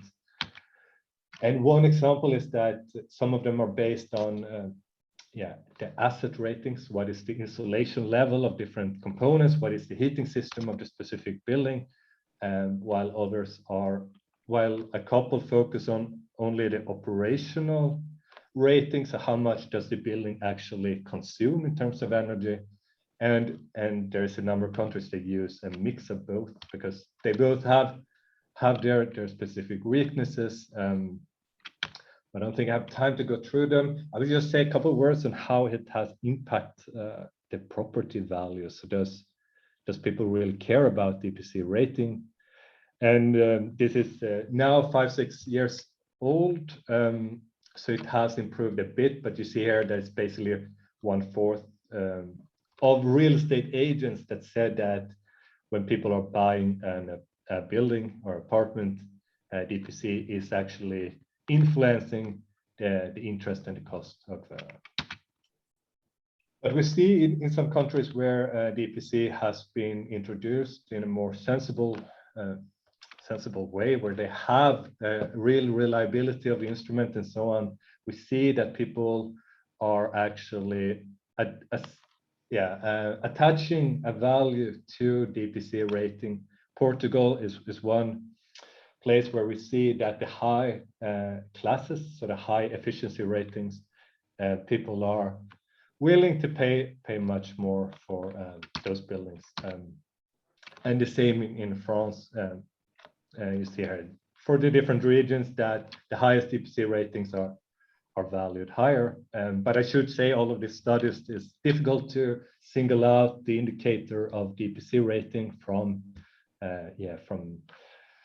all other indicators, and the rating and the efficiency level of building in general is always valued much less than, of course, where is the building placed.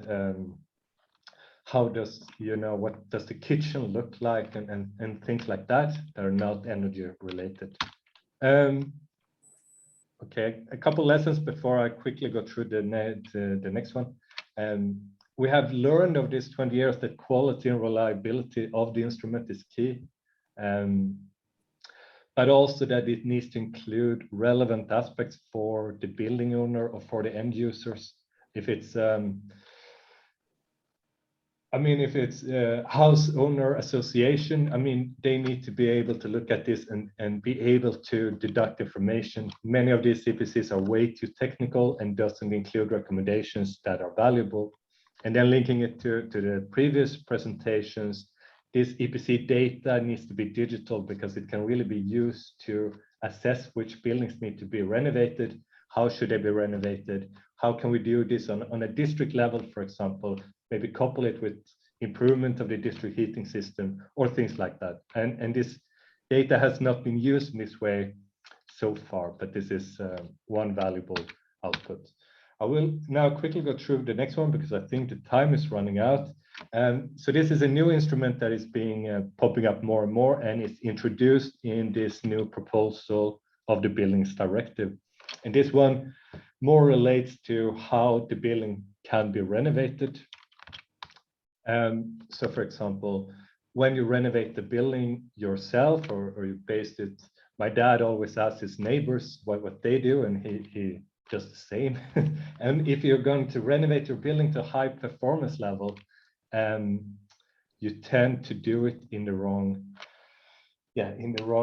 order, and you end up with additional cost to reach this end goal. It is, I think, often as a bit like when you produce an IKEA furniture and you miss one step on the way, and then you realize maybe 5 steps later that, oh, damn it, I need to go back and redo all these steps. And that's, of course, on a building level, it costs time, and it most notably costs a lot of money to do it in the wrong things. For example, if you put PV on the roof and then 5 years later, you realize, oh no, I need to put the insulation there as well. You need to redo it So this is the theoretical thinking behind it, because in the EU, we discuss the renovation rates, so how much people renovate, but also the renovation depth. So what is the overall energy saving of each renovation.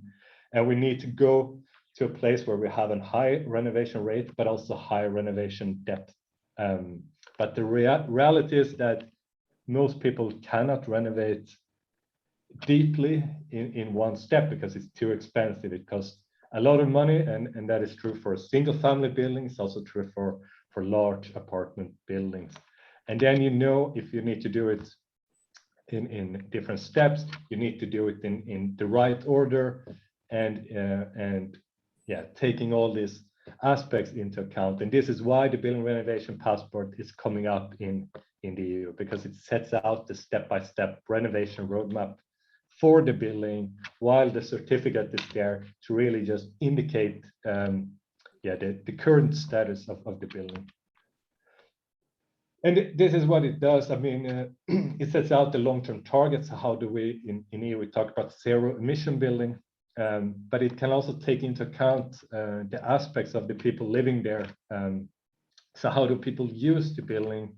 How do people, you know, what is the behavior of people living there?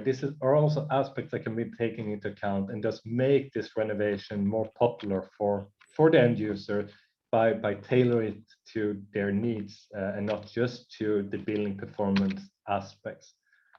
This is the most prominent example we have in the EU. It's from the German, called the Individuelle Sanierungsfahrplan. And it shows here on the left side, you see the actual state or the current state of the building. These are the different renovation stages you need to conduct in order to reach this high performance level. And you see a specific timeline. For example, you need to wait in 5 years, I need to change my gas boiler, and then you take that into account. And then you reach the end goal. Jonathan, we need to wrap up very soon. I think, I'm sorry, but this is my last slide. But basically we see that this passport has been effective in improving the quality of the renovation, both in terms of what is being implemented, but also the quality of the components, and a number of things. I'm happy to share my slides, and you can have a closer look. And I'm also available to answer questions by email. And I'm sorry for taking a bit too much time. I got too excited about this. So back to you, George. Thank you, Jonathan. It is really exciting. I think, especially, probably many of you know that generally the EU doesn't have a competence for housing, legally speaking, for member states. And exactly this energy policy, and especially the energy performance of buildings, where it does have this competence. So this is the most powerful policy tool currently the EU is having to influence housing improvements in member states and beyond, because many countries around the EU are joining the EU energy community and introducing similar policies. So it's very significant. Thank you very much, Jonathan. It was very powerful. Our next speaker is coming from Armenia now. So we are going to Yerevan. And I will ask Mr. Andre Ohanian from UNDP Armenia to give a presentation about the passportization of buildings and energy passports.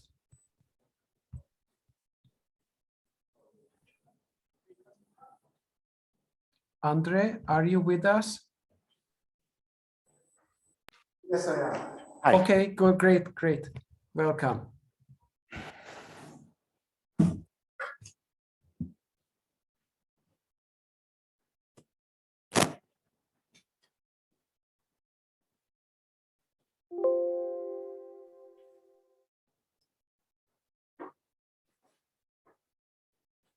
Let's go click this. Surround.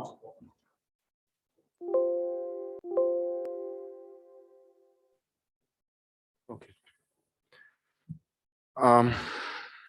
Thank you, Guri. I'll do my presentation in Armenian, but I'll be responding to the questions from abroad if there will be a need.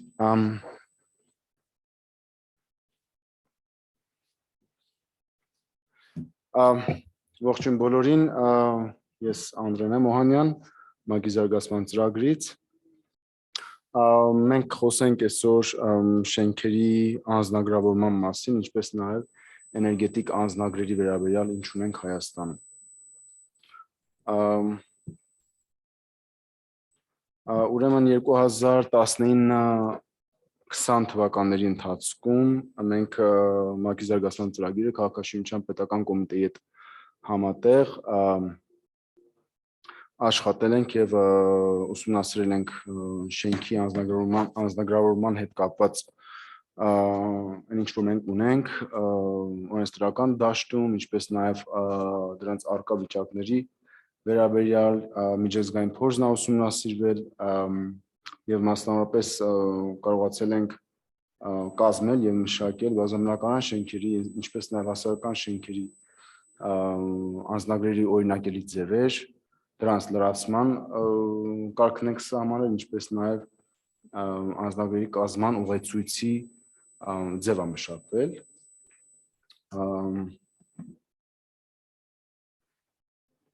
Հիմնականում մենք ունենք մի քանի խոչընդոտներ ներկա պահին, որ նաև մեր հաշվետվություններում եւ վերլուծություններում տեղ են գտել։ Հիմնականում խոսքը վերաբերում է շենքերում, բազմամնակարան կամ հասարակական շենքերում, տեխնիկական վիճակի հետազնության անհրաժեշտության մասին է խոսքը, այսինքն շենքերը պիտի տեխնիկական հետ իրենց վիճակի ուսումնասիրությունը իրականացվի։ Բազմամնակարան շենքերում առնվազն 10 տարի մեկ անգամ, դե սխալ եմ Տիկին Արզումանյանից գողի, անձնագրերի կազմման պարտադիր պահանջի հարցն ա եղել, որը որ դա այս պահին կամ ուսումնասիրության ընթացքում պարտադիր չի համարվել եւ օրենքի պահանջը չկատարելու համար պատասխանատվության ենթարկման սկզբունքներն են, որոնք որ էլի դրանք բացակայում էին։ Ֆինանսավորման աղբյուրների մասին ենք մենք էլի այստեղ խոսում, բազմիցս խոսվել է երեք եւ այսօր, այդտեղ էլի ունենք խոչընդոտներ ֆինանսավորման հետ կապված, ինչպես նաև դրանց աղբյուրների հայթայթման, տեղեկատվական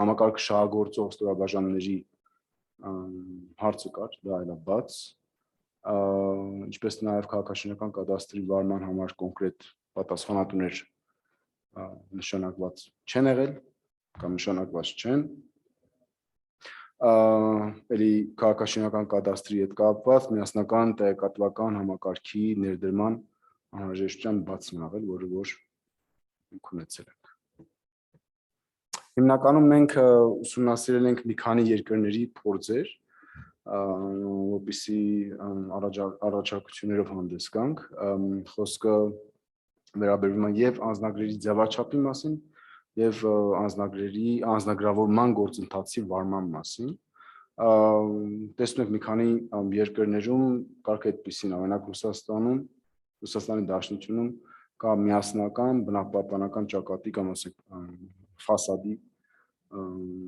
ամփոփագրեր անձնագրերի տեսք, Բելարուսում օրինակ միայն տեխնիկական անձնագրերի մասին է խոսքը, Ուկրաինայում էլի տեխնիկական անձնագրեր, չգիտեմ, եվրոպական մի այլ երկրներում հիմնականում կա եւ վերանորոգման անձնագրեր եւ կա նաեւ էներգետիկ, հա, էներգետիկ պիտակ կամ էներգետիկ անձնագիր։ Մենք ուրեմն եւ բազմամնակարան շենքերի եւ հասարակական շենքերի համար միասնական անձնագրի ձև ենք մշակել, միասին քաղաքաշինության պետական կոմիտեի հետ, որը որ տեսքը այդպիսին է, տեսնում եք, ընդհանուր տեղեկատվություններ կա շենքի, բազմամնակարան շենքի վերաբերյալ, շենք շինությունների, այսինքն այդ սենքերի մասին էլի մանրամասն տեղեկատվություն է ներկայացվում, շենքի ընդհանուր բաժնային սեփականություն հանդիսացող հիմնական տարրերի կամ կառուցվածքների մասին այնտեղ մանրամասն տեղեկատվություն պիտի զետեղել, ինչպես նաև հիմնական ինժեներական համակարգերի բաժնային սեփականություն հանդիսացող սենքերում կամ հատվածներում, շինություններում։ Հասարակական շենքերում ունենք նաև նմանատիպ ձև, անձնագրի ձև, որտեղ էլի հասարակական շենքի վերաբերյալ նշվում է ընդհանուր դրույթները, ընդհանուր կետերը, ընդհանուր մանրամասնությունները, առանձին կամ համակցված օժանդակ կառույցների մասին, շինությունների մասին կան տեղեկատվություններ, շեմքի հիմնական կառուցվածքային տարրերի բնութագրերն են նշվում եւ ինչպես նաեւ շենքի ինժեներական ենթակառուցվածքները կամ համակարգերը դրանց մասին խոսում է։ Ընդհանուր առմամբ մենք բացի այդ բացի այդ անձնագրի ձևերը մենք ունենք նաեւ 17 ներդիր 17 ներդիր տարբեր թեմաներով հիմնականում ունենք շենքի տեխնիկական վիճակի մասին եզրակացությունը, ինժեներային հետազոտության նյութերը, շենքի էներգետիկ անձնագիրը, որի մասին հաջորդիվս կխոսեմ, սեսման մեկուսացման համակարգեր, եթե դրանք իհարկե կիրառելի են, հրդեհային անվտանգություն, վերելակների տեխնիկական վիճակի մասին տեղեկատվություն եւ այլն եւ այլն։ Ինքը 17 ներդրից է բաղկացած, իրենք մանրամասն դեռ կարելի է այդ ինֆորմացիաները տեղադրել։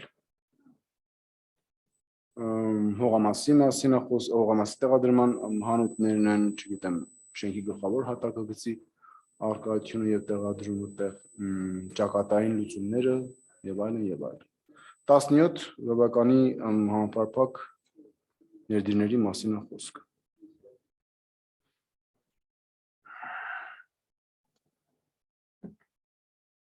Անձնագրերի անձնագրավորման գործընթացի բարելավման համար մենք ունենք մի քանի առաջարկություններ, այսինքն այդ առաջարկությունները մենք հետևյալ կերպ ենք պատկերացնում կամ ներկայացնում։ Առաջին իմպերատիվ պահանջն է, որ ինքը դառնա պարտադիր,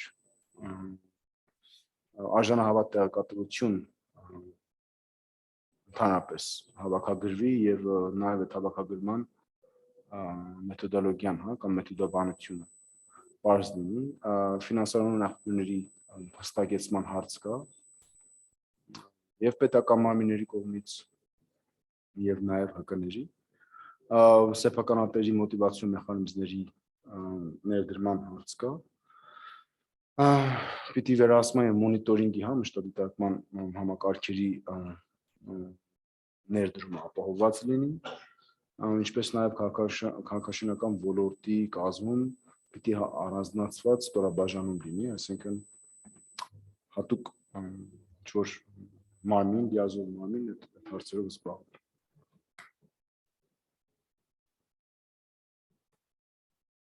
Եվ ինչ կունենանք, հիմնականում մենք կունենանք շենքերի ներառյալ հենց ինժեներային համակարգերի կամ ներշենքային ենթակառուցվածքների մասին համակարգված տեղեկատվություն, կունենանք մասնավորապես սեյսմիկայունության եւ էներգոարդյունավետության բարձրացման միջոցառումների արդյունավետության հետ կապված կողմնորոշիչ ելակետային տվյալներ, շենքերի կառավարման արդյունաբերության գնահատումը եւ բարելավումը նաեւ կարող ենք ակնկալել։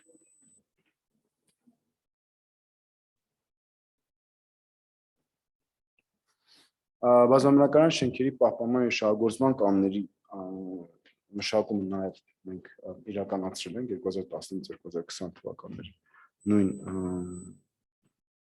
աշխատանքների շնորհիվ։ Մասնավորապես մենք ուսումնասիրել ենք Բելարուսիայի, Ռուսաստանի Դաշնության, Մեծ Բրիտանիայի եւ այլն մի քանի այլ եվրոպական երկրների փորձը եւ վերլուծել ենք դրանց կոպիտ ասած անցած ճանապարհները։ Հիմնականում խոսքը վերաբերում է բազմամասնական շենքերի սպասարկման, պահպանման, հուսալիության բարելավման կամ բարձրացման, էներգոարդյունավետության միջոցառումների կիրառման, շենքի ընդհանուր էներգոարդյունավետության բարձրացման եւ շահագործման կանոնների, կառուցվածքների մշակման։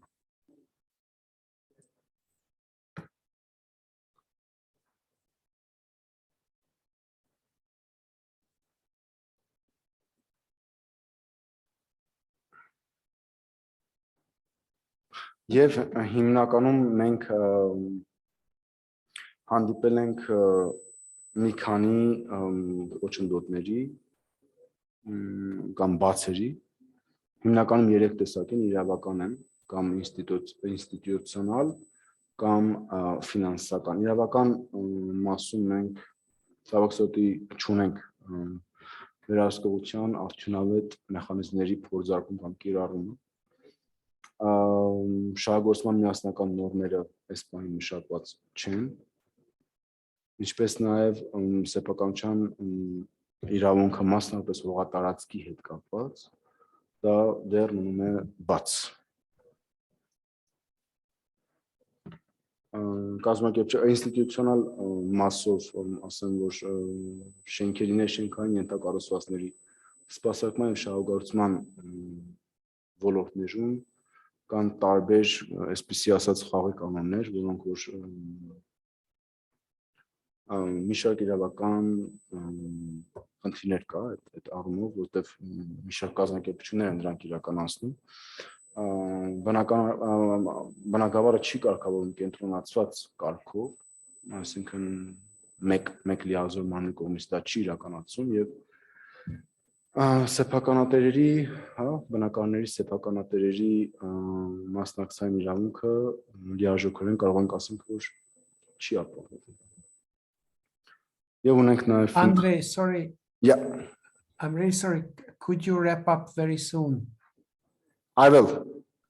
Ես շատ արագ խոսեմ նաև շենքի էներգետիկ անձնագրերի մասին, համաձայն 2016 թվականին հաստատված եւ ընդունված շենքերի ջերմային պաշտպանության շինարարական նորմին մենք այդտեղ այդ նորմով սահմանում են շենքի էներգոարդյունավետության կարգեր, հիմնականում A++-ից մինչև E, որտեղ C կարգը C+-ից մինչև C- տիրույթը համարվում է նորմալ, ու դրանից ավել արդեն համարվում է արդյունավետ դաս։ Շենքի էներգետիկ անձնագիրը հիմնականում պատրաստում է համաձայն ՀՍՏ Հայաստան ազգային ստանդարտ 362/2013 ազգային ստանդարտի ձևաչափով եւ դրա հիման վրա նաեւ տրամադրվում է էներգետիկ պիտակ, որ տեսնում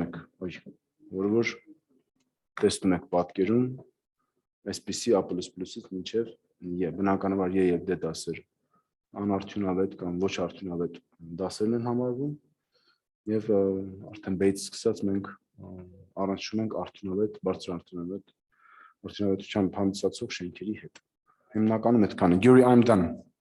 Եթե հարցեր կան, լսում եմ ձեզ։ Thank you very much, Andre. It was very interesting to dig deep after the general European framework to check how it works in the region, especially for Armenia. We'll get back to questions after everybody finished their presentations. So thank you very much. Yeah, you're welcome. I'm asking our next speaker in the row is Mr. Igor Litvinuk from UNECE. I don't see him. Are you here?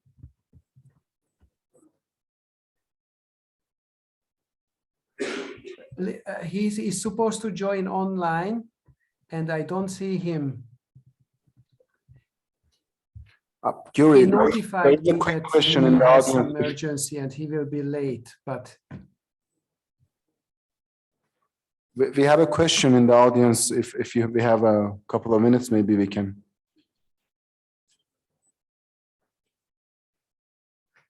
sorry, Andre, I didn't hear you. There is a question in the audience. If we have a couple of minutes, maybe we can address that and then proceed further. Okay, so we go next to our next speaker, and if Mr. Litvinuk turns up later, then we can include him. But sorry, I have just a small question. Yes. Is there now in Armenia the obligation to do for new buildings an energy passport? Is this enforced by law? And second, is there a special exam or whatever kind of certification for the person who issues the, who compiles the energy passport? Like in Italy or in Germany, for instance, there is an exam you have to accomplish, and after that you're allowed to fill in the passport. First, the necessity or the requirement by the state. We have a government decision, 1504, back in 2014, which states that all the rehabilitation, renovation, restructuring, reconstruction works that are being conducted or financed under state fund are need to have embedded energy efficiency measures in order to improve the energy efficiency. The norm which we have, the 2016 Thermal Protection of Buildings norm, clearly specifies the need for issuance of the energy label for residential or public buildings. There is some gaps in the legislation in the form of who needs to do the energy audit. Is it a physical person? Is it a legal entity? There are certification systems for individuals, which enables them to pass the exam and become a certified, licensed energy auditor.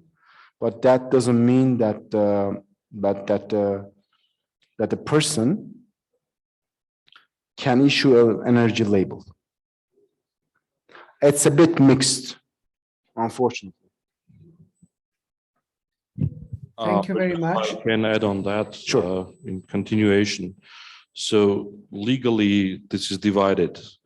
If I do the energy audit, I'm not allowed to issue the building certificate. It should be different bodies. I can pass an exam and become a certified energy auditor and make a calculation and compile a passport for the building. I'm not allowed to give the certificate. Somebody else, which is the certification body accredited by the government, will issue the energy efficiency certificate. And on the second part of your question, it's not mandatory. The certification of the buildings, either new or reconstructed, is voluntary in Armenia, and it is considered to be a better approach than making it mandatory. Otherwise, for example, Russia tried that way, making it mandatory, and it brought up a lot of energy auditing companies, like thousands of those, stamping these passports fast, like Lightspeed, and low quality, and then they come back to the original way, made it non-mandatory. Because then the price of the audit went down dramatically and the quality of the audit went down. So. Thank you. We need to go on to the next speakers. Thank you very much for the discussion, but we have to respect that we have still 3 speakers and not too much time left. So we need to go on to the next speakers. Thank you very much. Our next speaker will be Ms. Tanya Arzumanian, Head of Housing, Stock Management and Communal Infrastructure Department at the Urban Development Committee in the Republic of Armenia government. I think we met Ms. Arzumanian in our earlier conference in Brussels, so very much welcome again. And Ms. Arzumanian will talk about residential building management sector policy reform in Armenia. And the floor is yours.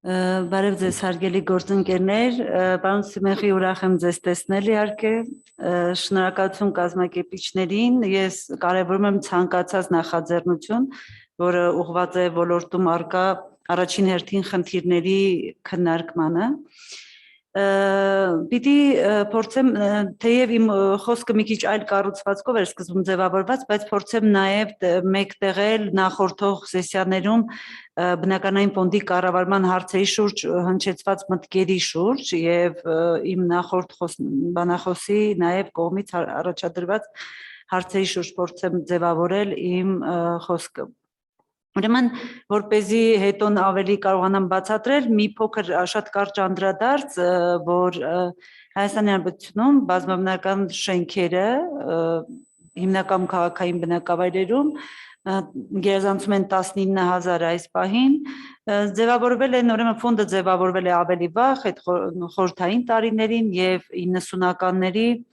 սեփականաշնորհմամբ սկիզբ է դրվել ֆոնդի այս նոր կառավարման մոդելին, կարելի ասել, բոլորը ասում են համատիրություններ, բայց ասենք կառավարման համակարգին, որովհետև մեր գործող օրենսդրությամբ կառավարման 3 ուղղություն կա, համատիրություններ, լիազորագրային, հավատարմագրային կառավարում եւ արդեն չկառավարվող շենքեր, որոնց կառավարման պարտականությունը կրում են համայնքները։ Իհարկե կառավարման համակարգը սեփականաշնորհը զուգահեռ ձևավորվելով, այսինքն ինքը մի քիչ իներցիոն ձևով է ձևավորվել եւ դա է կարծում եմ մեծ նաեւ խնդիրներից մեկը, որ որևէ վարքագծային բարելավում առաջխաղացում մենք ինչպես կառավարման համակարգում, այնպես էլ բնակիչների շրջանում ցավոք սրտի այդպես շոշափելի լավ արդյունքներ չունենք եւ ոլորտը այդ առումով շատ զգալի բարելավումների կարիք ունի։ Վերջին տարիներին բավականին դեպի բնականային ֆոնդի կառավարման խնդիրները, կառավարության ուշադրությունը շատ ավելի ֆոկուսային է դարձել, որովհետև նաև ցավոք խնդիրներն են շատ մեծացել եւ այս առումով 3 հիմնական խնդիրներ է առաջադրել կառավարությունը, ինչպես նախորդող արածների շրջանակներում, այնպես էլ առաջիկա 5 տարիների գոնե անելիքների շրջանակներում 3 հիմնական բլոկի է բաժանվում անելիքները։ Ուրեմն առաջինը պահպանման շահագործման հիմնախնդիրներն են, պատշաճ, երկրորդ խումբ խնդիրները դրանք ուրեմն կառավարման համակարգի բարեփոխումներն են, այդ թվում նաև կառավարման համակարգի անցում կատարելուն մասնագիտացված կառավարմանը, որին մի քիչ ավելի մանրամասն հիմա կանդրադառնամ, եւ երրորդ խնդիրը, որ առանձին կուզեի ասել, որ որպես թեև մեր օրակարգից դուրս են, բայց բնակֆոնդի մաս են, դա արդեն իսկ վատ վիճակում գտնվող բնակֆոնդն է, անբավարար վիճակում, որտեղ արդեն եւ կառավարման խնդիրները եւ էներգոարդյունավետության բարձրացման հարցերը այդքան էլ արդեն արդիական չեն, որովհետեւ շենքերը մեծ հաշվով ցուցված են ամբողջությամբ կամ վերակառուցման կամ ուղղակի քանդման եւ հեռացման։ Նախորդ տարիներին մեր գործընկերների պիտի շատ կարևորեմ ՄԱԶԾ հայաստանյան գրասենյակի դերը մեր հետ համագործակցության Habitat for Humanity Armenia-ի, ովքեր բացի խնդիրներ բարձրացնելուց նաև աջակցել են մեզ այդ խնդիրների կանոնակարգման աշխատանքներին եւ այդ համատեղ բարձրացված խնդիրների շրջանակներից կուզեմ վերջին 1-2 տարում արդեն լուծված խնդիրների մասին խոսել, ավելի կենտրոնանալ, որովհետև մեր կարծիքով ցանկացած էներգոարդյունավետության ծրագրերում ներգրավելու համար առաջին հարցը, որ այսօր էլ նախորդող քննարկումների ժամանակ հնչեց, դա շենքերը որպես հուսալի գործընկեր ֆինանսական դիտարկելու խնդիրն է։ Առաջին քայլը, որ կուզեմ շեշտադրել, փոքր, բայց շատ մեր համար թափանցիկություն ապահովող լավ քայլ, ինչպես գիտեք Հայաստանի Հանրապետությունում, ուրեմն բազմական շենքերի պահպանման շահագործման վճարները կատարվում էին կանխիկ եղանակով, հիմնականում շատ քիչ դեպքերում անկանխիկ եւ օրենքով 20 թվականին ամրագրվեց, որ այդ վճարները պետք է կատարվեն անպայման անկանխիկ եղանակով, այսինքն բանկային հաշիվ պետք է ունենա յուրաքանչյուր բազմաբնական շենք, այլ ոչ թե յուրաքանչյուր համատիրություն, ինչու եմ սա շեշտում կանդրադառնամ, եւ գումարները պետք է հավաքագրվեն ըստ շենքերի առանձին։ 20 թվականի տարեվերջին էլ հաստատվեց այդ բանկային հաշիվների վարման կարգը, որոնցում հաշվի առնելով նաև մեր գործընկերների մտահոգությունները եւ մեր նաև մտահոգությունը ամրագրվեց այդ հավաքագրված գումարներից պահուստային ֆոնդ ձևավորելու հնարավորության հարցը, որը ինչպես կարող է ուղղվել այսինքն բացի ընթացիկ ծախսերից ավելի լրացուցիչ ծախսեր պահանջող աշխատանքների համար, իսկ այդպիսին են նաև էներգախնայության միջոցառումները, այսինքն այդ ֆոնդը ուղղելու ավելի մեծ ֆինանսավորում պահանջող աշխատանքներին։ Երկրորդ փոփոխությունը մեծ, որ բազմական շենքի կառավարման մասին օրենքում կատարվեց փոփոխություն եւ ոչ միայն սահմանվեց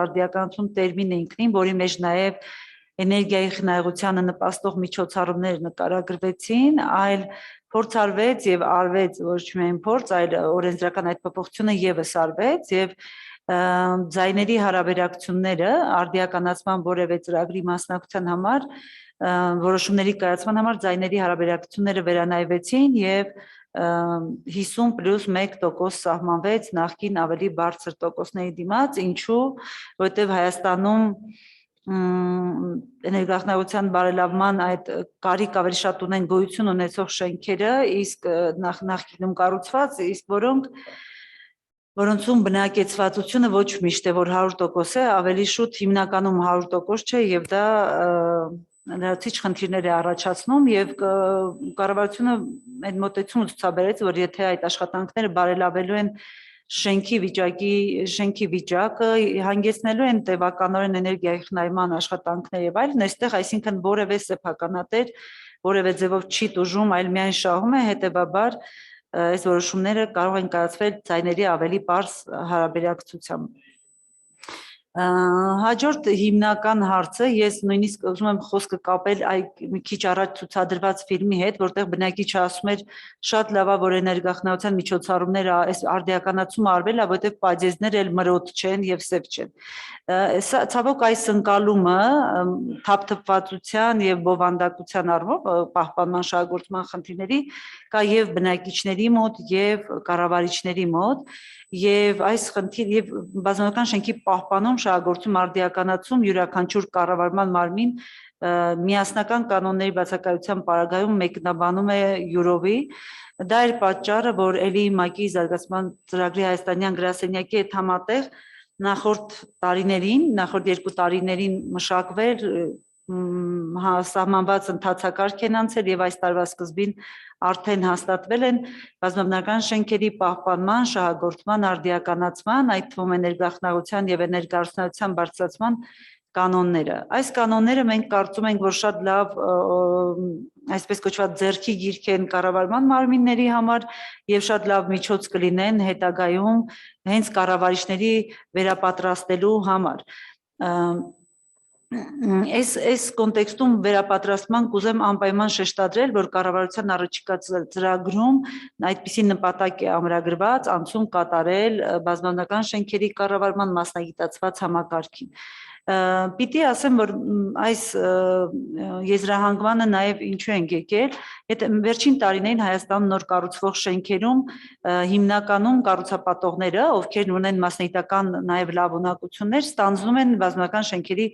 կառավարումը որոշ ժամանակով, մինչև սեփականատեր իրենց համար ընտրեն կառավարման մարմին։ Եվ փորձ ցույց է տալիս, որ այդ հատվածը, երբ որ մասնագիտացված անձինք են զբաղվում կառավարման հիմնախնդիրներով, անհամեմատ արդյունավետ է, իհարկե նաև գործոն կա նոր կառուցված շենքի նոր կառուցված լինելու, բայց այնուամենայնիվ մասնագիտական մոտեցումը ակնհայտ տարբերվում է սիրողական մոտեցումից եւ սա է պատճառը եւ արկա վիճակն է պատճառը, որ կառավարությունը նպատակադրվել է աստիճանաբար անցում կատարել մասնագիտացված կառավարմանը։ Եվ այս կանոնները, որոնք մշակվել եւ հաստատվել են ՄԱԶԾ հայաստանյան գրասենյակի աջակցությամբ եւ ճարտարապետության շինարարության ազգային համալսարանի աջակցությամբ, մենք հույս ունենք, որ կառավարիչների վերապատրաստման համար լավ հիմք կհանդիսանան եւ սկզբում միգուցե ավելի դասընթացների եղանակով, այնուհետեւ նաեւ ավելի խորացված մենք փորձ կատարենք անցնել մասնագիտացված կառավարմանը։ Կուզեի անդրադառնալ այստեղ հնչած մի քանի մտքերի շատ կարևորի մկարծիքով։ Տեսեք, բազմական շենքերում էներգառուցության ծրագրեր իրականացնելու համար մենք երկու հիմնարար միտք կա, ինչու են մեզ պետք այդ ծրագրերը։ Մեկը գիտենք բոլորիս հայտնի ավելի գլոբալ նպատակ, դա CO2-ի արտանետումների կրճատումն է եւ երկրորդը էներգետիկ աղքատության կրճատումը։ Բայց տեսեք ինչն է հետաքրքիր, նախորդ մեր բանասխոսների քննարկման արդյունքում նպատակը էներգետիկ աղքատության կրճատումն է, բայց փաստորեն, երբ որ շենքը ներգրավելու խնդիր է առաջանում ըստ էության, հատկապես վարկային ծրագրերի շրջանակներում կարողանում են մասնակցել այն շենքերը, որոնք ավելի վճարունակ են ըստ էության։ Եվ այստեղ մենք անելիք եւ մտածելու եւ այս երկու խնդիրները ճիշտ համադրելու կարիք ունենք, եւ իհարկե պետությունը կարծես հենց այդ նպատակով արդեն իսկ օրինակ մարզերում երբ որ անում է էներգառուցության բարձրացման ծրագրեր այդ շենքերի, բազմական շենքերի արդիականացման եղանակով, այստեղ հիմնական մասնակիցները պետություն, համայնք եւ այդ թվում ծրագիրը ՄԱԿ-ի զարգացման ներգրաված են եւ ստացվում է, որ ենթադրելով, որ մարզերում միգուցե ավելի խոցելի խմբեր են, այնտեղ աջակցության ծրագրեր են իրականացվում եւ հակառակը Երևանում կարծես ավելի այդ թվում օրինակ հաբիտատի ծրագրերի շրջանակներում կարծես վարկային ծրագրեր, բայց մենք կարծում ենք, որ այստեղ իհարկե ճիշտ թիրախներ սահմանելու մի քիչ խնդիր կա եւ միգուցե սկսած համայնքի խոցելի, այսինքն կախված համայնքի խոցելիությունից շենքերի եւ առանձին բնակիչների, առանձին մոտեցումների միգուցե սահմանման անհրաժեշտություն կա։ Որովհետև նաև պետք է նշել, որ խոսվեց այդ մասին, ծրագրերում ընդգրկվելու շատ կարևորվեց, շատ որպես դրական ցուցանիշ նշվեց, որ կառավարման մարմինը իր սեփական գույքն է ներդրել, բայց ես ցավով եմ ասում, որ ես դա որպես շատ լավ ցուցանիշ չեմ դիտարկում, որովհետև պետությունում խնդիրները համակարգային լուծում պետք է ստանան, այլ ոչ թե իրավիճակային, եւ մենք խնդիր ունենք ոչ թե կառավարման մարմիններին տանել եւ սնանկացնել, այլ հակառակը, այնպիսի հուսալի միջավայր ստեղծել, որպեսզի իրանք էլ շահագրգռված լինեն գրագետ եւ ճիշտ աշխատել։ Դա է իդեպ պատճառը, որ վերջերս կառավարության այդ անկախիկ վճարման կարգի հետ կապված նաև այնտեղ նման ռիսկի դեպք կար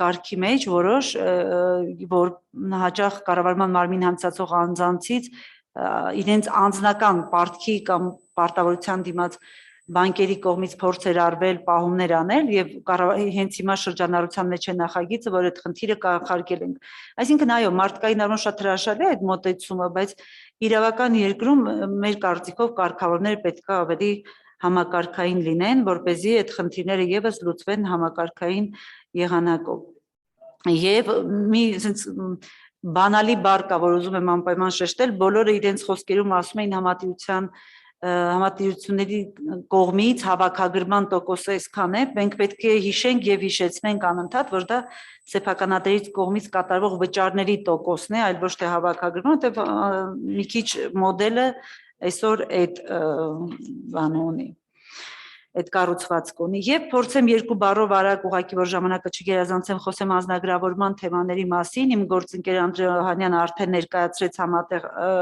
այդ ուսումնասիրությունը, ուրախությամբ պետք է ասեմ, որ անձնագրավորման փաթեթը երկու փաթեթ, օրենսդրական եւ ենթաօրենսդրական մշակված է արդեն եւ օրենսդրականը արդեն իսկ կառավարության քննարկմանն է ներկայացվել, խոսվեց պարտադիրությունից անձնագրավորման, տեսեք, ուրեմն փաթեթով նախնական պարտադիր են դրվել նոր կառուցվող շենքերի համար, հաշվի առնելով նաև էլի իմ գործընկերը շեշտեց գոյություն ունեցողների համար ֆինանսական զգալի ծախսերը, որոնք պիտի աշճանաբար ներդրվեն ըստ մեզ, այսինքն միանգամից այդ տեխնիկական վիճակի հետազնություն բան այդքան ծավալի ծախսեր բնական է, որ ոչ պետությունը միայնակ, ոչ քաղաքացին միայնակ դա չի կարող լուծել, դրա համար փորձ է արվել փուլային ներդրման եղանակով անել, անձնագրավորումը շատ կարևորում ենք բնակֆոնդի հետ կապված ցանկացած հարցում, դա հրաշալի գործիք կլիներ որոշումների կայացման համար, այսօր առանցքային թեման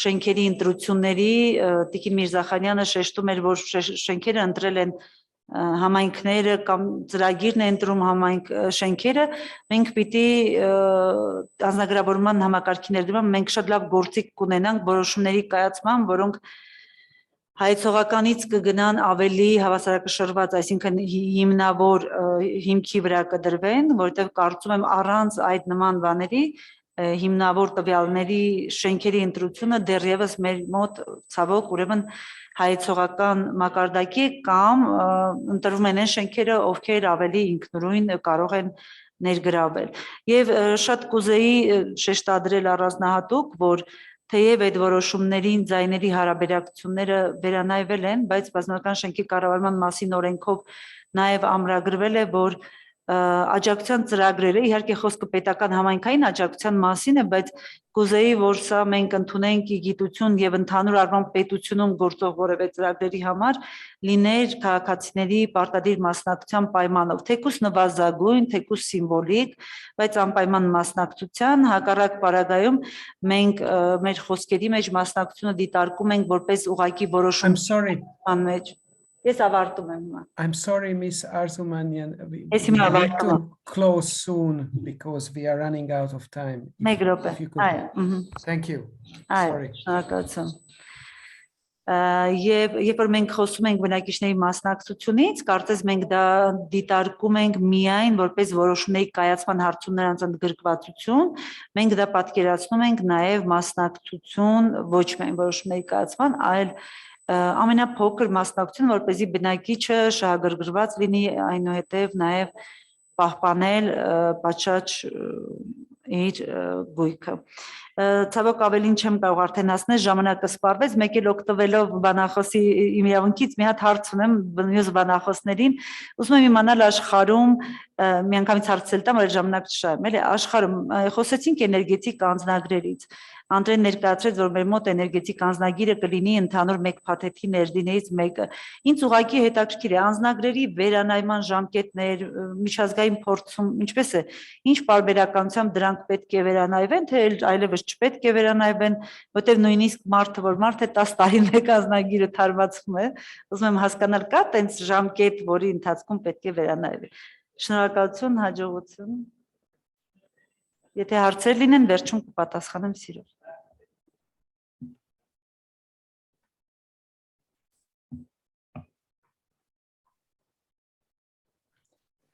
Thank you very much. Thank you. It was great to see all the progress in the policy and all the good examples you mentioned. So very much appreciate that.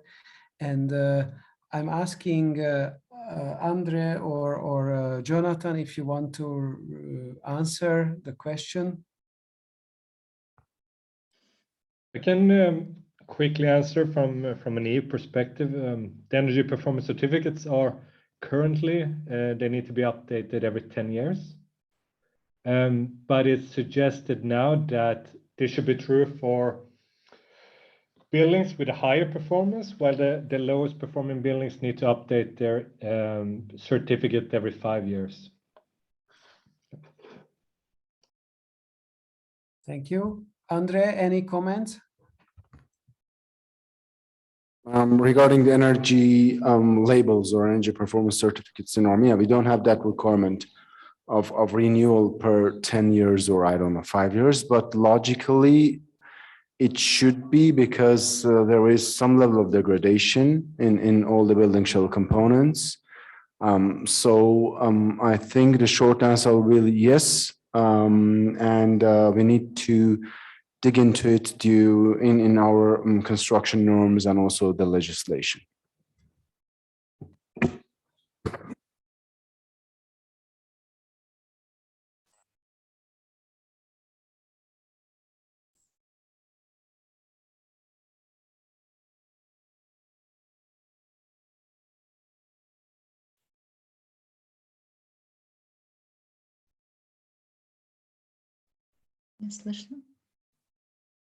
I'm sorry. That's a common mistake I make. I'm really sorry. I just thanked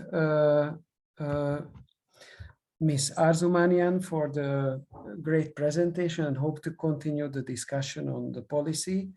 And I want to introduce our probably last speaker today, Ms. Larissa Schreckenbach, project director at EVO, the housing initiative for Eastern Europe, based in Berlin, Germany. And Larissa will talk about buildings digitalization and promotion of professional housing management in Kazakhstan and Uzbekistan. Larissa, the floor is yours.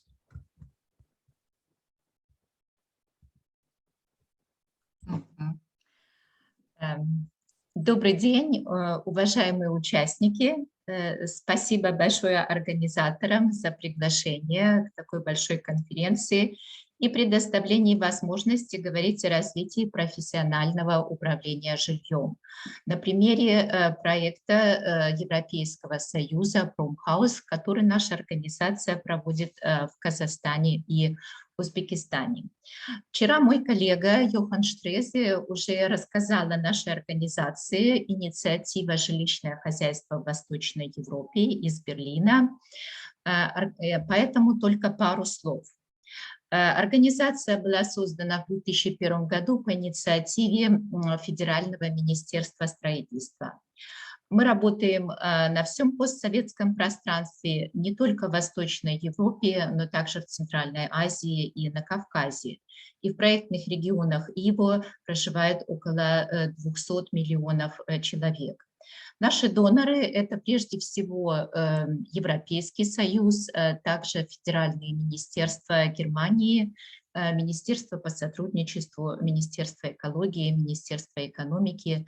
Мы работали на деньги UNDP, на деньги Европейского банка развития, также на деньги группы банков КФВ, которые в Германии финансируют энергетическую модернизацию.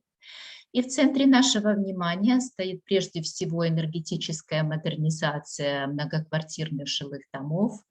Также актуальная тема, такая как развитие арендного жилья и жилищных кооперативов, которая очень в данный момент дискутируется во многих странах постсоветского пространства. Интегрированная энергетическая модернизация районов, городского развития мы занимаемся. И управление многоквартирными жилыми домами – одна из наших основных тем. И актуальный проект, который стартовал в июне 2020 года и будет проходить до июня 2023 года, возможно, будет продлен до конца 2023 года. Это проект Промхаус, финансируемый частично Европейским Союзом по программе Центральная Азия Инвест, которая поддерживает малые и средние предприятия.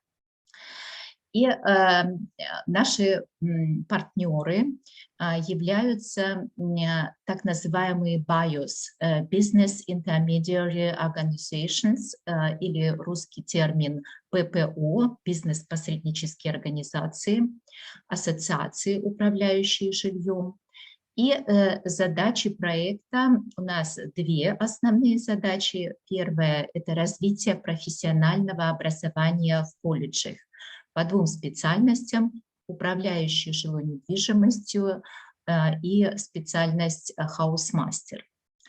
Хаусмастер – это помощник управляющего, это посредник между управляющим и жильцами, работающий на базисе по определенному каталогу обязанностей и являющийся, так сказать, душой дома. И эта специальность уже прошагала по многим странам, привелась она в Белоруссии, в прибалтийских странах, Украина занимается этим вопросом.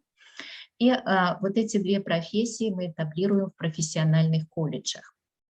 Моя предыдущая докладчица, госпожа Арзуманян, очень четко сказала, что в Армении происходит переход к профессиональному управлению. Это очень правильный подход. Мы такого же мнения. Сейчас я приведу тоже аргументы какие-то, которые говорят за то, чтобы управление жилым фондом было профессиональным. Второе наше направление – это развитие в ассоциациях услуги повышения квалификации для тех управляющих, которые находятся уже в самой профессии, управляют домами. Какой мой посыл вот этим слайдом, который я показываю? В проекте идет образовательная программа Training of Trainers, TOT. Она проходила в 2020 году, в 2021 и начнет свою работу в этом году с апреля месяца. И на странице интернета, которая указана на этой странице, собран весь материал за 2020-2021 год. Вы найдете его в библиотеке. Там очень много материала на русском языке в основном, не только по управлению жильем, а большое количество материала по энергосберегающей модернизации. Это не только опыт Германии, так как наши доценты, наши эксперты из сети ИВО, они не только из Германии, а из прибалтийских стран, из стран постсоветского пространства. Рекомендую вам этот материал просмотреть. Также очень интересные статьи в разделе публикаций за последние 2 года, в том числе и о модернизации зданий. И еще интересный материал – это уже в Казахстане разработаны и утверждены образовательные программы для профессиональных колледжей. Пожалуйста, пользуйтесь. Это, так сказать, первая важная часть моей презентации, что я вам хотела сообщить. А теперь поговорим немножко и соберем факты, почему важно развивать рынок профессионального управления многоквартирными домами. Но прежде всего жилье это относится к числу основных потребностей человека, оно касается всех, и оно должно быть надежным и безопасным. Это очевидная вещь. Многоквартирные жилые дома – это комплексные системы, и комплекситет их постоянно повышается. То есть это отопительные системы, вентиляционные системы, использование альтернативных источников энергии усложняет дома. И здесь необходимо профессиональное управление. Ни о каком простом управлении кондоминиума тех людей, которые выбраны в доме и управляют домом, не может быть и речи. Специалист должен обладать такими специальными знаниями, как цифровизация и модернизация жилых домов или энергетическая модернизация жилых домов. Это 2 большие темы, которые семимильными шагами двигаются и надвигаются на всех управляющих. И эти темы мы особенно уделяли внимание, чтобы они вошли в образовательные программы. В ходе энергетической модернизации проблемы собственника, о них вы говорили уже на конференции, последний докладчик подчеркнул эти проблемы, финансовые проблемы, технические проблемы, организовать комплексный проблем модернизации, решить все правовые вопросы, плюс еще социальные, которые здесь не указаны. Сам собственник или простое объединение собственников жилья, кондоминиум, как правило, не в силах решить эти вопросы. И кто здесь может помочь? Конечно, управляющий. И вот из этой схемы, которая охватывает всех стейкхолдеров процесса модернизации здания, вы можете понять, какими знаниями должен обладать этот управляющий. То есть он имеет дело в процессе модернизации с энергоаудиторами, с проектировщиками, со строителями, с юристами, с банками, если необходимо взять кредит, или с муниципалитетами, которые предлагают программы поддержки местного уровня или национального уровня. То есть он должен в каждой из этих областей иметь определенный запас знаний до определенного уровня. Конечно, он привлекает энергоаудитора, но прежде чем его привлечь, нужно создать тендер, нужно объявить конкурс, нужно выбрать энергоаудитора и проследить за его работой, принять его работу. И эти все задачи падают на управляющего. И, конечно, он должен обладать этими знаниями. И быть хорошим коммуникатором. Управляющий – это прежде всего коммуникационный процесс, как между всеми стейкхолдерами, так и с объединением собственников жилья с собственниками. Но теперь пару слов о цифровизации. Есть уже концепции умных городов, создаются концепции умных заводов, существуют такие заводы, которые управляются несколькими людьми. И в сельском хозяйстве существует, извиняюсь, в сельском хозяйстве существует много таких инноваций, которые используют цифровизацию, соединяя ее с космической промышленностью, чтобы регулировать сельское хозяйство в зависимости от прогнозов погоды или исследовать почву. А что происходит в секторе недвижимости или жилой недвижимости? Здесь цифровизация идет в 3 направлениях, и все эти темы из этих 3 направлений мы тоже постарались включить в наши образовательные программы. Первое направление – это здания, цифровизация самих зданий. Это контроль управления техникой, какие-то умные дома. Второе направление – это цифровизация управляющей компании, то есть самого производственного процесса в управляющей компании. Это дигитализация данных, да, безбумажное бюро или какая-то онлайн-проверка документов. И третье направление – это клиенты. Например, новый способ общения с клиентом онлайн, который особенно развился во времена пандемии. Здесь хотелось бы привести актуальный пример из Германии. С 1 декабря 2020 года в 23-м параграфе закона о праве собственности на жилье объединение собственников жилья получили право решать, могут ли они принимать участие в собрании собственников квартир онлайн, если такая возможность есть.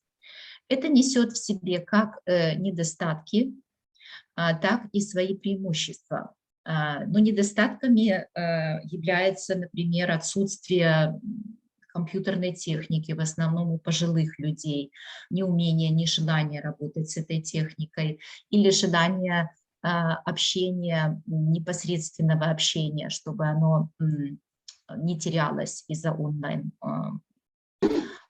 общения. Преимущество – это более активное участие владельцев квартир, то есть даже если они не проживают в доме, а проживают в другом месте, они могут принять участие в собрании. Но из направления зданий можно такие инновации упомянуть, как различные умные детекторы дыма, например, которые не только сигнализируют о дыме, но и отправляют сообщения через приложение в организации пожарной охраны.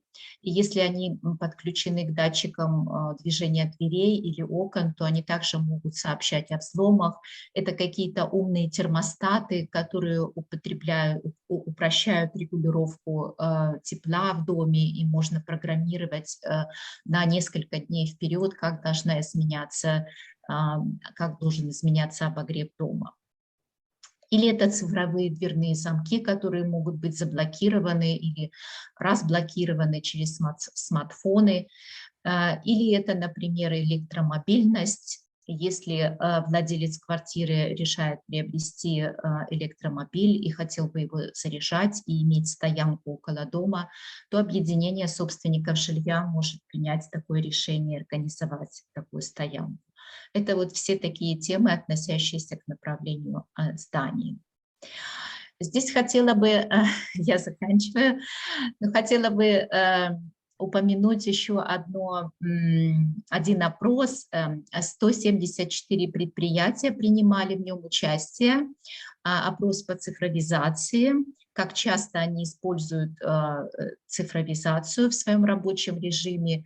78 управляющих компаний высказались за то, что они часто, регулярно используют, 10 часто, 7 иногда и 4% редко или никогда.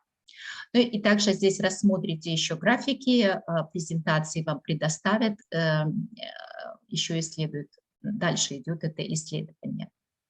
И я бы хотела на этом завершить мою презентацию. И второй мой посыл моей презентации. Начинайте развивать у вас в стране профессиональное обучение управляющих жильем. Вводите такие инновационные темы, как цифровизация, энергоэффективность в зданиях, энергосберегающая модернизация. И, конечно, не забудьте за всеми этими техническими инновационными новшествами коммуникацию. Коммуникация – это первое как бы оружие управляющего жильем. Вот. И все эти инновационные темы делают профессию управляющего очень аттрактивной для молодых людей. Все. Спасибо за внимание. Здесь есть тоже в презентации контактные данные мои. Пожалуйста, обращайтесь.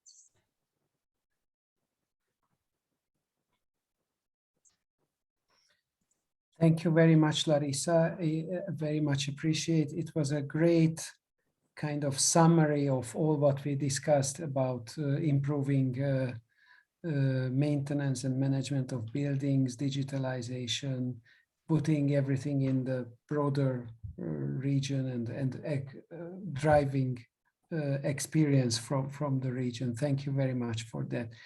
I'm asking, we have one of our speakers yesterday, if Mr. Yasmin Gabela, if you are still with us, would you like to go ahead and share your presentation, which you couldn't do yesterday?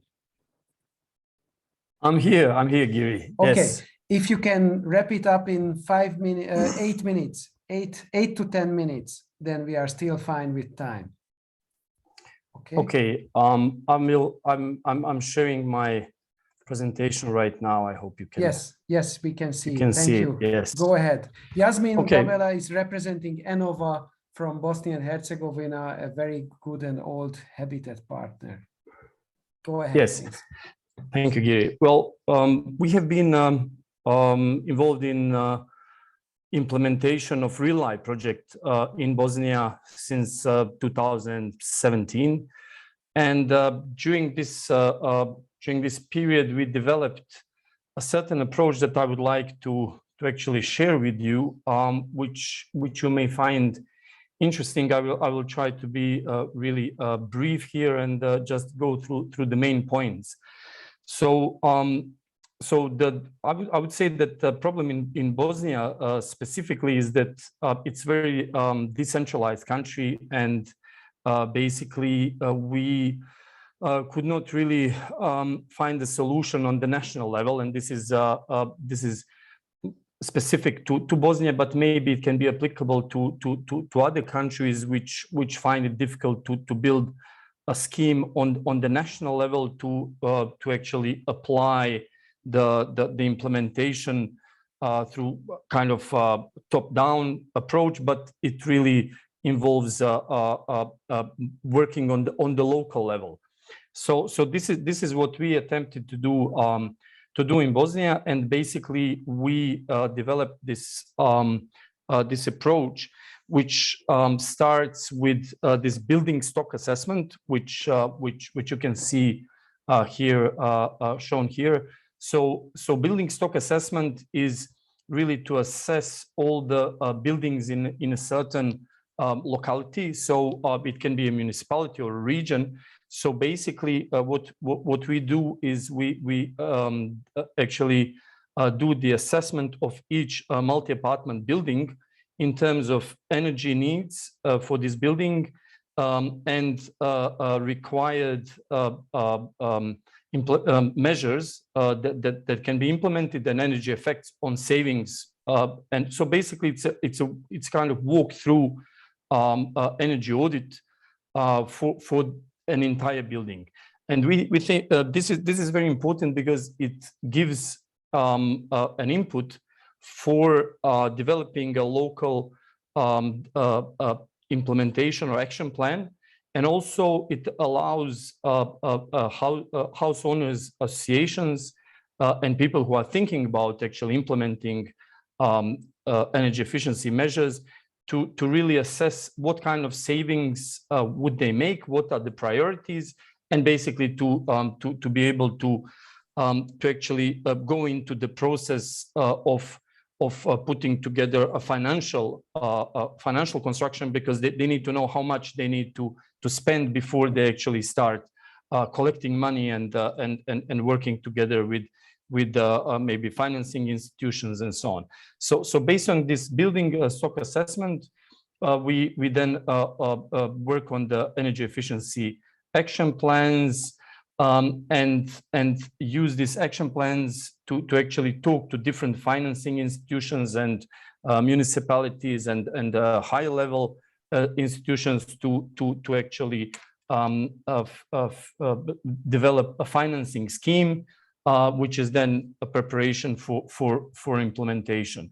So this is really the key thing that I wanted to share, and just to show you what is the activities flow for this building stock assessment. So basically, we would go and take a photograph of each building, do a measuring, and then based on that, process data and get the result, which would really include.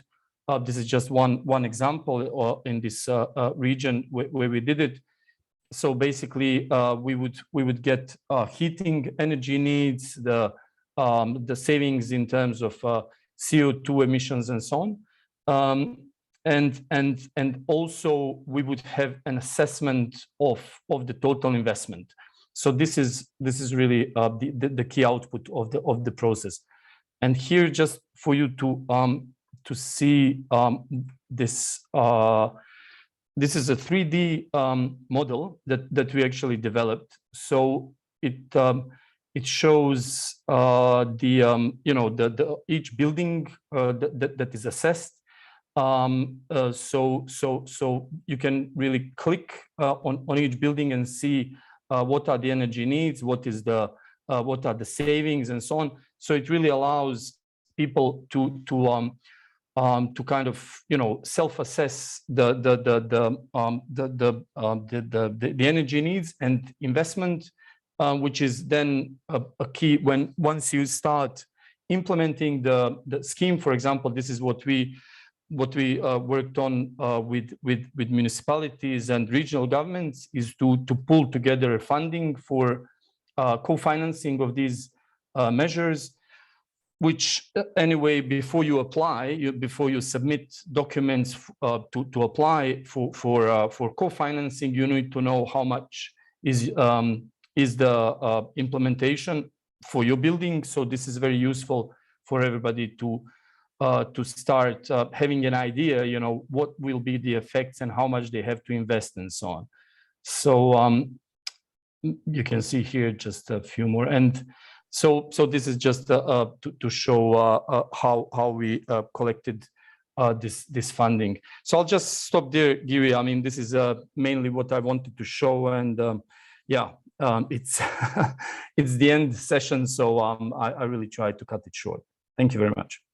Thank you, Yasmin. It was great that we could include you here. I think it really fitted very well here, especially to the first two presentations, and also generally how this, what the tool you developed, the 3D tool you developed, how it can contribute to the more precise planning and implementing renovation projects. Thank you very much for that.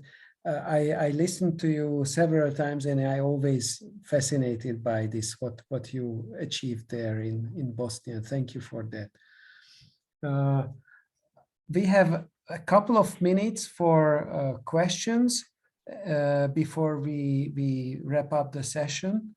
I'm asking, I can't see any questions in the chat, but I encouraged if any of the speakers want to comment or add to the other presentation, or if there are any questions in the room in Yerevan, please go ahead and ask your questions. We have probably 5 minutes, 5 to 10 minutes to questions now. Good day, everybody. I'm Tamar Sabalashvili, representing Ministry of Economy and Sustainable Development of Georgia. I would like to thank you all presentators to the interesting presentations. I would have a question with Mr. Yasmin and maybe to our Armenian colleagues too. As I know, you're working on a national energy and climate plan. And I would like to know if you still elaborate energy efficiency action plan or it's included in NECP. Yasmin, can yes, you thank you. Thank you very much. Yes, I think I understand the question. We are working on the national level to develop the national action plan, which is like a national strategy, together with our Swedish partners. But the action plans that I'm referring to, which was part of RELI, are local action plans specifically focused on the multi-apartment buildings in the residential sector.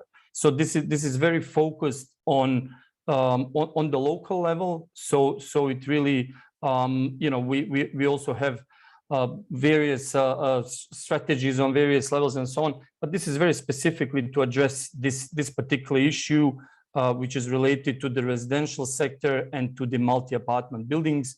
And it really is there to answer, what specifically to do, and how to finance, and what is the dynamics of implementing a certain goals in this area. And it's really related to the local level renovations in the residential sector. Yeah. Thank you, Yasmin. I wonder if either somebody from Armenia, either from the government or UNDP Armenia, is there anyone who would like to comment on the question?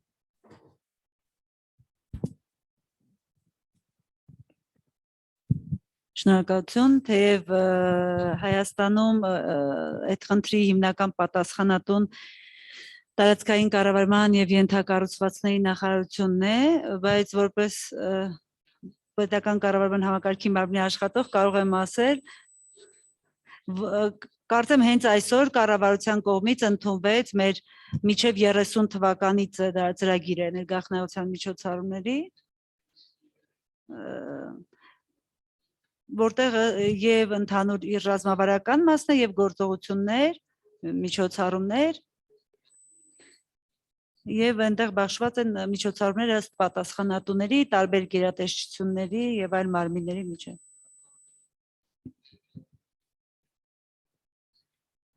Պիտի ասեմ, որ դրան նախորդել է մեկ այլ փաստաթուղթ, որի ժամկետները արդեն լրացել էին եւ սա նոր փաստաթուղթն է արդեն հաջորդը առաջիկա տարիների համար։ I think we had a problem with the interpretation for online. I couldn't hear it. I don't know if others could hear the interpretation in English. Թարգմանիչը հիշում է, ինչ ասեցի, թե կրկնեմ։ Ահա։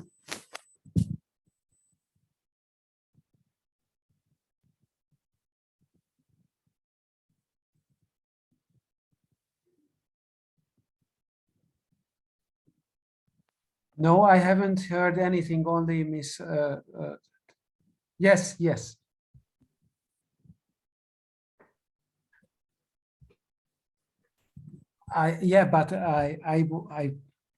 I can hear you now, but I haven't heard any of the interpretations in the last 2 minutes. Thank you.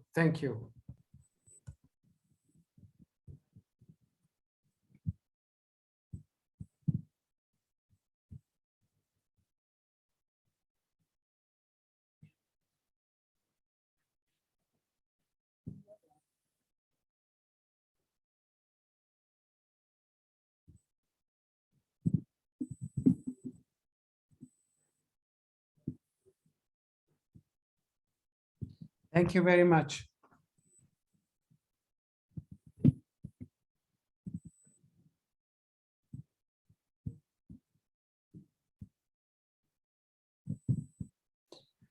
Thank you very much. And just flagging that what I know is that the European Commission is now recasting the energy performance of buildings and now what was called the long-term national renovation plans are now called the national building renovation strategies. I think with a very similar content, but that the name will be different for that. Okay, Ed, thank you very much for the question and for the answer. Any other questions from the audience or any of the speakers have anything to add? May I ask? Yes, Arsen, please go ahead. Yeah, actually, it was very interesting, the presentation made by Miss Larissa. The family name is very difficult to pronounce. Actually, we have met in Almaty in 2018 together with our colleagues from Urban Development Committee, Ms. Tanya Azumanyan, Yevgeny Atayan, and myself. I was working in the UNDP project for more than 10 years, and now recently I changed my job. I wonder, Larissa, if we can initiate similar activity for this private involvement, professional involvement for property management in Armenia, kind of project, because Urban Development Committee, our colleagues from UNECE, they are working on that, and it would be good to combine our efforts somehow.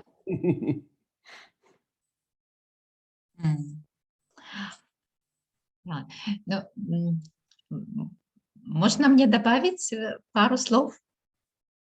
Sure, please go ahead. Yes. Да, это очень хорошо наладить более близкую коммуникацию между всеми странами постсоветского пространства. Вот этот обмен очень важен. Немецкий опыт, он интересен, и можно им пользоваться, но другие предпосылки были в Германии. У нас есть, ну что значит у нас, наша организация в Берлине в ряде немецко-белорусских проектов основала такую ассоциацию менеджмента недвижимости, МАМ. Она находится в Беларуси, и ее членами являются многие ассоциации, управляющих жильем. Последние годы мы, особенно в связи с пандемией, развили такую форму общения, как коллоквиум. Мы берем один вопрос и ведем мероприятие только 2 часа, не больше, и опрашиваем по всем странам постсоветским, какое мнение по этому вопросу. Присоединяйтесь. Арсен, пошлю вам информацию, ряд коллоквиумов будет проходить в этом году. Будем рады видеть в наших рядах Армении. It's a kind of brainstorming. Yeah.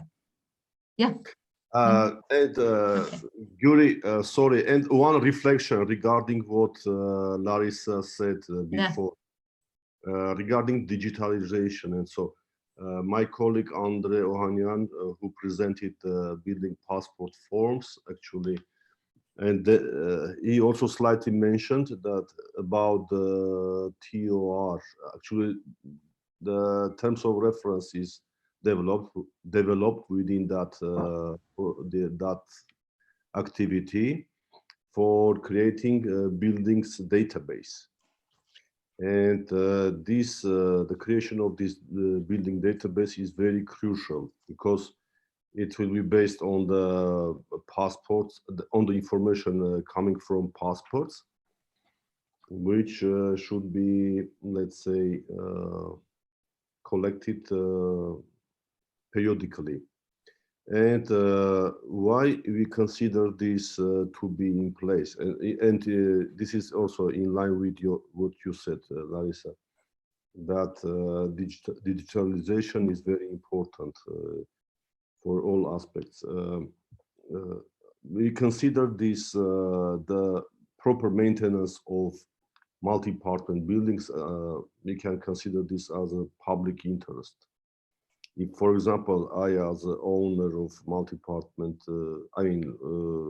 apartment in the multi-apartment building, if I do not pay properly, then I create problems for my neighbors. And this can be considered as public interest. And in that regard, the state can step in and do some measures. Thank you.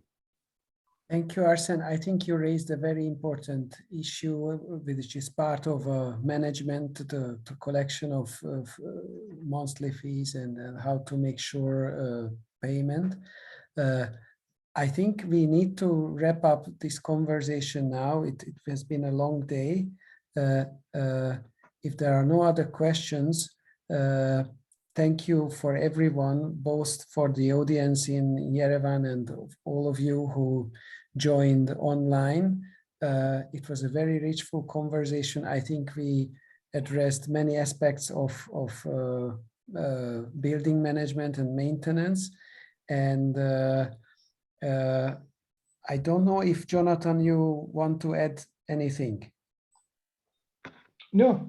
Just okay. So you're just here. Pleasure, okay, yeah. it's good. Yeah, and I want to give back the word to my distinguished colleague, Ms. Varsanik Kloyan, to have a wrap up of the day and close day two.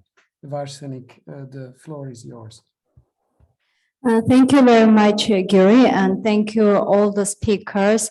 I heard very interesting presentations, and they are very important right now for Armenia as a learning experience, because we are now working on the improvement of the management of multi-apartment buildings and working to start doing the digitalization of buildings data.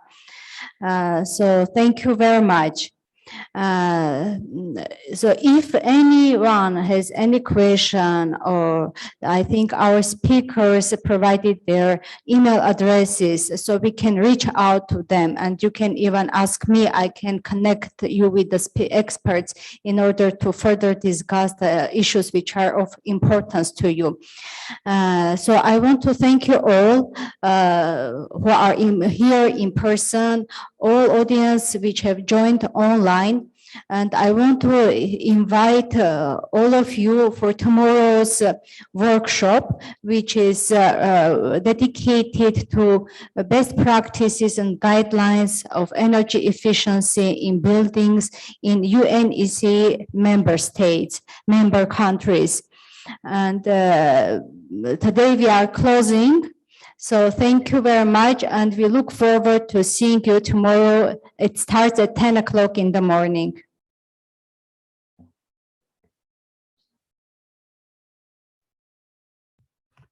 Thank you. Thank you, everyone. Have a good day. Bye-bye.